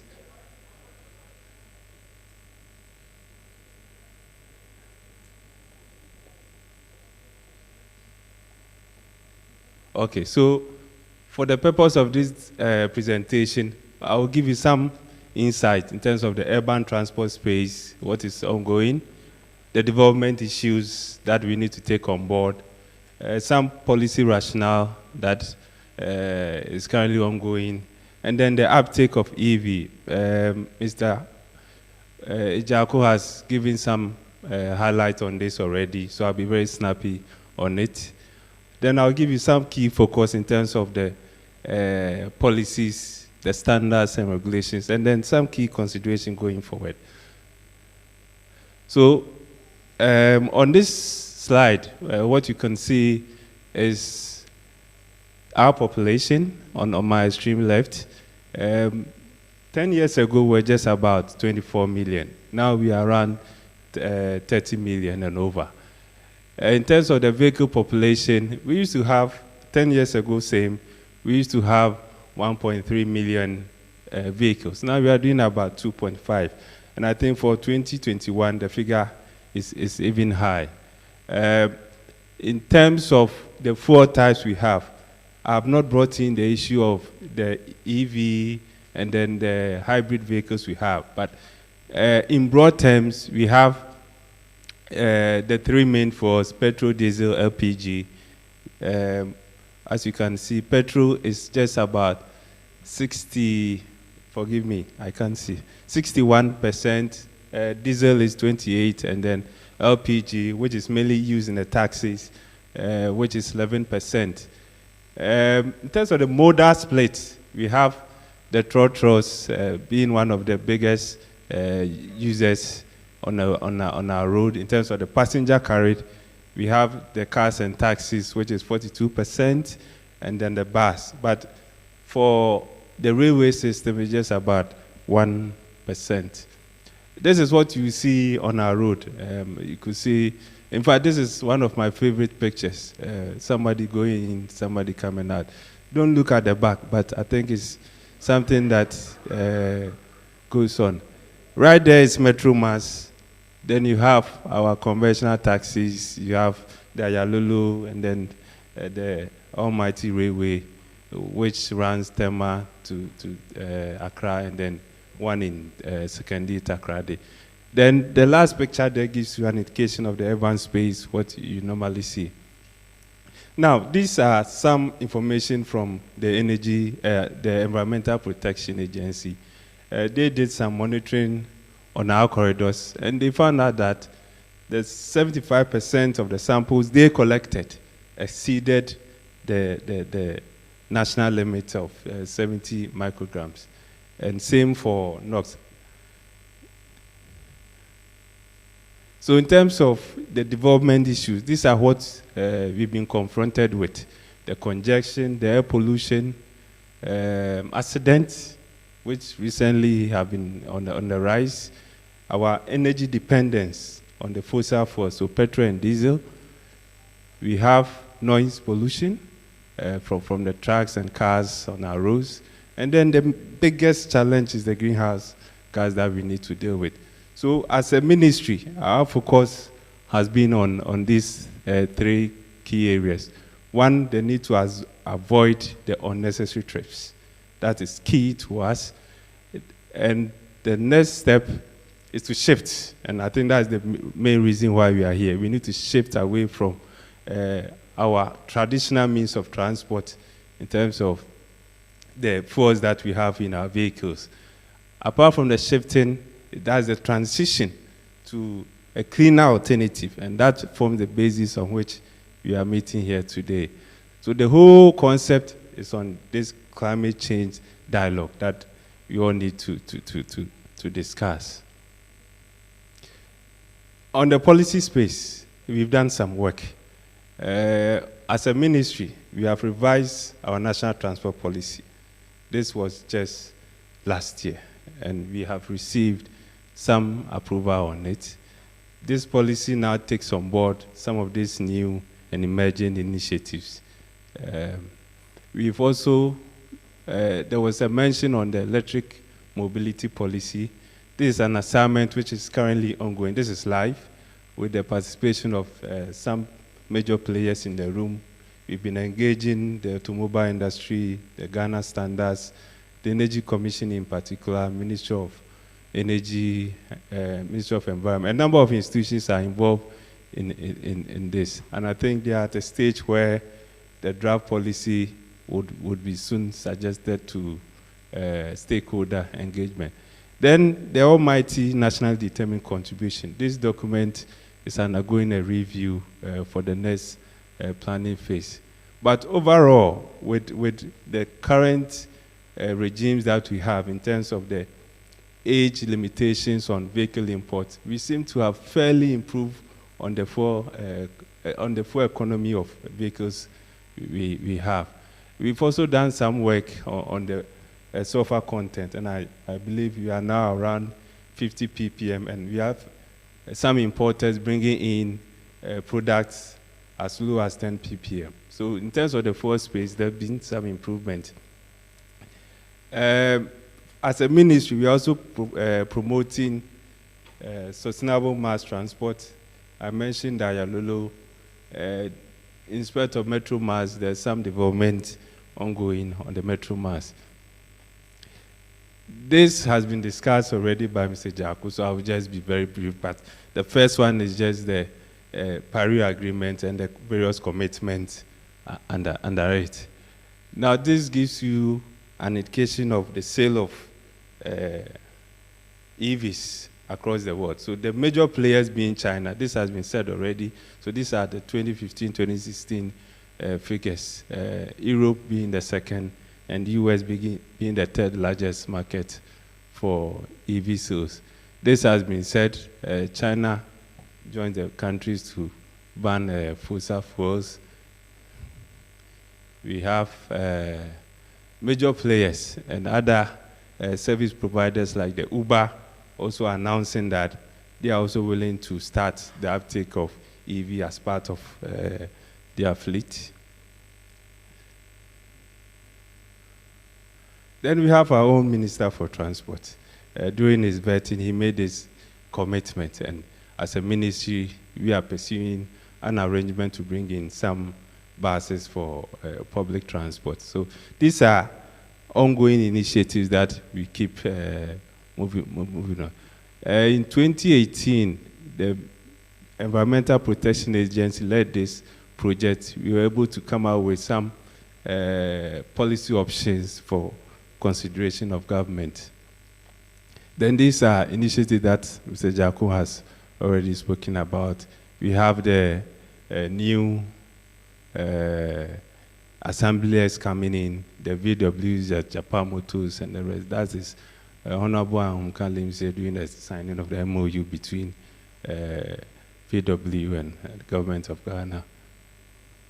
Then we have some startup businesses. So you have solar taxi, which is in the business. This is a day-run commercial. We have the Hyundai Kona, which during the exhibitions we saw. Then we have other individuals who own electric vehicles. I mean, these are proud owners of electric vehicles. There are also people who are into the retrofitting, and I think it was mentioned here, and there was a call that we should begin to look at those existing, how we could retrofit them to run on EV. So there's already some startup business ongoing within this space. Kantanka is doing well with bringing in some options for consumers. So for the purpose of this presentation, my focus will be on these three key areas. So the fiscal policies that needs to drive e-mobility. And I think on the floor we had discussions that the initial capital outlay is very high. And I think we all agree that there's a need to look at the fiscal regime and see how best we could drive this. This is from customs. Now, the duty imposed on any conventional vehicle is around 35% as the total duty chargeable.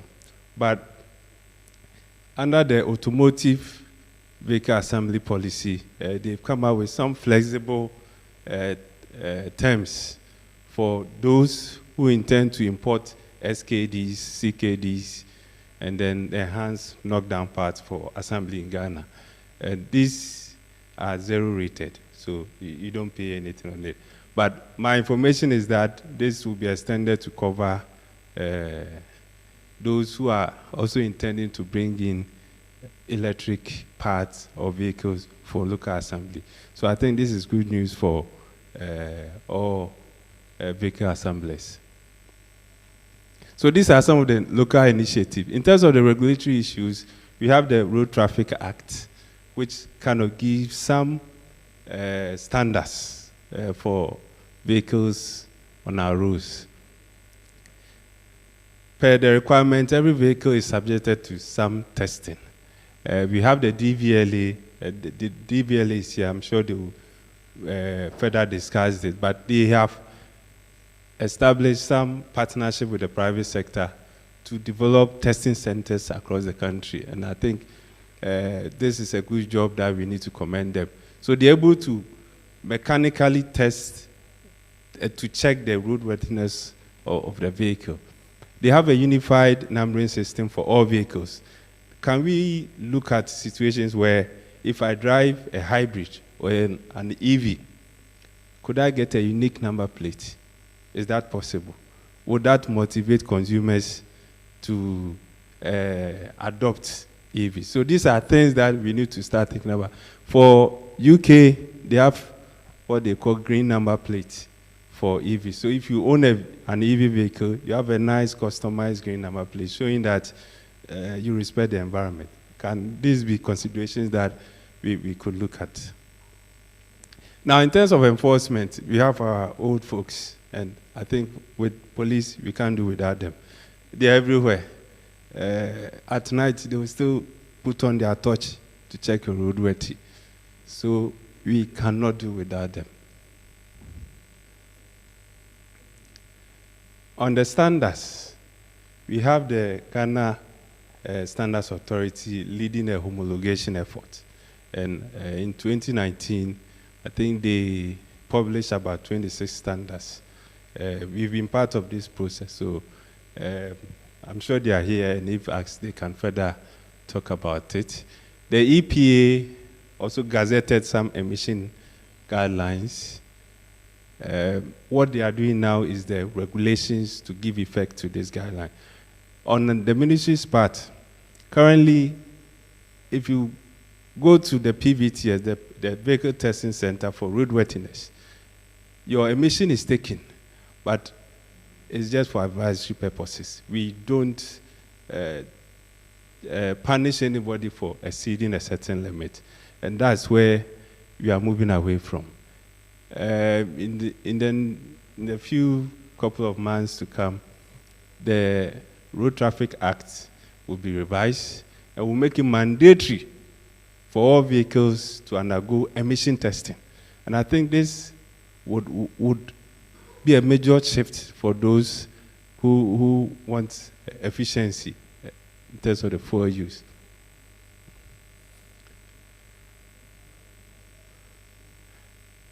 In terms of still on the standards, these are facilities, these are charging points. I think this was taken in one of the cities in Norway, and there are different charging points.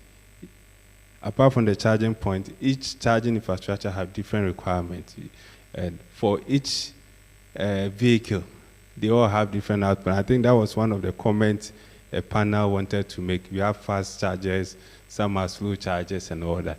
But there's the need to standardize some of these charging facilities.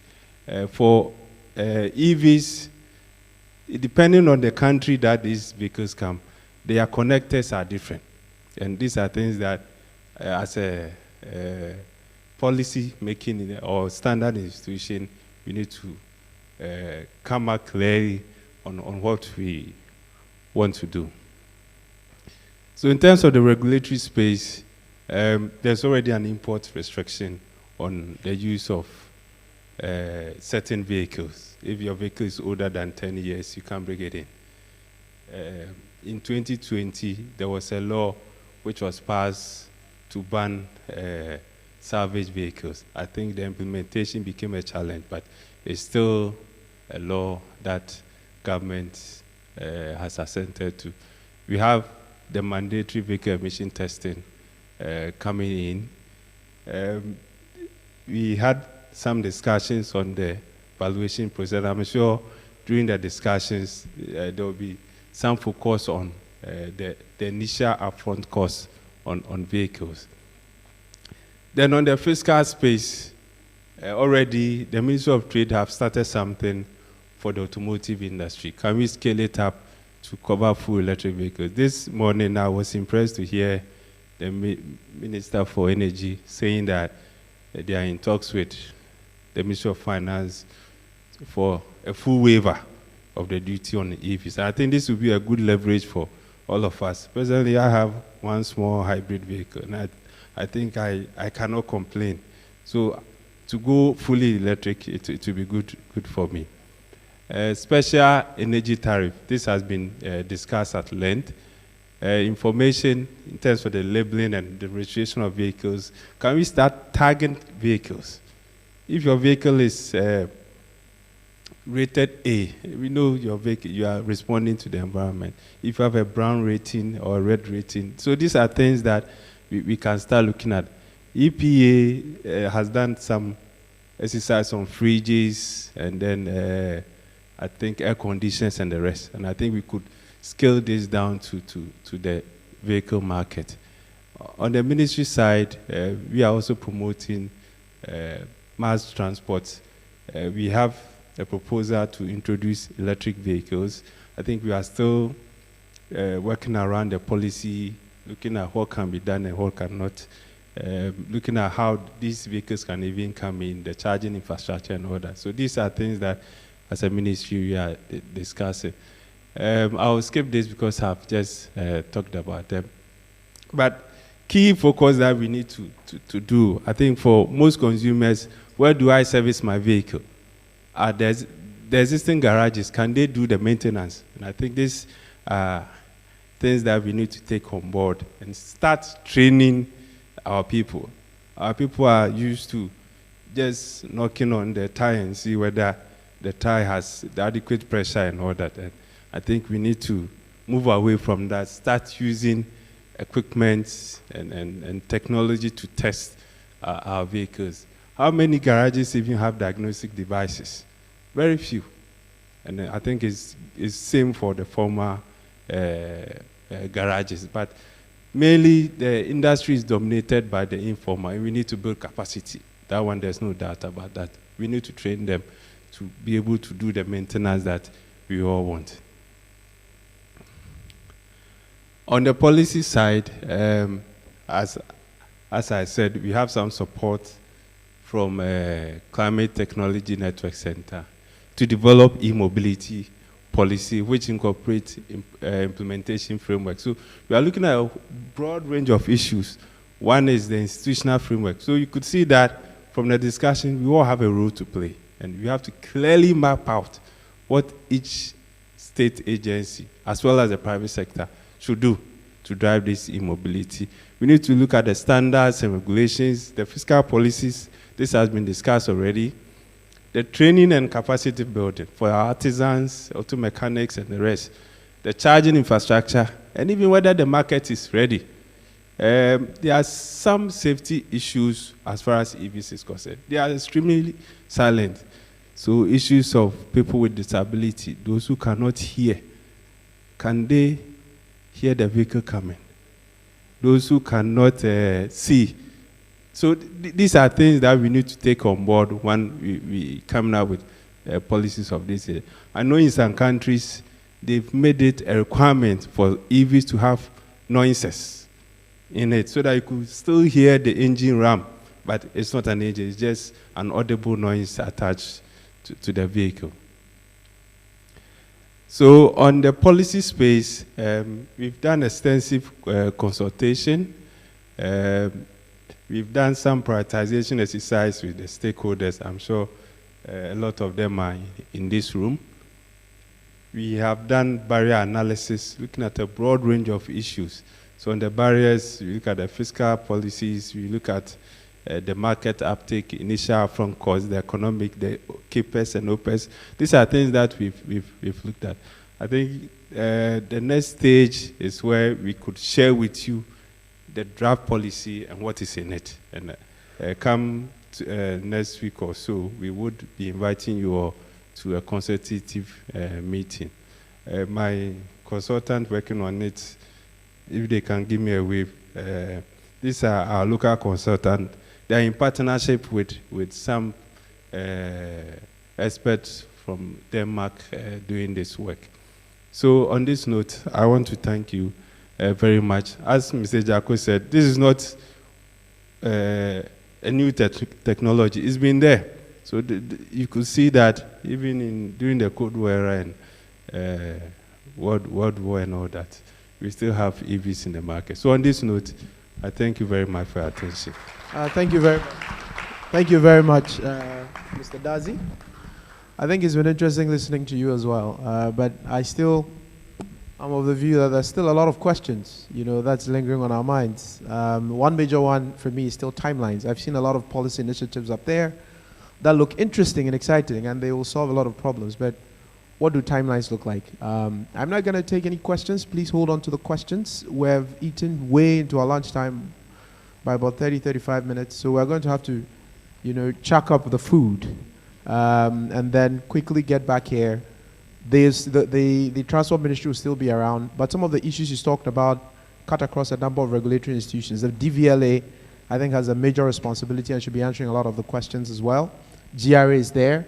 So please do come back, do lunch quickly, 30-35 minutes. When we come back here, we can address all of those questions. There are a number of you who are watching us as well remotely on social media, YouTube and Facebook, who have put a lot of questions. We shall try to put the questions before the experts want to return. Please, bon appetit, have a good lunch, and then I'll see you in about 35 minutes.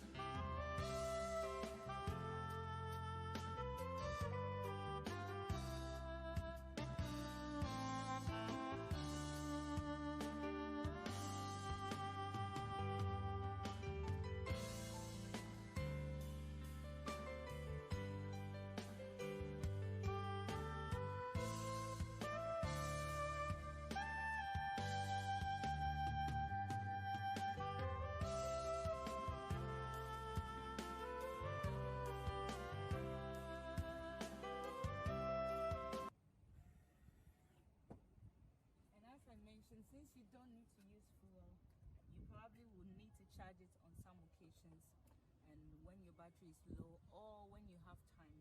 Like now to get to the office, I could just put it on charge at the office and it will be charging at level 1, which is the same as what you charge for all your phones and all your appliances at home. So this is for the corner, me going to charge this. This is the Energy Commission. It's an office building space. There's electricity plug here. So we just have to plug the corner. Every electric vehicle comes with a charger, a home charger, and this is a home charger which we're using on this. So this, I plug it on the wall, and then I open the charging compartment, which in this case is here. Then how much percentage charge I have, it gets to tell me what is the level of electricity I'm charging at. Here I'm charging at 2.0 kilowatt hours, which is very low on a level 1. Level 1 will probably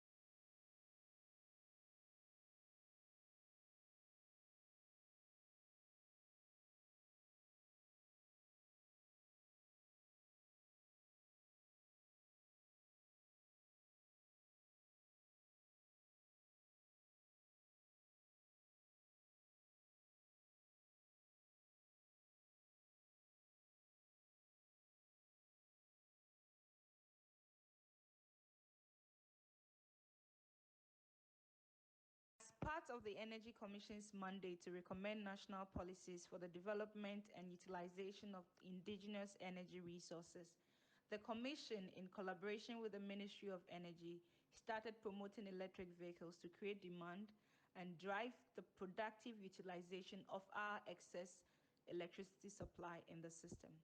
This initiative, dubbed Drive Electric Initiative, was launched by the then Senior Minister, Honorable Yao Osafo-Mafo, and the then Deputy Energy Minister, Honorable Oreku Edu, at the 5th Renewable Energy Fair in October 2019.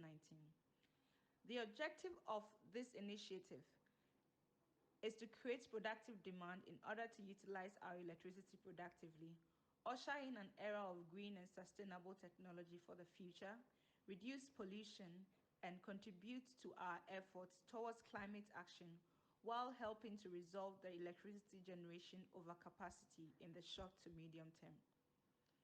The vision of the Drive Electric Initiative is to substantially reduce greenhouse gas emissions to promote green and sustainable transport and other environmentally friendly benefits while driving increased penetration of renewables in the long term. Okay, so the electric vehicle, like every other vehicle, drives the same way, has a dashboard. The only difference is the fuel. In this case, we are not using any fossil fuel. This is a fully electric vehicle that is running solely on battery, and therefore we are only using electricity here, reducing our emissions and saving the environment.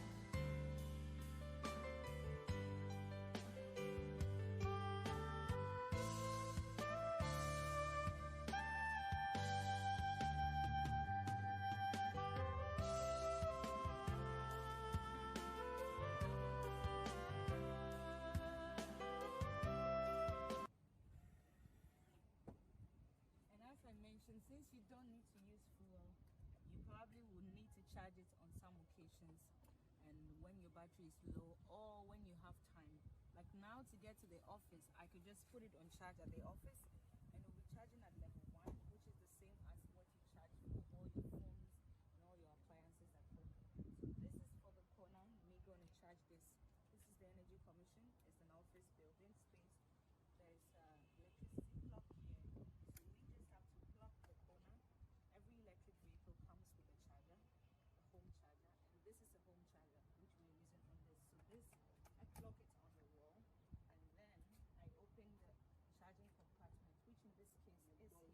Then how much percentage charge I have, it gets to tell me what is the level of electricity I'm charging at. Here I'm charging at 2.0 kilowatt hours, which is very low on a level 1. Level 1 will probably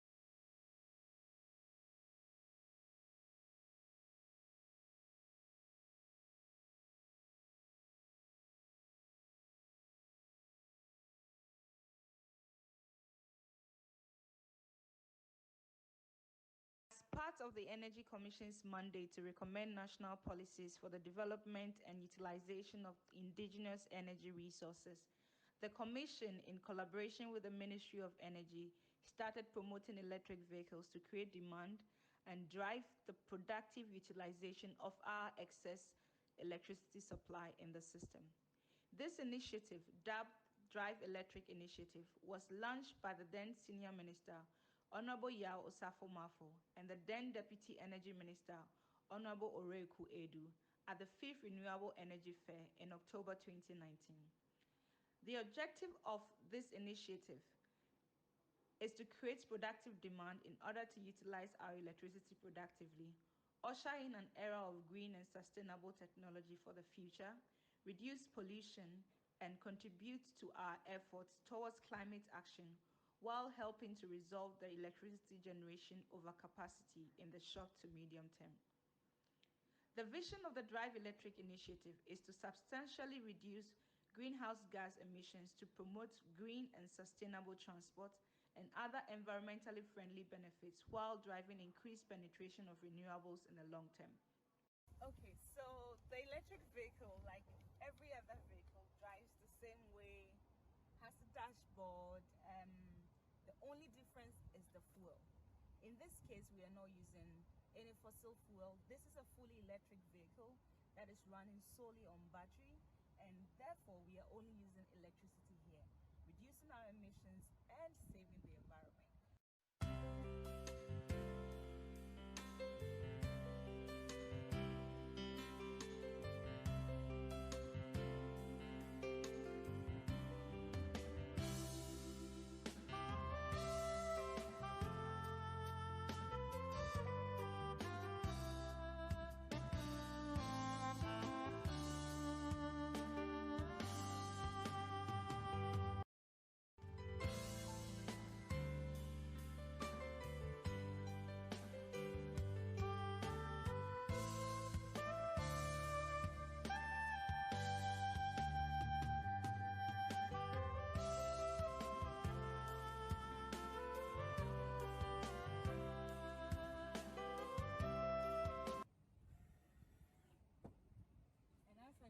Since you don't need to use fuel, you probably will need to charge it on some occasions, and when your battery is low or when you have time.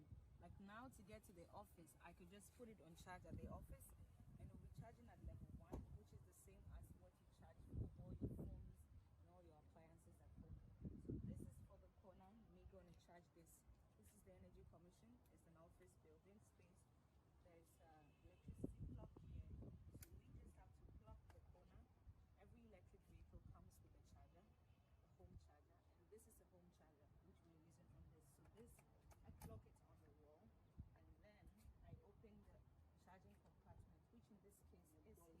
Then how much percentage charge I have, it gets to tell me what is the level of electricity I'm charging at. Here I'm charging at 2.0 kilowatt hours, which is very low on a level 1. Level 1 will probably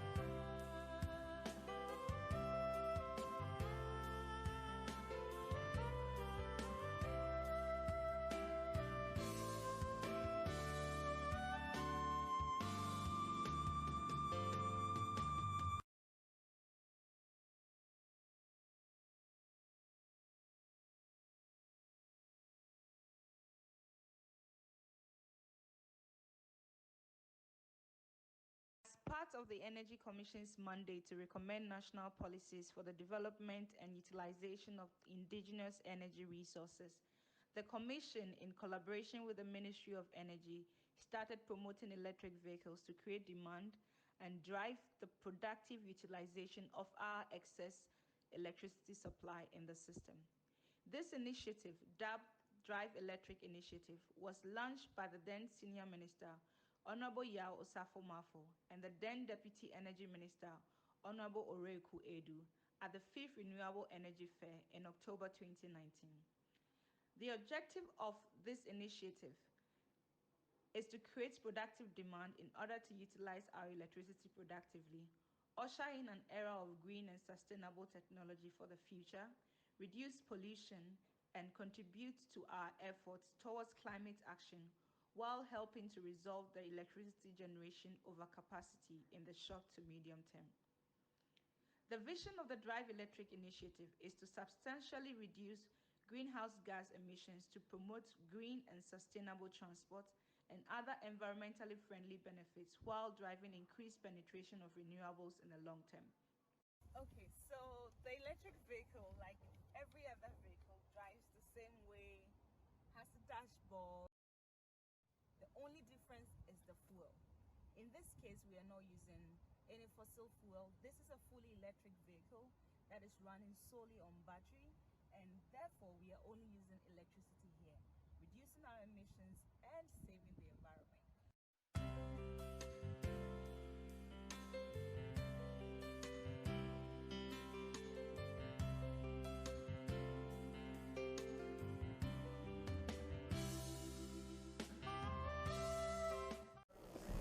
Good afternoon.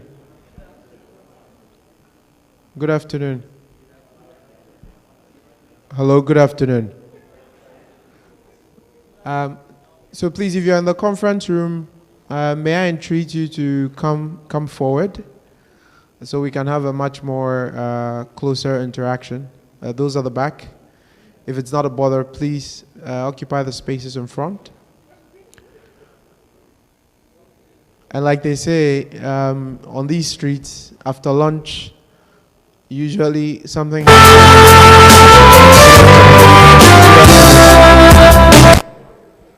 Thank you. After lunch, something strange happens to us, but I hope it doesn't happen to those of us in this room. As indicated, we can have a much more closer interaction. As indicated, there were a number of questions that had to be answered in the earlier panel conversation that we had. For time reasons, we couldn't do that. So if you had any questions and you took note of them, please know that you have an opportunity to ask these questions during this phase of the conversation we have today. We just have one more panel conversation left, but once again, for a better intimacy of the interaction, I will still entreat that those at the back, if you can, and it's not a bother, please do come forward so that the conversation can be a bit more closer and interesting. The second panel conversation we will have will address some of the challenges in e-mobility in Ghana and then proffer some solutions. Earlier, we spoke a lot about the opportunities that exist for e-mobility in Ghana, speaking to different actors from the Ministry of Energy, from the Energy Commission, from Electricity Company of Ghana, private sector actors. We've explored the opportunities, but as we know, as for opportunities, they'll always be there. Questions are, what are the challenges and how do we circumvent these challenges through coordinated solutions that will be designed between public and private sector actors. And there were some questions, as I indicated at the end of that conversation, that we're willing to take. And so I will, at this point, like to bring up the panel members who will be leading the discussion for the second panel. The first person we shall have to join us up here is the Deputy Commissioner for the Ghana Revenue Authority, in the person of Mr. Emmanuel Ohene. Is he here? Please put your hands together for him. Is Mr. Ohene here? Great. And I told you, those of you who had questions about revenue mobilization, fiscal policy, incentives they have for you, I think the GRA will take up all of those questions and the sort of strategies that have been put in place from their office and also on behalf of government. We shall also have the Acting Deputy Director for the Driver and Vehicle Licensing Authority, DVLA, in the person of Mr. Eric Addison. Please put your hands together for him. You remember when the Transport Ministry was putting together the presentation, they touched on a number of things that I think border on the DVLA, some standardization, some testing units that have been put up. And what for me was my favorite, what will standards look like for the charging stations that have been set up? In Europe today, there's a conversation around the unification of the charging systems for our mobile phones. And the European Union usually appears to be ahead of the curve of a lot of innovators. So what are our own experiences for these charging systems that we're developing for our electronic vehicles? So thank you very much for joining us, and I suspect some of those questions are going to be coming to you. We shall also have the head of supervision of NIC, in the person of Mr. Seth Ishan. Is Mr. Seth here? Mr. Ishan, please put your hands together for him. And that's around the business of insurance, I suppose. But I think the conversation will unpack all of that. We shall have Shankar Sharma, who's the general manager for Sumoko Ghana Limited. Is he in the building? I think I saw him. He has a question. Okay, great. Please, some appreciation for him. The good thing is that he's going to be on this panel. He was asking a question about timelines, for the implementation of policy and the design of guidelines. And you can understand why he was asking that. From a pure private sector point of view, if you're partnering with government, some clarity has to be provided around these things. Then we shall have Dr. Kalebni Odoe Kofi Odote. Is he in the building? Please put your hands together for him. He is the Chief Executive Officer of Nordic Logistics. They are one of the designers of some of the solutions that you've had the opportunity of seeing.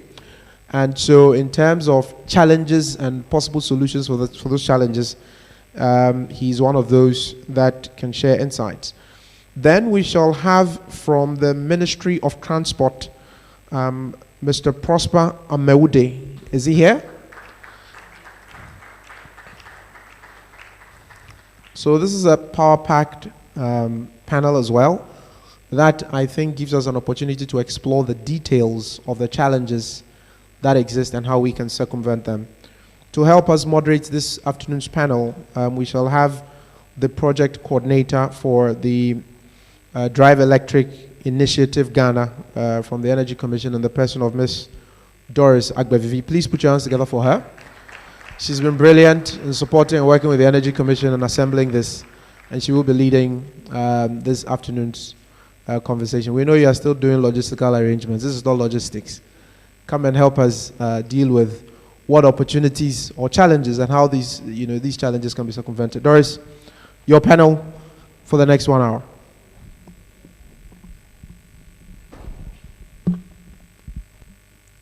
Okay, thank you so much for coming back to sit here with us. I know after lunch it becomes a lot of work trying to stay awake and everything. So anybody that wants to share a joke with us can share a joke with us later. But for now, we can all just smile and listen to this gentlemen as they share some challenges with us on this panel. Please, I will first ask all of them to introduce themselves, a quick introduction, and then we take it from there. Good afternoon, ladies and gentlemen. My name is Emmanuel Ohene. I work with the Customs Division of the Ghana Revenue Authority. I'm a Deputy Commissioner in charge of suspense regimes and the Chairman of the Integrated Customs Management System Implementation Committee. Thank you.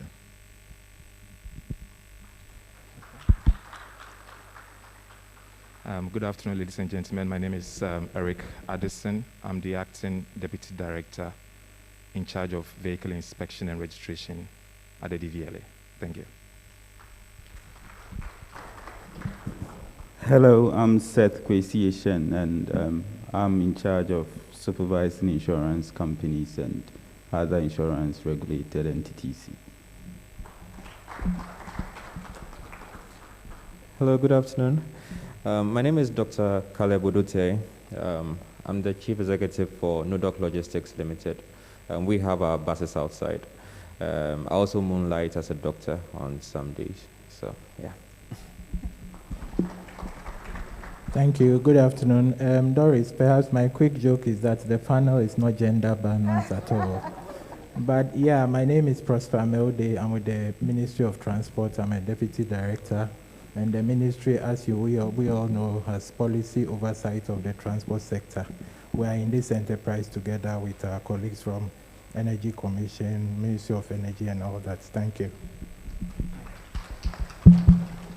My name is Shankar. I'm working as a GM in Sumakogan Limited. And we are one of the leading company in two-wheeler and three-wheelers.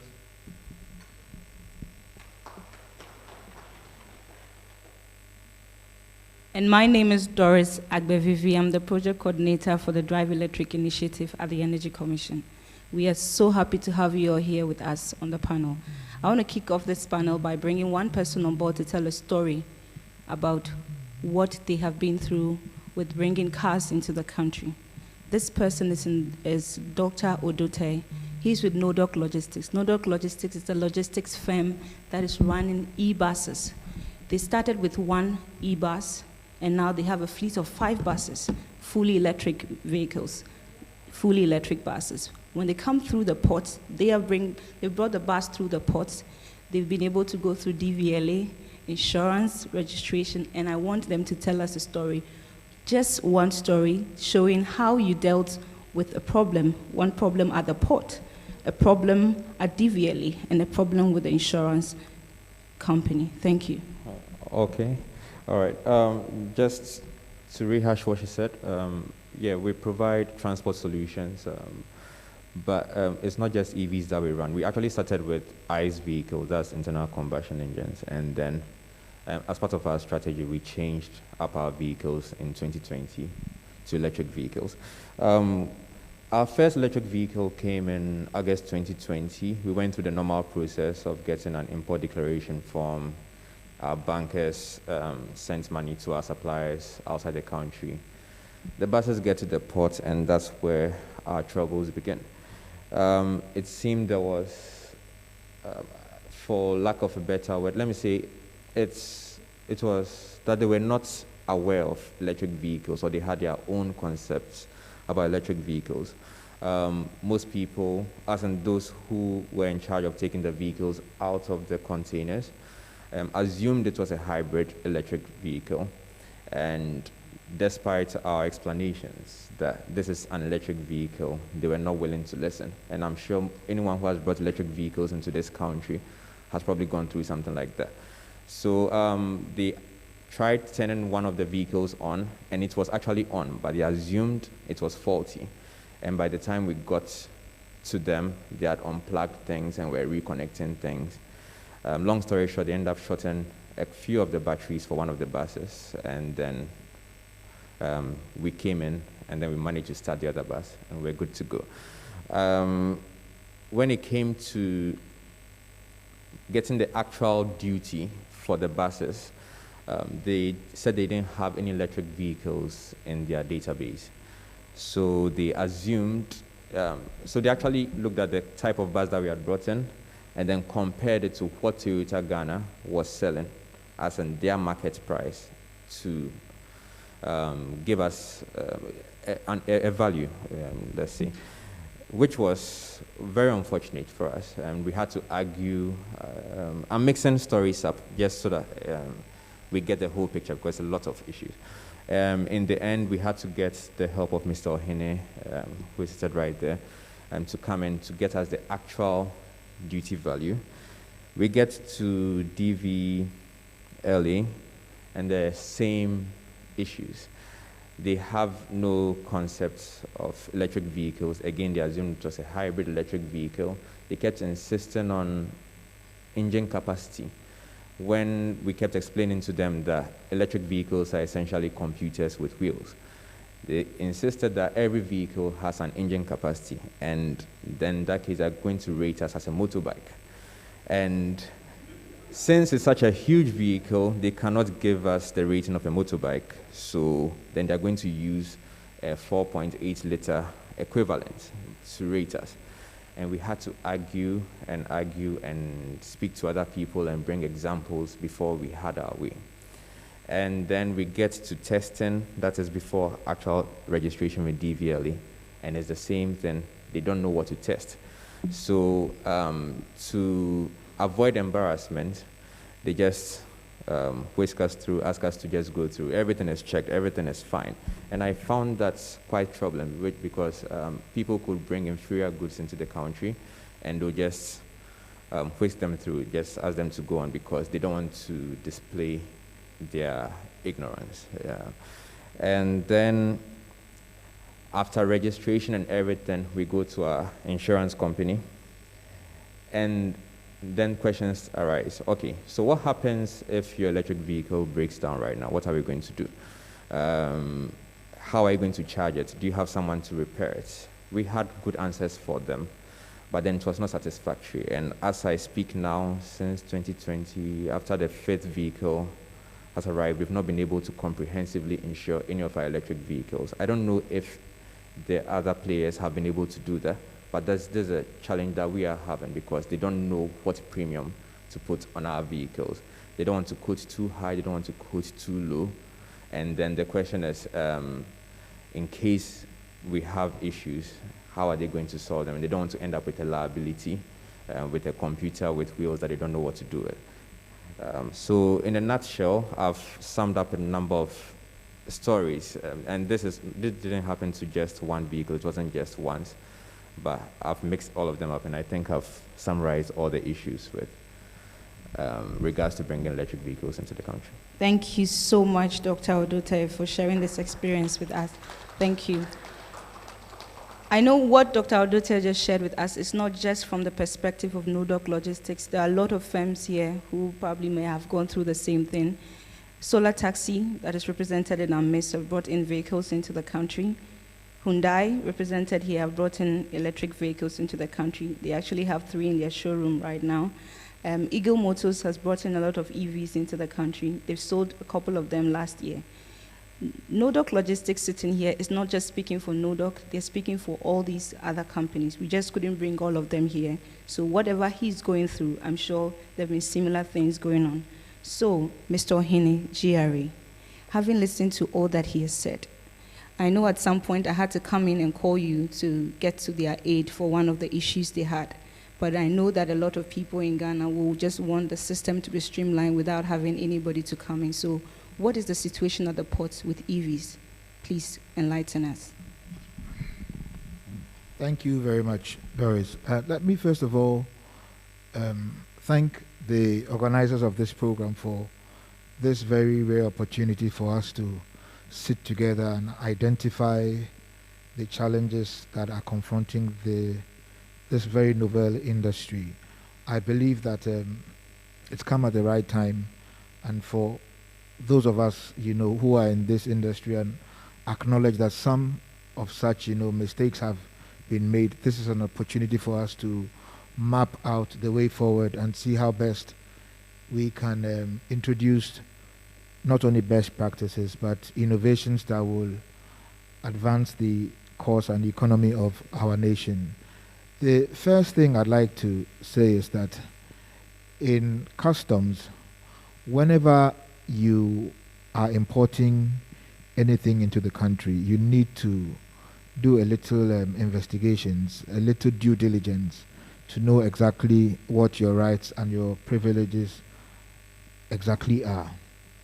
That apart, customs is basically an institution that is regulated by law, and law. We do not operate ultra vires. We don't operate outside the confines of our laws. The first rule to do with valuation is that Ghana is a member of the World Trade Organization, and because we have acceded to their conventions on valuation and classification and the like, if you are bringing anything into the country, the first law on valuation that is considered is the price you actually paid for the item. What you need to do as an importer is to present to customs the evidence of the price you actually paid for the item.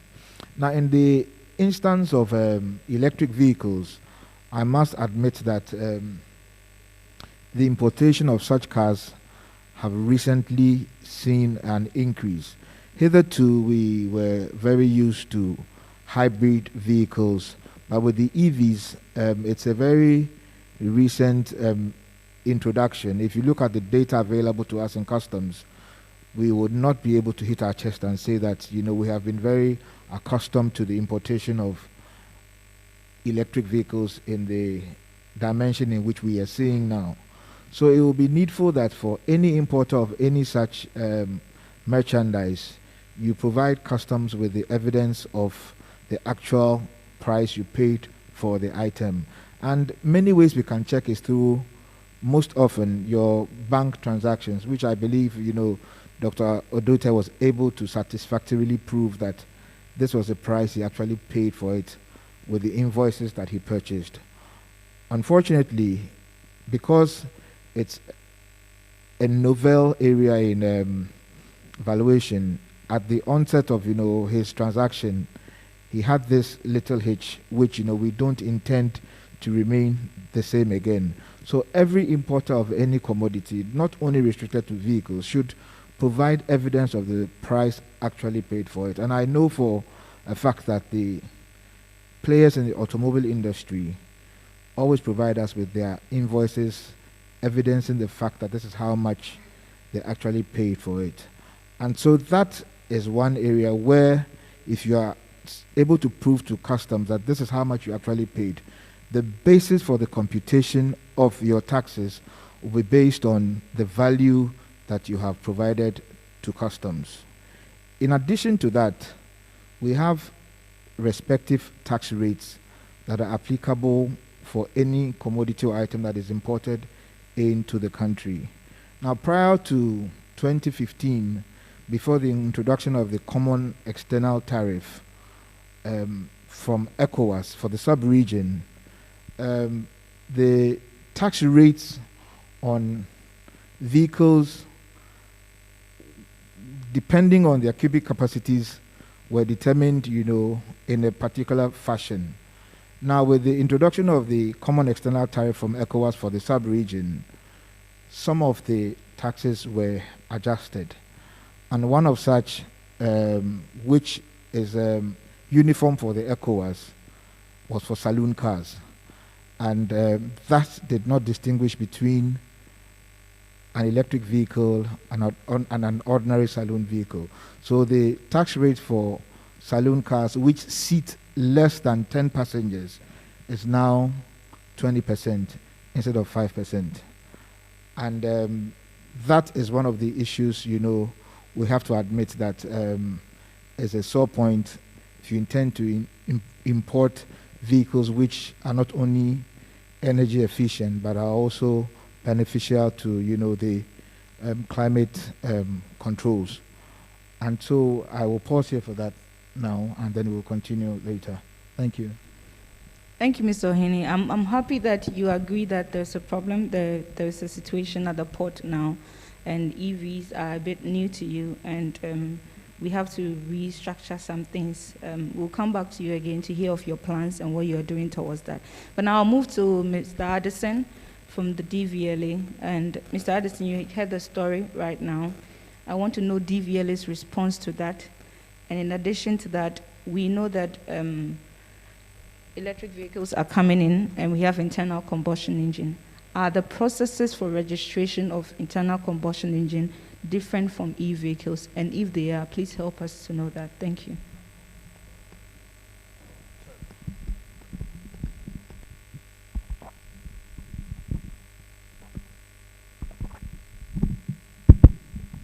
Right, thank you very much for the opportunity. Let me say that I'm highly honored to be part of this section because as DVLA, as a regulator in the road transport sector, we are also upbeat about actually bringing on board vehicles that are energy efficient.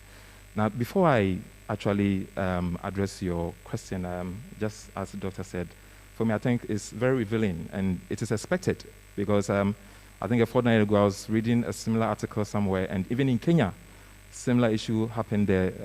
An EV, I think the first Nissan Leaf that was introduced in Kenya also suffered the same situation. It was difficult clearing the vehicle out of that particular port. So from where I sit, for me, I think that it is expected because we work within a regulated framework.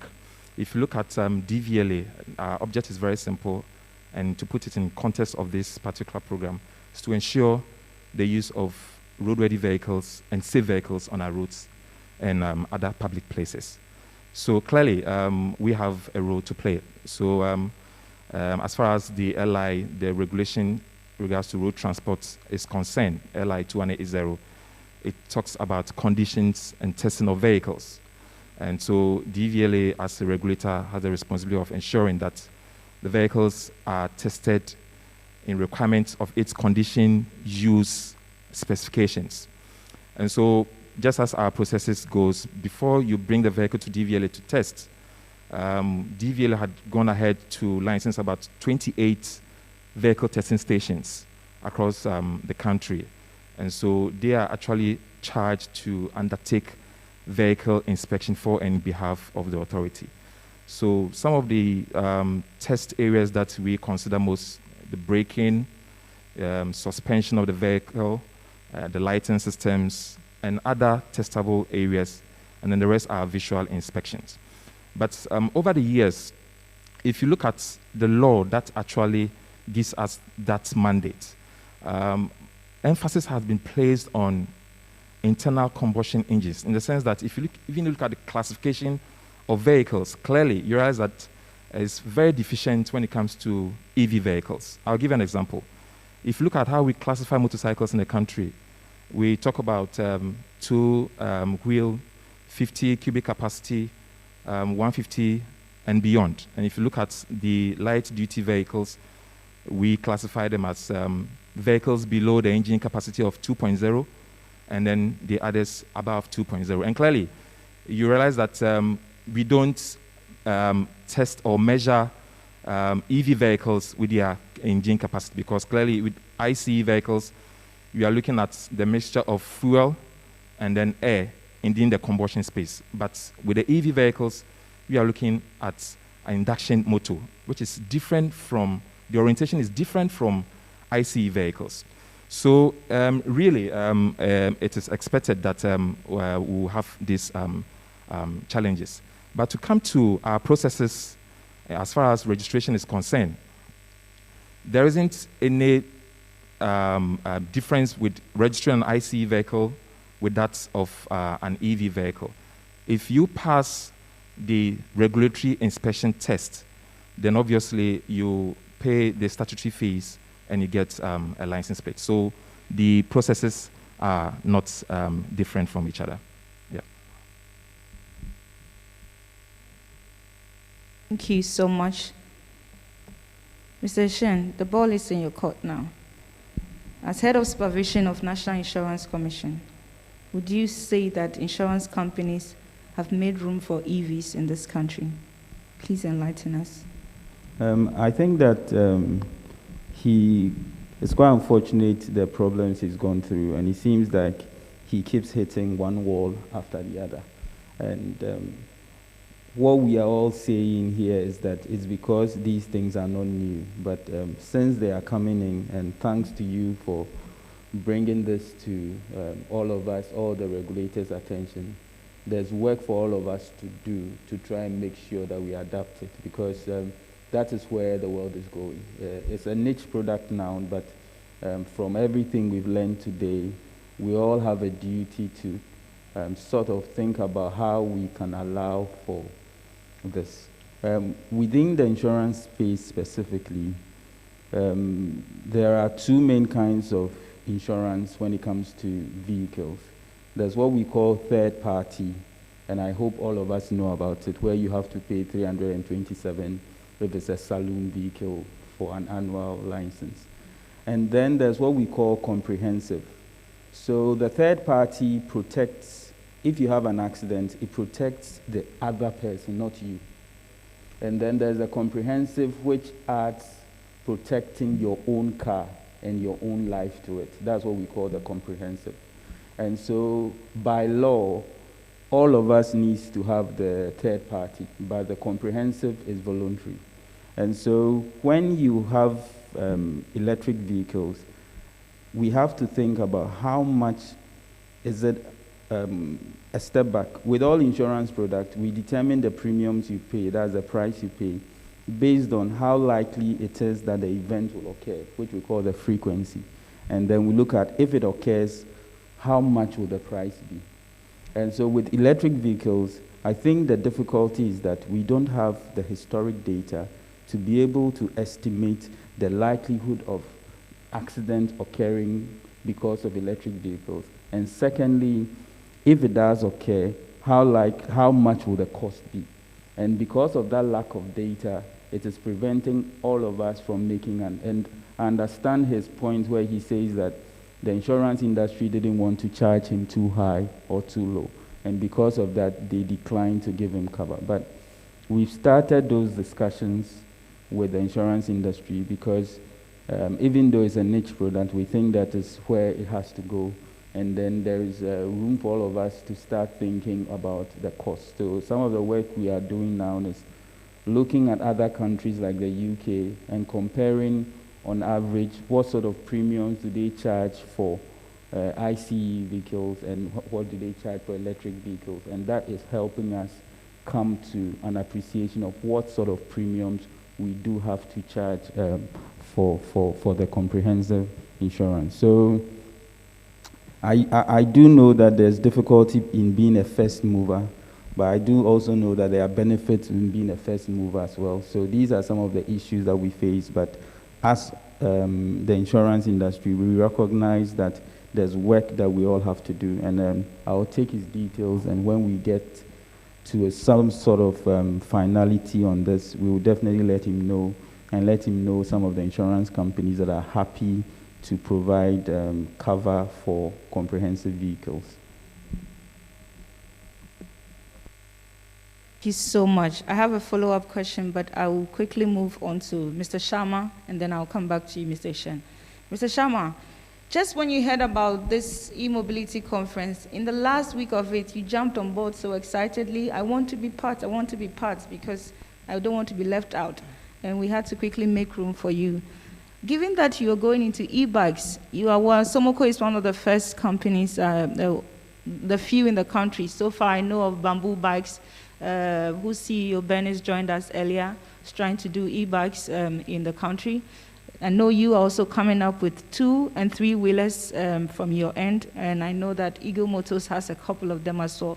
But why did you go into it, and what has been your challenges so far with the decision to go e-bikes? Please share with us.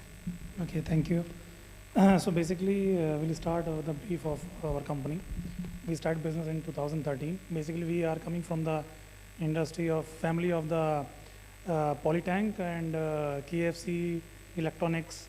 So company decided to jump into automobile business because we see the opportunity, the way automobile business was growing at that time. So definitely we grabbed the opportunity, and we started in 2013. And from that time, the industry was dominated by most of Chinese company. So we collaborated with the Indian manufacturer called Bajaj. From that time, we are now leading the industry in basically 3-wheeler. We have 80% market share, and in 2-wheeler, we have almost 15% market share. But how is it was possible? Because we understand what customer want. We did the deep research to understand what a customer wants, and basically automobile fields depend on after-sale service, which we provided. So we have the network in all over Ghana. We have almost 14 branches till this year, and by next year we'll have 20 more branches. And we have almost dealer of 70 dealers network. So definitely we cannot be just sit and see how world is moving towards EV vehicle. Definitely we have to be a part to play, and definitely which is because we are in 2-wheeler, we think to enter in the 2-wheeler industry. So we try to, that's why once we heard that there is opportunity, so we decide to come on board and put our words, because let me come to the point on this theme, which is of the whole conference, challenge and the opportunity.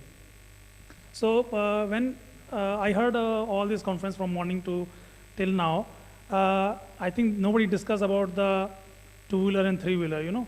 There is a personal segment for two-wheeler. Now people are start using two-wheeler to going to office, you know, the way traffic's in all over Ghana. So people are start using, and let me tell you, every year almost 80 to 70,000 two-wheeler and three-wheeler importing in Ghana. So there's a huge population of two-wheeler and three-wheeler. So and a lot of people are using and a lot of people are buying. And there is a delivery segment, there's a personal segment, school, teachers, you know. Maybe they are not using in Accra, but if you go to Kumasi, you go to Western region, you go to Tamale, you go to northern part, Upper East, Upper West, you will see people are using. So definitely there is opportunity, and we want to grab the opportunity, and that is the reason we are part of this conference. Coming to the what support we are looking for the government. See, I heard the gentleman here, he said that he faced the challenge when he brings the product. I'm telling you that a lot of people will face the same challenge until we don't have clear policy. And clear policy from all the prospect, from all the department, from ECG, from DVLA, from the Transport Ministry, from land acquisition, because you know all play his own part to build this system. Then only we can have a smooth transformation. Because once somebody buy, he has to charge his vehicle, not in the home, on the road also, and he should have a cheaper vehicle, because now these days the price of vehicle is so high. That's why a lot of the country like China, India, and US, they are giving subsidies. So there should be a PLI scheme, production-based link incentive scheme, which definitely government working on. So basically we are looking for a policy desperately. So we have a product ready. So because we cannot just bring the product and like this gentleman looking door to door, and we cannot give the price, high price. So it will be a failure. So basically before bring the product, we should have a policy ready for all the area. And then it will be an easy transformation from EC engine to electric vehicle for all the vehicle, whether it is two-wheeler, three-wheeler, car, bus, anything. So I think government, we are really waiting for the government policy, and it should be comes with the timeline. Thank you so much. Thank you so much, Mr. Sharma. Thank you so much. Can we move on to Prosper from Ministry of Transport? Prosper, thank you so much for joining us at such a short notice. In your expert opinion at the Ministry of Transport, these gentlemen here have shared all their challenges, not all, but some. What have you also identified with your studies that is ongoing about some of the challenges concerning EV industry? Just a quick share with us before your future plans. Thank you, Doris. Perhaps before I start, let me add my voice to say that the submissions of these gentlemen are very revealing, especially that of Doc. But be that as it's may, there's the opportunity. The good news and the assurance I can give them is that there's opportunity to streamline some of these, areas. On the substantive question, what we have identified is that the initial cost, the takeoff cost, is quite high, as we have come to learn from this discussion today. And the other challenge that has come to our attention as far as the ministry is concerned is the issue of taxes and duty, import duty. And I think that my big brother from GRE has alluded to this. Sadly, it costs more to, and I'm speaking for hybrid vehicles, it costs more, to import a hybrid vehicle as compared to the conventional, vehicles. And so, without intending to belabor the point that he made, this is one of the challenges that we have identified. Again, the issue of maintenance, there's very little education out there on the type of skill set that is required to maintain such vehicles. The ordinary mechanic on the street may not have the capacity to maintain, hybrid or e-vehicles, and so perhaps this is one other challenge. As a person who uses an e-vehicle, I should be able to tell, or I should be able to identify a garage where I can take my vehicle, for maintenance, even though, again, we have learned that the maintenance as far as e-vehicles are concerned is very minimal. But we are looking at e-vehicles vis-a-vis hybrid. The hybrid came on board earlier than the e-vehicles. And again, maybe the technology perhaps has caught up with us faster than we envisaged, but there's opportunity to streamline some of these things. One other thing I would say is that the ministry, the National Road Safety Authority Act 2019, Act 993, has mandated the National Road Safety Authority to undertake licensing of garages, private garages. And so once this is done and you are able to license and designate a garage as having expertise to maintain such vehicles, then we'll put this information out there in the public for the public to access. And so perhaps that's what I can say for now. Thank you. Thank you so much. Last year, April, a gentleman came to us at the commission and had a hybrid vehicle. And he said, Doris, I got to the port and I wanted to clear the vehicle. One person looked at the two outlets, because he has an outlet for petrol and an outlet to charge, and said, boss, now what two outlets? Your money has to increase immediately. So his hybrid cost increased for just the fact that he had two outlets, and the guy didn't understand the two outlets. That is from a person's angle. You had your business sharing. Mr. Ohene, why doesn't the port GRA Customs have an HS code for EVs yet? Please. Let me say that before I go further, let me say that there are many players operating at the port, and it would not be appropriate to allude everything to customs. So, for instance, with Doc's first encounter at the port, where there were challenges with identifying the vehicle, it might not necessarily have been customs. Customs involvement will come in when we need to assess the taxes that are exigible on the vehicle. Now, with vehicles that are used, that are imported into the country, depending on the country where the vehicle is originating, we have a database that is used in determining the actual price. What happens is that for valuation purposes, if you remember, I said earlier that all our dealings are regulated by law. For valuation purposes of a vehicle, according to our act, we use what you will call the manufacturer suggested retail price. And then that is depreciated depending on the age of the vehicle. And so you have depreciation rates differing. So if a vehicle is more than 5 years, the manufacturer suggested retail price is depreciated accordingly, right down to when it is less than 6 months old, then it is considered a new vehicle. So it is not an issue where we do not have an HS for it. The point I made earlier was that with the introduction of the ECOWAS Common External Tariff in 2015, we had some adjustments in the tax rates. And so if you look in our HS, where you have vehicles starting from 8702 in the HS, the mention of electric vehicles is very clear.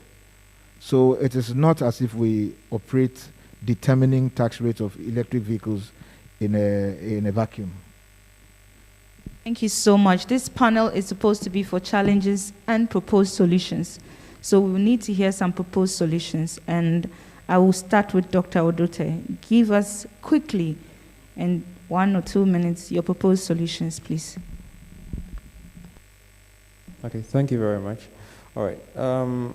I think with customs, with the last consignment that came in, we've seen a lot of improvement. And like Mr. Ohene alluded to, everything is governed by law. They cannot just act in a vacuum and decide that, okay, we are just going to give EVs a pass. It's going to take some time.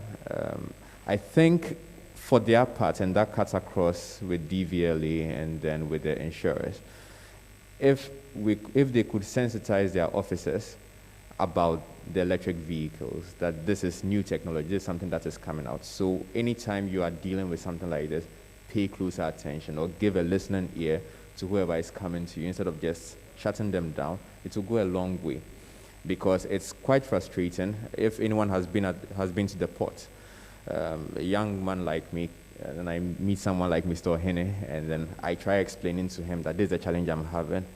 And some of them are not as kind as Mr. Ohene. They'll just rubbish you. What are you doing over here? I don't have time for you. And I've seen that a lot of times. You go to DVLA, the same thing. I come teach me how to do my job. But if you could sensitize them, I think that will go a long way to at least meeting us halfway whilst the legislators work on a solution. Thank you so much. I would quickly come back to you, Mr. Ohene. What are the plans for the future? We know the cost of EVs are quite on the high side as compared to ICE. So if they come to the port and it has to be a bit more higher on their taxes and things and all of that, just share with us what some of the plans you are having. Somebody sent a quick question online asking, when would HS codes be ready? So maybe you can add that to your future plans when it comes to EV at the ports, please. Thank you. Thank you, Doris. The HS code is already in use. I am sure those of us who are in the industry who import can attest that there are existing harmonized commodity coding system books that are available. You can obtain them either by hard or soft copies. And so they have been available and they remain available. Some of the solutions I'd like to prefer this afternoon, most especially for importers, is to look at the example of Kantanka. It has been mentioned here several times today, and I think that the direction the government is taking, which is a very laudable one, is to encourage the development of the automotive industry in the country. There are many incentives that go along with commercial importation of such vehicles, and even in the manufacturing or assembling of such vehicles. If you bring in vehicles that are completely knocked down or semi-knocked down, which are not fully built units, there are incentives you get by way of paying rebated taxes on such vehicles. And so we would want to encourage as many as possible. It does not only, inure to the benefit of the importer, but it also creates employment opportunities for the citizens of the country. Because once there are manufacturing entities available, we're able to have the youth, employed in these industries. Again, if you take advantage of what you now know as the Ghana Automotive Development, Initiative, where, cars and the vehicles that are brought in either in SKD or CKD forms, semi-knocked down, completely knocked down forms, are to be manufactured here. They have concessions that are really, very, very juicy and encouraging. The incentives, to bring them in and have them assembled here are quite high. And we would want to enjoin most of us to take advantage of this. The other issue is that... Thank you. Can I just add this one before, because it's quite important. The other issue is that we, as Ghana Revenue Authority, we implement government policies. And so just like, the minister mentioned this morning that the Ministry of Finance and the Ministry of Energy are engaging in ensuring that they can come up with policies that will direct, the way forward with taxes. We want to encourage those in the industry to be very proactive in ensuring that some of these policies are rolled out immediately so that GRA can implement them. Thank you.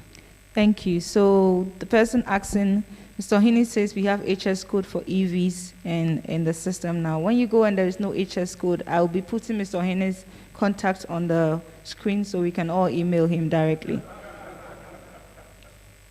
Ms. Addison, please share with us the plans underway, DVLA, when it comes to EVs, please. Right, so just as I mentioned earlier, we actually work within a regulated policy. We've started reviewing the laws. Fortunately for us, we have the opportunity of reviewing the Road Traffic Act. Very soon we'll be looking at the road traffic regulation as well to actually amend certain portions that will speak to the use of EV vehicles. Just as I mentioned, the laws were passed some years ago, 2004. If you look at Road Traffic Act, was passed in 2004, and I believe the first EV vehicle that even entered our jurisdiction was about 5-6 years ago. And so clearly there is a need for us to look at our laws and then internally our policies also. Then coming to DVLA, what we'll be doing going forward is training, and then retraining to scale up the expertise and then the technology as well, and also to actually bring in more logistics, especially with regards to the private vehicle testing stations, to scale up their logistics to be able to test these EV vehicles. So that is the medium-term, short to medium-term plans that we have. Yeah. Thank you.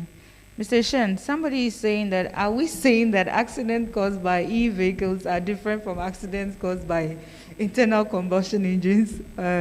Why is it taking insurance companies long to put a valuation on the EVs and help them seamlessly get insurance? Please, in answering this question, share with us your future plans. Thank you. Thank you. So the accident caused by EVs are not different from the accident caused by the ICs. The main issue is that EVs also come up with more technologically advanced cars, and with that has additional risk to it. I don't know if any of you have seen some electric vehicles. There are people who are trying to hack into it. So there are issues around it that needs to be addressed, because EV is just one part of it. The fact that it's a higher open to cyber attacks, you need to consider all of that as well, because it's not just a factor that is EV. So on the specific issue of what the insurance industry is seeking to do about it, I think the first place is that there's one step that has been done. He's been able to get the third-party coverage, and there are a number of them that has been able to get third-party coverage. The issue is being able to cover the own damage aspect of it, like being able to get a comprehensive insurance policy for it. And with that, it's about getting historical data and being able to find the correct premium to price. And this is where, as we earlier said, we are using comparatives from other countries, and based on that we can be able to come up with a premium. So it's work that is in process, and I know you asked me what are the timelines, but I would take his number and we would definitely talk about that when we have come to some form of conclusion on that. Thank you so much, Mr. Ishan. I think you are good at preempting your questions now, so it's good to know that. Mr. Sharma, what are your proposed solutions? Give us in 1 short minute your proposed solutions, please.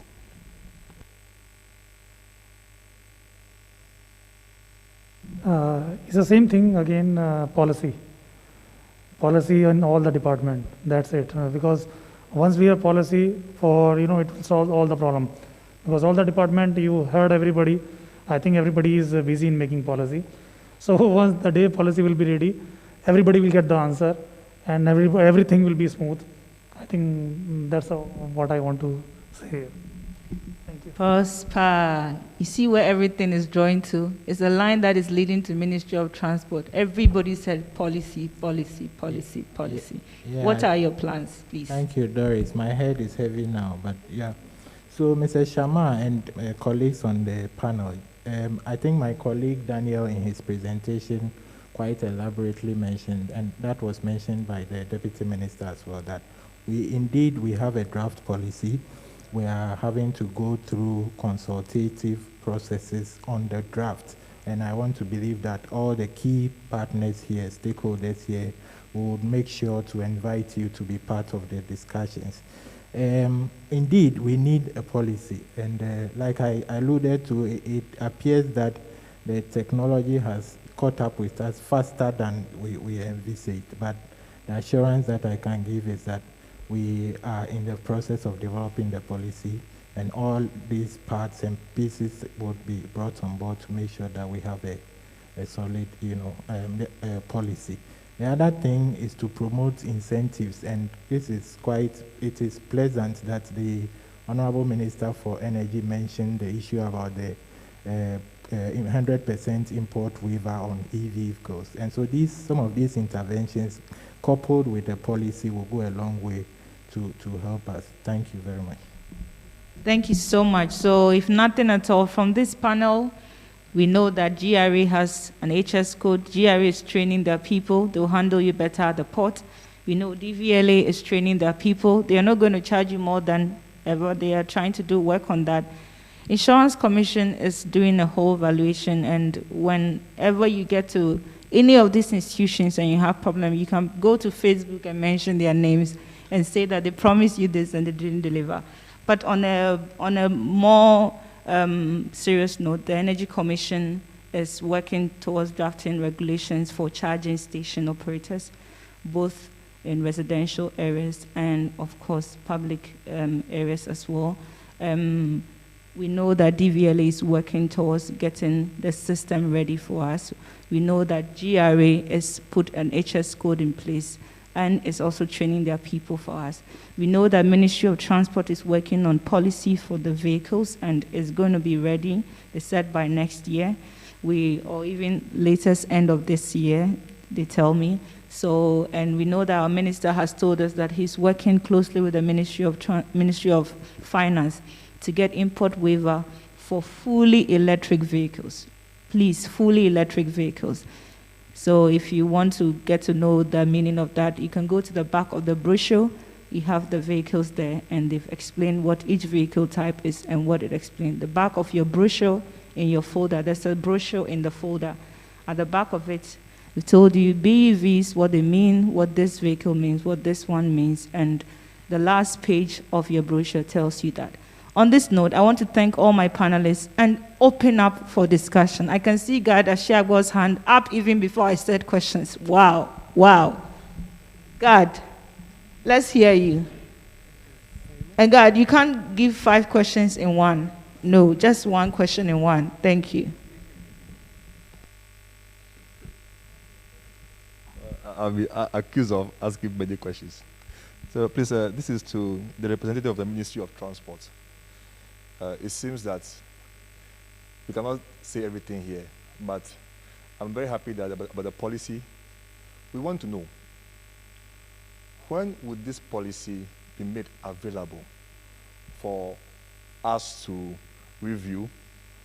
How would that process look like? Is it going to be put on your website? Are you going to email it to us? Are you going to invite it to us to a program like this for us to deliberate it? Because even from the customs officer, that's Mr. Ohini. For example, one thing I don't understand about our policy framework. Currently, we have a luxury tax on cars, right? Oh, we don't have it again. Let me abolish. Fantastic. But if we look at the rate we charge duties on cars, it seems that the more they consume, the higher the duty rate. Okay? So if EVs consume less, as in, and pollute less, why not just zero rate it? Because, no, seriously, we are able to make an exemption for that. But all this will fall under the policy framework. That's why I was asking, when will it come? How will we get our input across? Look at it and get our input across. Thank you. Thank you very much for that question. Doris, who else do you want to take? I think we should just take 3 rounds because now he knows it's going to policy and it's going to Mr. Ohini. We'll so take anybody the next else 2. you identify you want to take a question from? Doris. Should I go here? Okay, that man can go. Thank you very much. My question is to, since you're talking about challenges, my question is in 2 folds. One, are we not hastening too fast since we don't have policies in place across all the sectors to fully embrace e-vehicles? But then you have people importing the vehicles already in town. Some even have got their own temporal charging stations hidden behind the scenes and they are using them. Whilst there's no policy, there's no guidelines. What will be the effect since we don't have all these rules already in place? That's number one. Number 2, challenges. This goes to ECG, even though they are not on the panel, and maybe they can help me. Have you done any network impact assessments of this uptake of e-vehicles with respect to power quality into your distribution network? If all these EV stations should come up, looking at issues of harmonics, for example, that can affect the power quality. Has there been any steady technical report on your side to see the impact of power quality? Thank you. Thank you very much. Doris was the third one. Where? This way? All right, sure. Thank you very much. My name is Abbas from NPA. Not much has been said about the rail sector in all of these e-mobility discussions.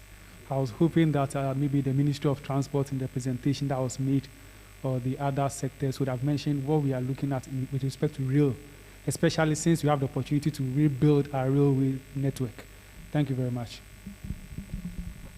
Patrick, I know I promised you, but this gentleman had his hand up, so we'll take Enoch? him. Yes. Well, thank you very much. Enoch Ejapong from the Renewable Energy Association. So I just want to dovetail on the rail question, but mine was more on the road sector. Why? Because I note that if the 2-wheelers and 3-wheelers, for example, one colleague of mine uses the bicycle, and I know many people who also like to use that side, but usually in conversations like this, we find the road, the Ministry of Road, etc., also quite missing from this. So just to know how all of this is also sort of dovetailing and sort of making impacts into that aspect. I think it would just be interesting to know. And the second part has to do with the original equipment manufacturers. I'm just thinking and looking ahead into the future. I know that we've had scenarios where the old Willowbrooks, since Nkrumah days, have been on the road for a long time. Unfortunately, we've not had any more R&D from the OEMs to see how they have functioned and how they've been operating, etc. I'm just trying to understand whether for us now, thinking about e-mobility, we're also considering the issue around cradle-to-cradle, designed to fit for purpose and then end-of-life usage of these vehicles, whether we're already thinking about it and how we can think about it if it's relevant, so we don't wait till 40 years and we have these issues still persistent. Thank you. Well, there you have it. So hold on to these questions and we'll take another round after this. That's fine. Okay. So I think the policy question from GAD with the stakeholder, with what he just mentioned, Enoch, in talking about our plans, that would still fit into the policy. I'll leave that to you, Prosper, to take care of that. Okay. Thank you, Doris, for the question. Policy development, it's quite an elaborate process. I did mention that we have a draft policy, thankfully, and the consultative process is key for any policy as far as our governance framework is concerned. And so what we usually do is to engage stakeholders like we have in this forum, key stakeholders. And I must add that this process of getting to a draft policy has been, done by consultation. There are quite a few people here who have been part of a committee that has been working, on the policy. Mind you, the policy will have to go to cabinet at a certain point. And so, trust me, we would engage stakeholders, and it will be such as we have here, a stakeholders workshop, could be based on focus group discussions and all that. There are quite elaborate processes that we go through. And so the assurance I can give you is that, yes, we would engage you once, you are a stakeholder. we would do well to engage you. Doris, can I take my other question? Please, go ahead. Yes, so there was one on rail. Unfortunately, there's a different ministry responsible for rail, but what I know is that they also have quite, some modern, systems, modern proposals as far as mass transportation is concerned. They are looking at light rail and all that. I don't intend to speak for them, but I know that some work is being done as far as e-mobility is concerned in the rail sector as well. On roads, yes, we do collaborate with the Ministry of Roads and Highways. They are responsible for the infrastructure, and we, have oversight over the services. Naturally, our roadway, would take e-vehicles anyway, and so I don't think there's much of a problem when it comes to, the road infrastructure sector. Thank you very much. I hope I have. Thank you so much. There are other questions, and if there is anybody on the panel that wants to take any to answer, they can go. But before then, I want to answer one of his questions. No, we are not going too far ahead of ourselves, because as he told you, the first EV that came to the country came over 7 years ago or 8 years. Today, the numbers that we see when it comes to EVs every year that come into the country, because the numbers are still being finalized, it's way into 400s and above, into the 600s. The point is, they keep building up. If we try to work on policy right now, all that we are doing here is feeding policy. We don't just get up and write it for you and give it to you and say, policy, please take, or invite 20 or 10 people to deliberate on it and say it's finalized. These conferences, these sensitization platforms, what you tell us, what you speak to, what you propose, the solutions you give us, the advices you give us, they all feed into the policy. So this conference is for a program like that, and to do the right thing, a step in the right direction, to bring stakeholders on a bigger platform together. Anybody else can take the answers for anyone. Yeah, I have a follow-up question about the quality of power to ECG, if I may add to it. We have 2 charging stations or 2 charging points to serve our vehicles currently in Tema. Fortunately for us, we are running a hybrid system where we use solar power as well. So when the quality of power from ECG is not so good, the solar can support through an inverter. But oftentimes, we realize that the voltage drops so low, too low even for our level 2 chargers to pick up. And then we have to prop them up. And when the voltage drops that low, the current goes up, and our expense actually goes up. And in some instances, it drops so low that the chargers actually go off. Now, I know that just from a layman point of view, you are trying to distribute the power evenly, so sometimes you may decrease to even things out. That's from my layman point of view. But if I don't know if you guys are doing an analysis on these things and if something can be done about it. And then also, you are using smart meters now. For us as a business, this has been really helpful instead of taking the charging cards to go load, etc. But especially in the last 2 weeks, it's been very challenging.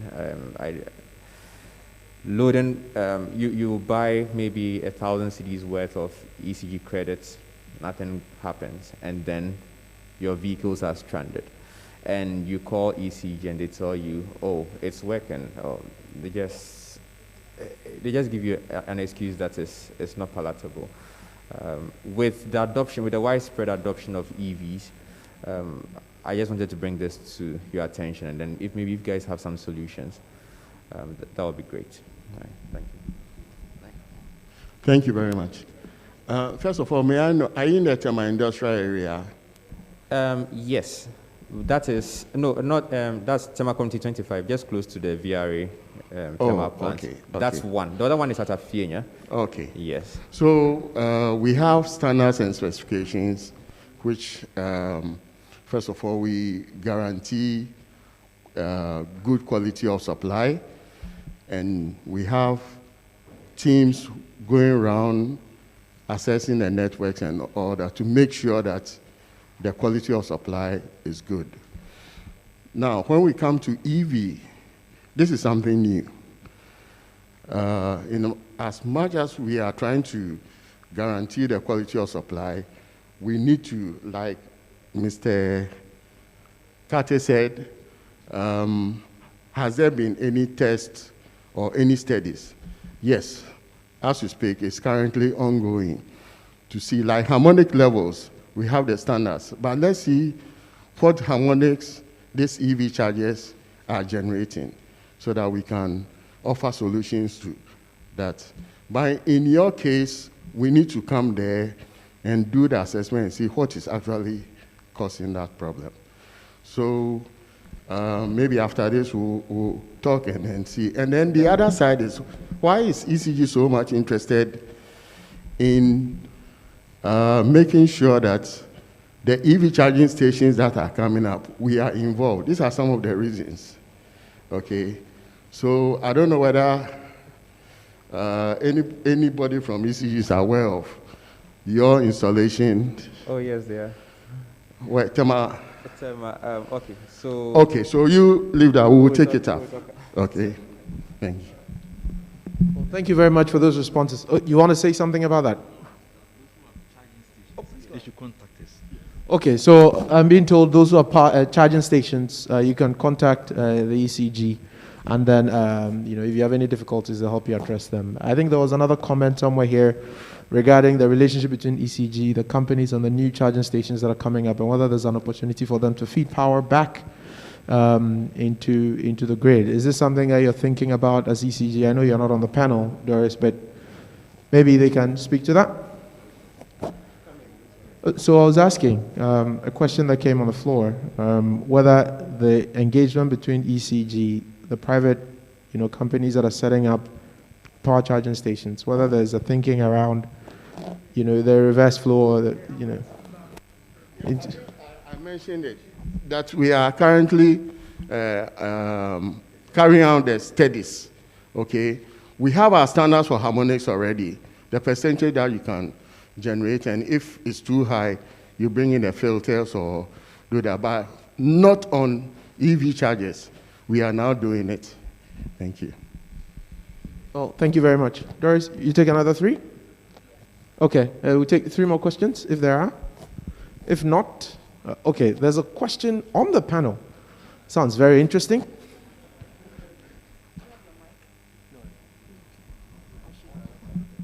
Yeah, I just want to add something here. When we're talking about this policy, which we already discussed a lot, basically, policy will give the idea to all the departments, especially the ECG. Policy will decide, definitely they will keep a target. Let's say 2000, like other countries, they fix the target that they are going to convert 30%, 25% of 30% vehicle from IC to EV. So same thing for it comes to the ECG. Based on the policy and targets government takes, the EC will plan their production, So I think it's all together comes to again to policy. So I'm sure once the policy ready, the ECG will be in line and have the idea that next 2 years, 3 years, what will be the production plan. And accordingly, I'm sure they will invest into the different type of electricity, solar, wind, dam, and nuclear. Thank you, Mr. Sharma. Patrick, another question there. Okay, let's do that. Good afternoon, good evening. My name is Colin Slati. I'm from the tech industry. And Doctor made a very important point that we have loudly ignored. He said EVs are computers on wheels, right? Which implies we need cybersecurity people involved in policy or involved in NIC and is it DVLA? Because we need to protect ourselves. And also to protect our premiums, we need to provide all these services to our clientele so that we give them the best that they need. Because individuals could not afford the services of cybersecurity. Okay, so if they are collaborating, NIC, DVLA, maybe the companies, they come together, have a pool of cybersecurity experts helping in that area as well. Because it's a novelty, for even IT people. Right, so that's all I need to point out. Thank you. Thank you very so much. much. We have another question. Patrick, it looks like we may have to cut the question somewhere. So Yeah, but for gender parity purposes, we've been asking questions from only men, All which right, I'm not too excited about. Okay. Okay, so hello, my name is Noor Akkad. I'm from Universal Motors Limited. We are the importer of Porsche vehicles in Ghana. So thank you for having us. It is very interesting to learn about the opportunities and challenges of e-mobility in Ghana.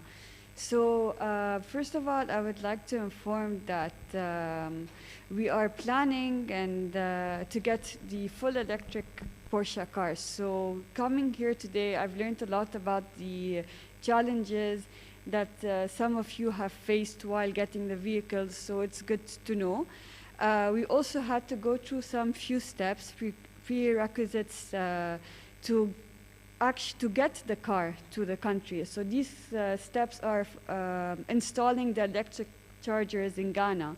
So as you know, we installed them already in Palace, in Svintex, on Liberation Road at Total Station and at Kempinski Hotel. So there's also other steps that we need to go through. For example, there is, someone brought up the battery. So if there is ever a leakage, if there's a leakage at the battery, we have a, how do you call it? Sorry, we have a quarantine room where you put it inside, and if there's a leakage, you submerge it with water. So there is really huge opportunities to bring electric cars into the country. And it was great to attend the event today because now we know the steps needed. And we really hope that we get the policies as soon as possible so it can facilitate everything in the future. Thank you very much. Thank you so much from Porsche. Last question, Patrick. Last question over there. And if you have a last question, I'll say you should go to another woman in the room. Please, let it go to a woman. I'm all for it.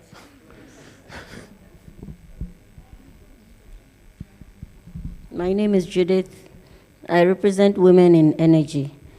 My question goes to the rep from the Ministry of Transport. I hear there's a draft policy, and I want to know if there are initiatives that have incorporated the gender perspective into this policy, this draft policy.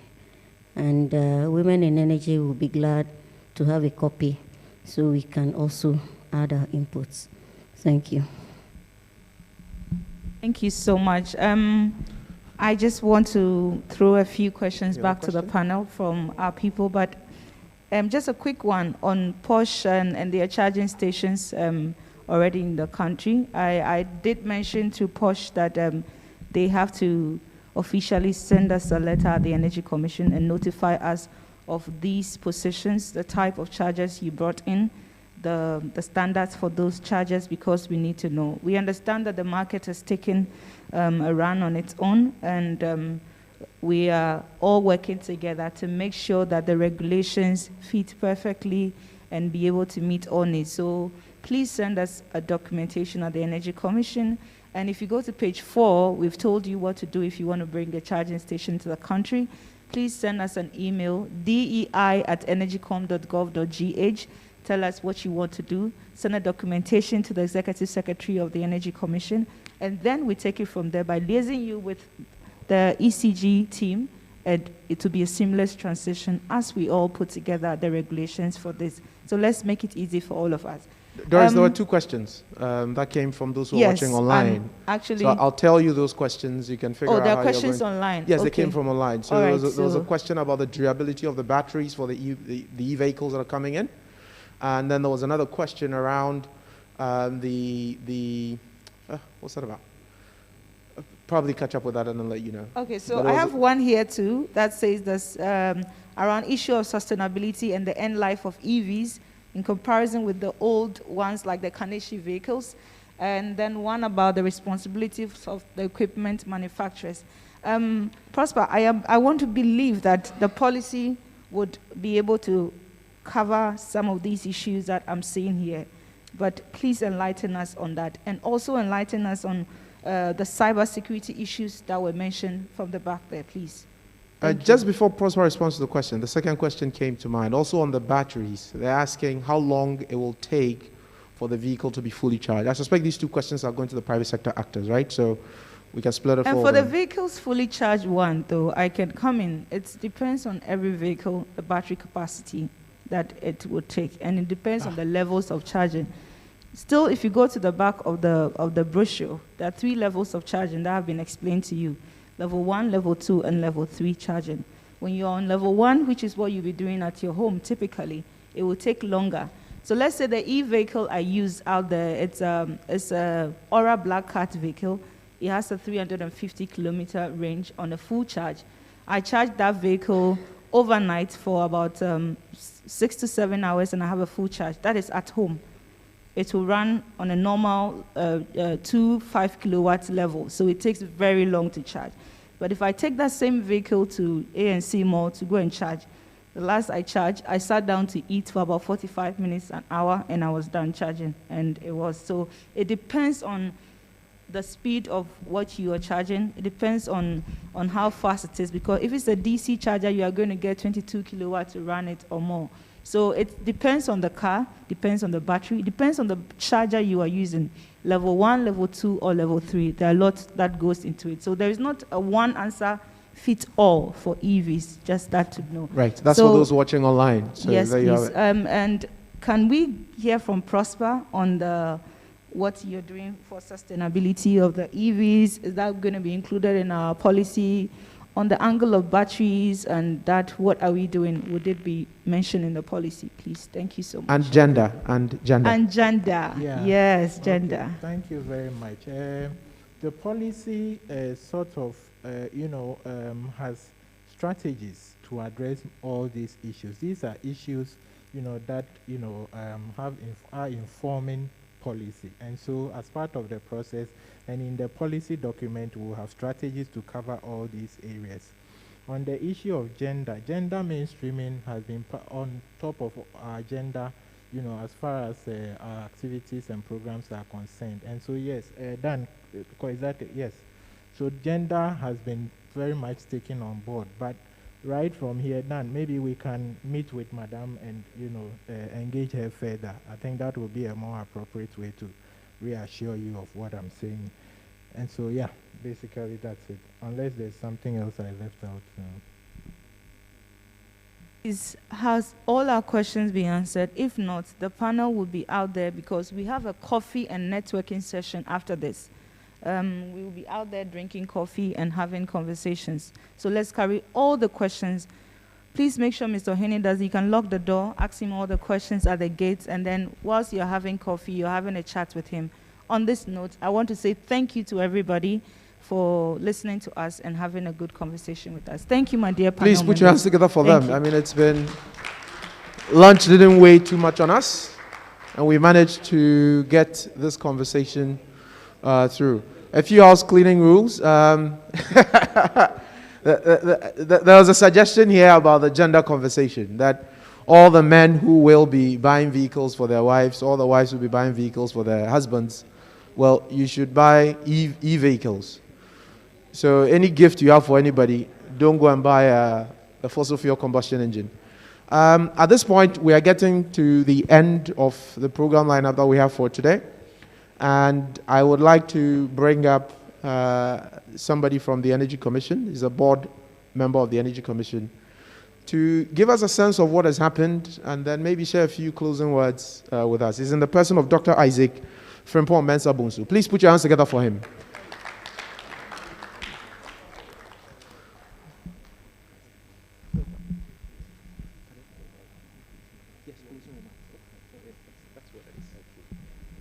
Thank you very much, Mr. MC. Please, let's all show appreciation to our participants. And thank you very much. Thank you very much for your cooperation and for your support in getting this first e-mobility conference come this far. Distinguished ladies and gentlemen, one thing is clear. that the world is changing. Things are not the same anymore. The way we all started is not the same. Think about communication. Think about computing. Everything is changing. Now is the time for changes, major changes in mobility. There has been changes in mobility in the past. We saw it from the presentations. Even with this e-mobility, it started somewhere. It went on hibernation. Now it has come back. And it is the time for us all to adopt it, plan with it, and move forward. One thing is clear. If we fail to plan, then we plan to fail, because that is where technology is taking us. We were told that some nations have already set ambitious targets. Within the next decade, they want to transition completely from ICE to EV.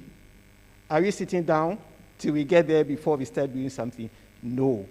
That is why the policymakers and the regulators have organized this forum. The policymakers have also made it clear that they have initiated a process of formulating the appropriate transport policies that will accommodate all the issues that we have discussed. Regulators have also told us, and they have also listened to us. Do you have to move this? Okay. The regulators have also told us what they are doing, from insurance to revenue to customs. They've all given us information about what they are doing and what they plan to do. They've also listened. And I believe since they are representing institutions, when we all go back, since we represent institutions, when we all go back, we need to send feedback. And at the appropriate time, let our leaders, our executives, our directors, and so on, know and understand and appreciate the changes that are coming, so that we all prepare for that. One thing is clear, that the justification is there for environmental reasons, and in Ghana in particular, because of the excess capacity that we have. But then, we are told that even though we want to go that way, we also still want to make use of RE technology, even in generating the kind of electric power that is going to power our vehicles. So, distinguished ladies and gentlemen, there's a lot to discuss, but the time is not enough. The time is not enough for us to discuss all the opportunities available and the challenges that we need to address if we want to move in that direction with the changing technology. Time is not enough, but the good news is that this is not the end. Remember, it's the first. So once it's written first, it means second is coming, third is coming. This is not the end, nor the beginning of the end. It's just the end of the beginning. And I believe that more useful things are coming up. Let us get ready. God bless us all. Thank you very much, Dr. Isaac Mensah-Bonsu. I think you all deserve a round of applause for yourselves for staying through this conversation up until now. At this point, we have officially brought the conference proper to a close, but there is networking, there are other conversations. That's where the real conversation starts. How you can build your B2B connections, how you get to connect to some policymaker who's in the room that you can offer some insights to. And that's going to happen, right outside whilst we do networking and take some coffee as we prepare to leave. You've all been very amazing and wonderful. My name is Patrick Stevenson. Thank you very much for coming.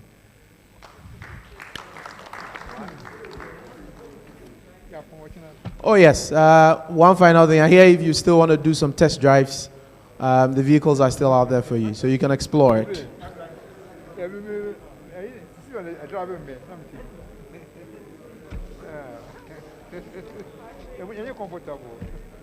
Yes, sir. So, okay. Thank you so much. So good to see you again. Yes, I'll definitely go. It was a good boy. No, thank you so much. Thank you so much.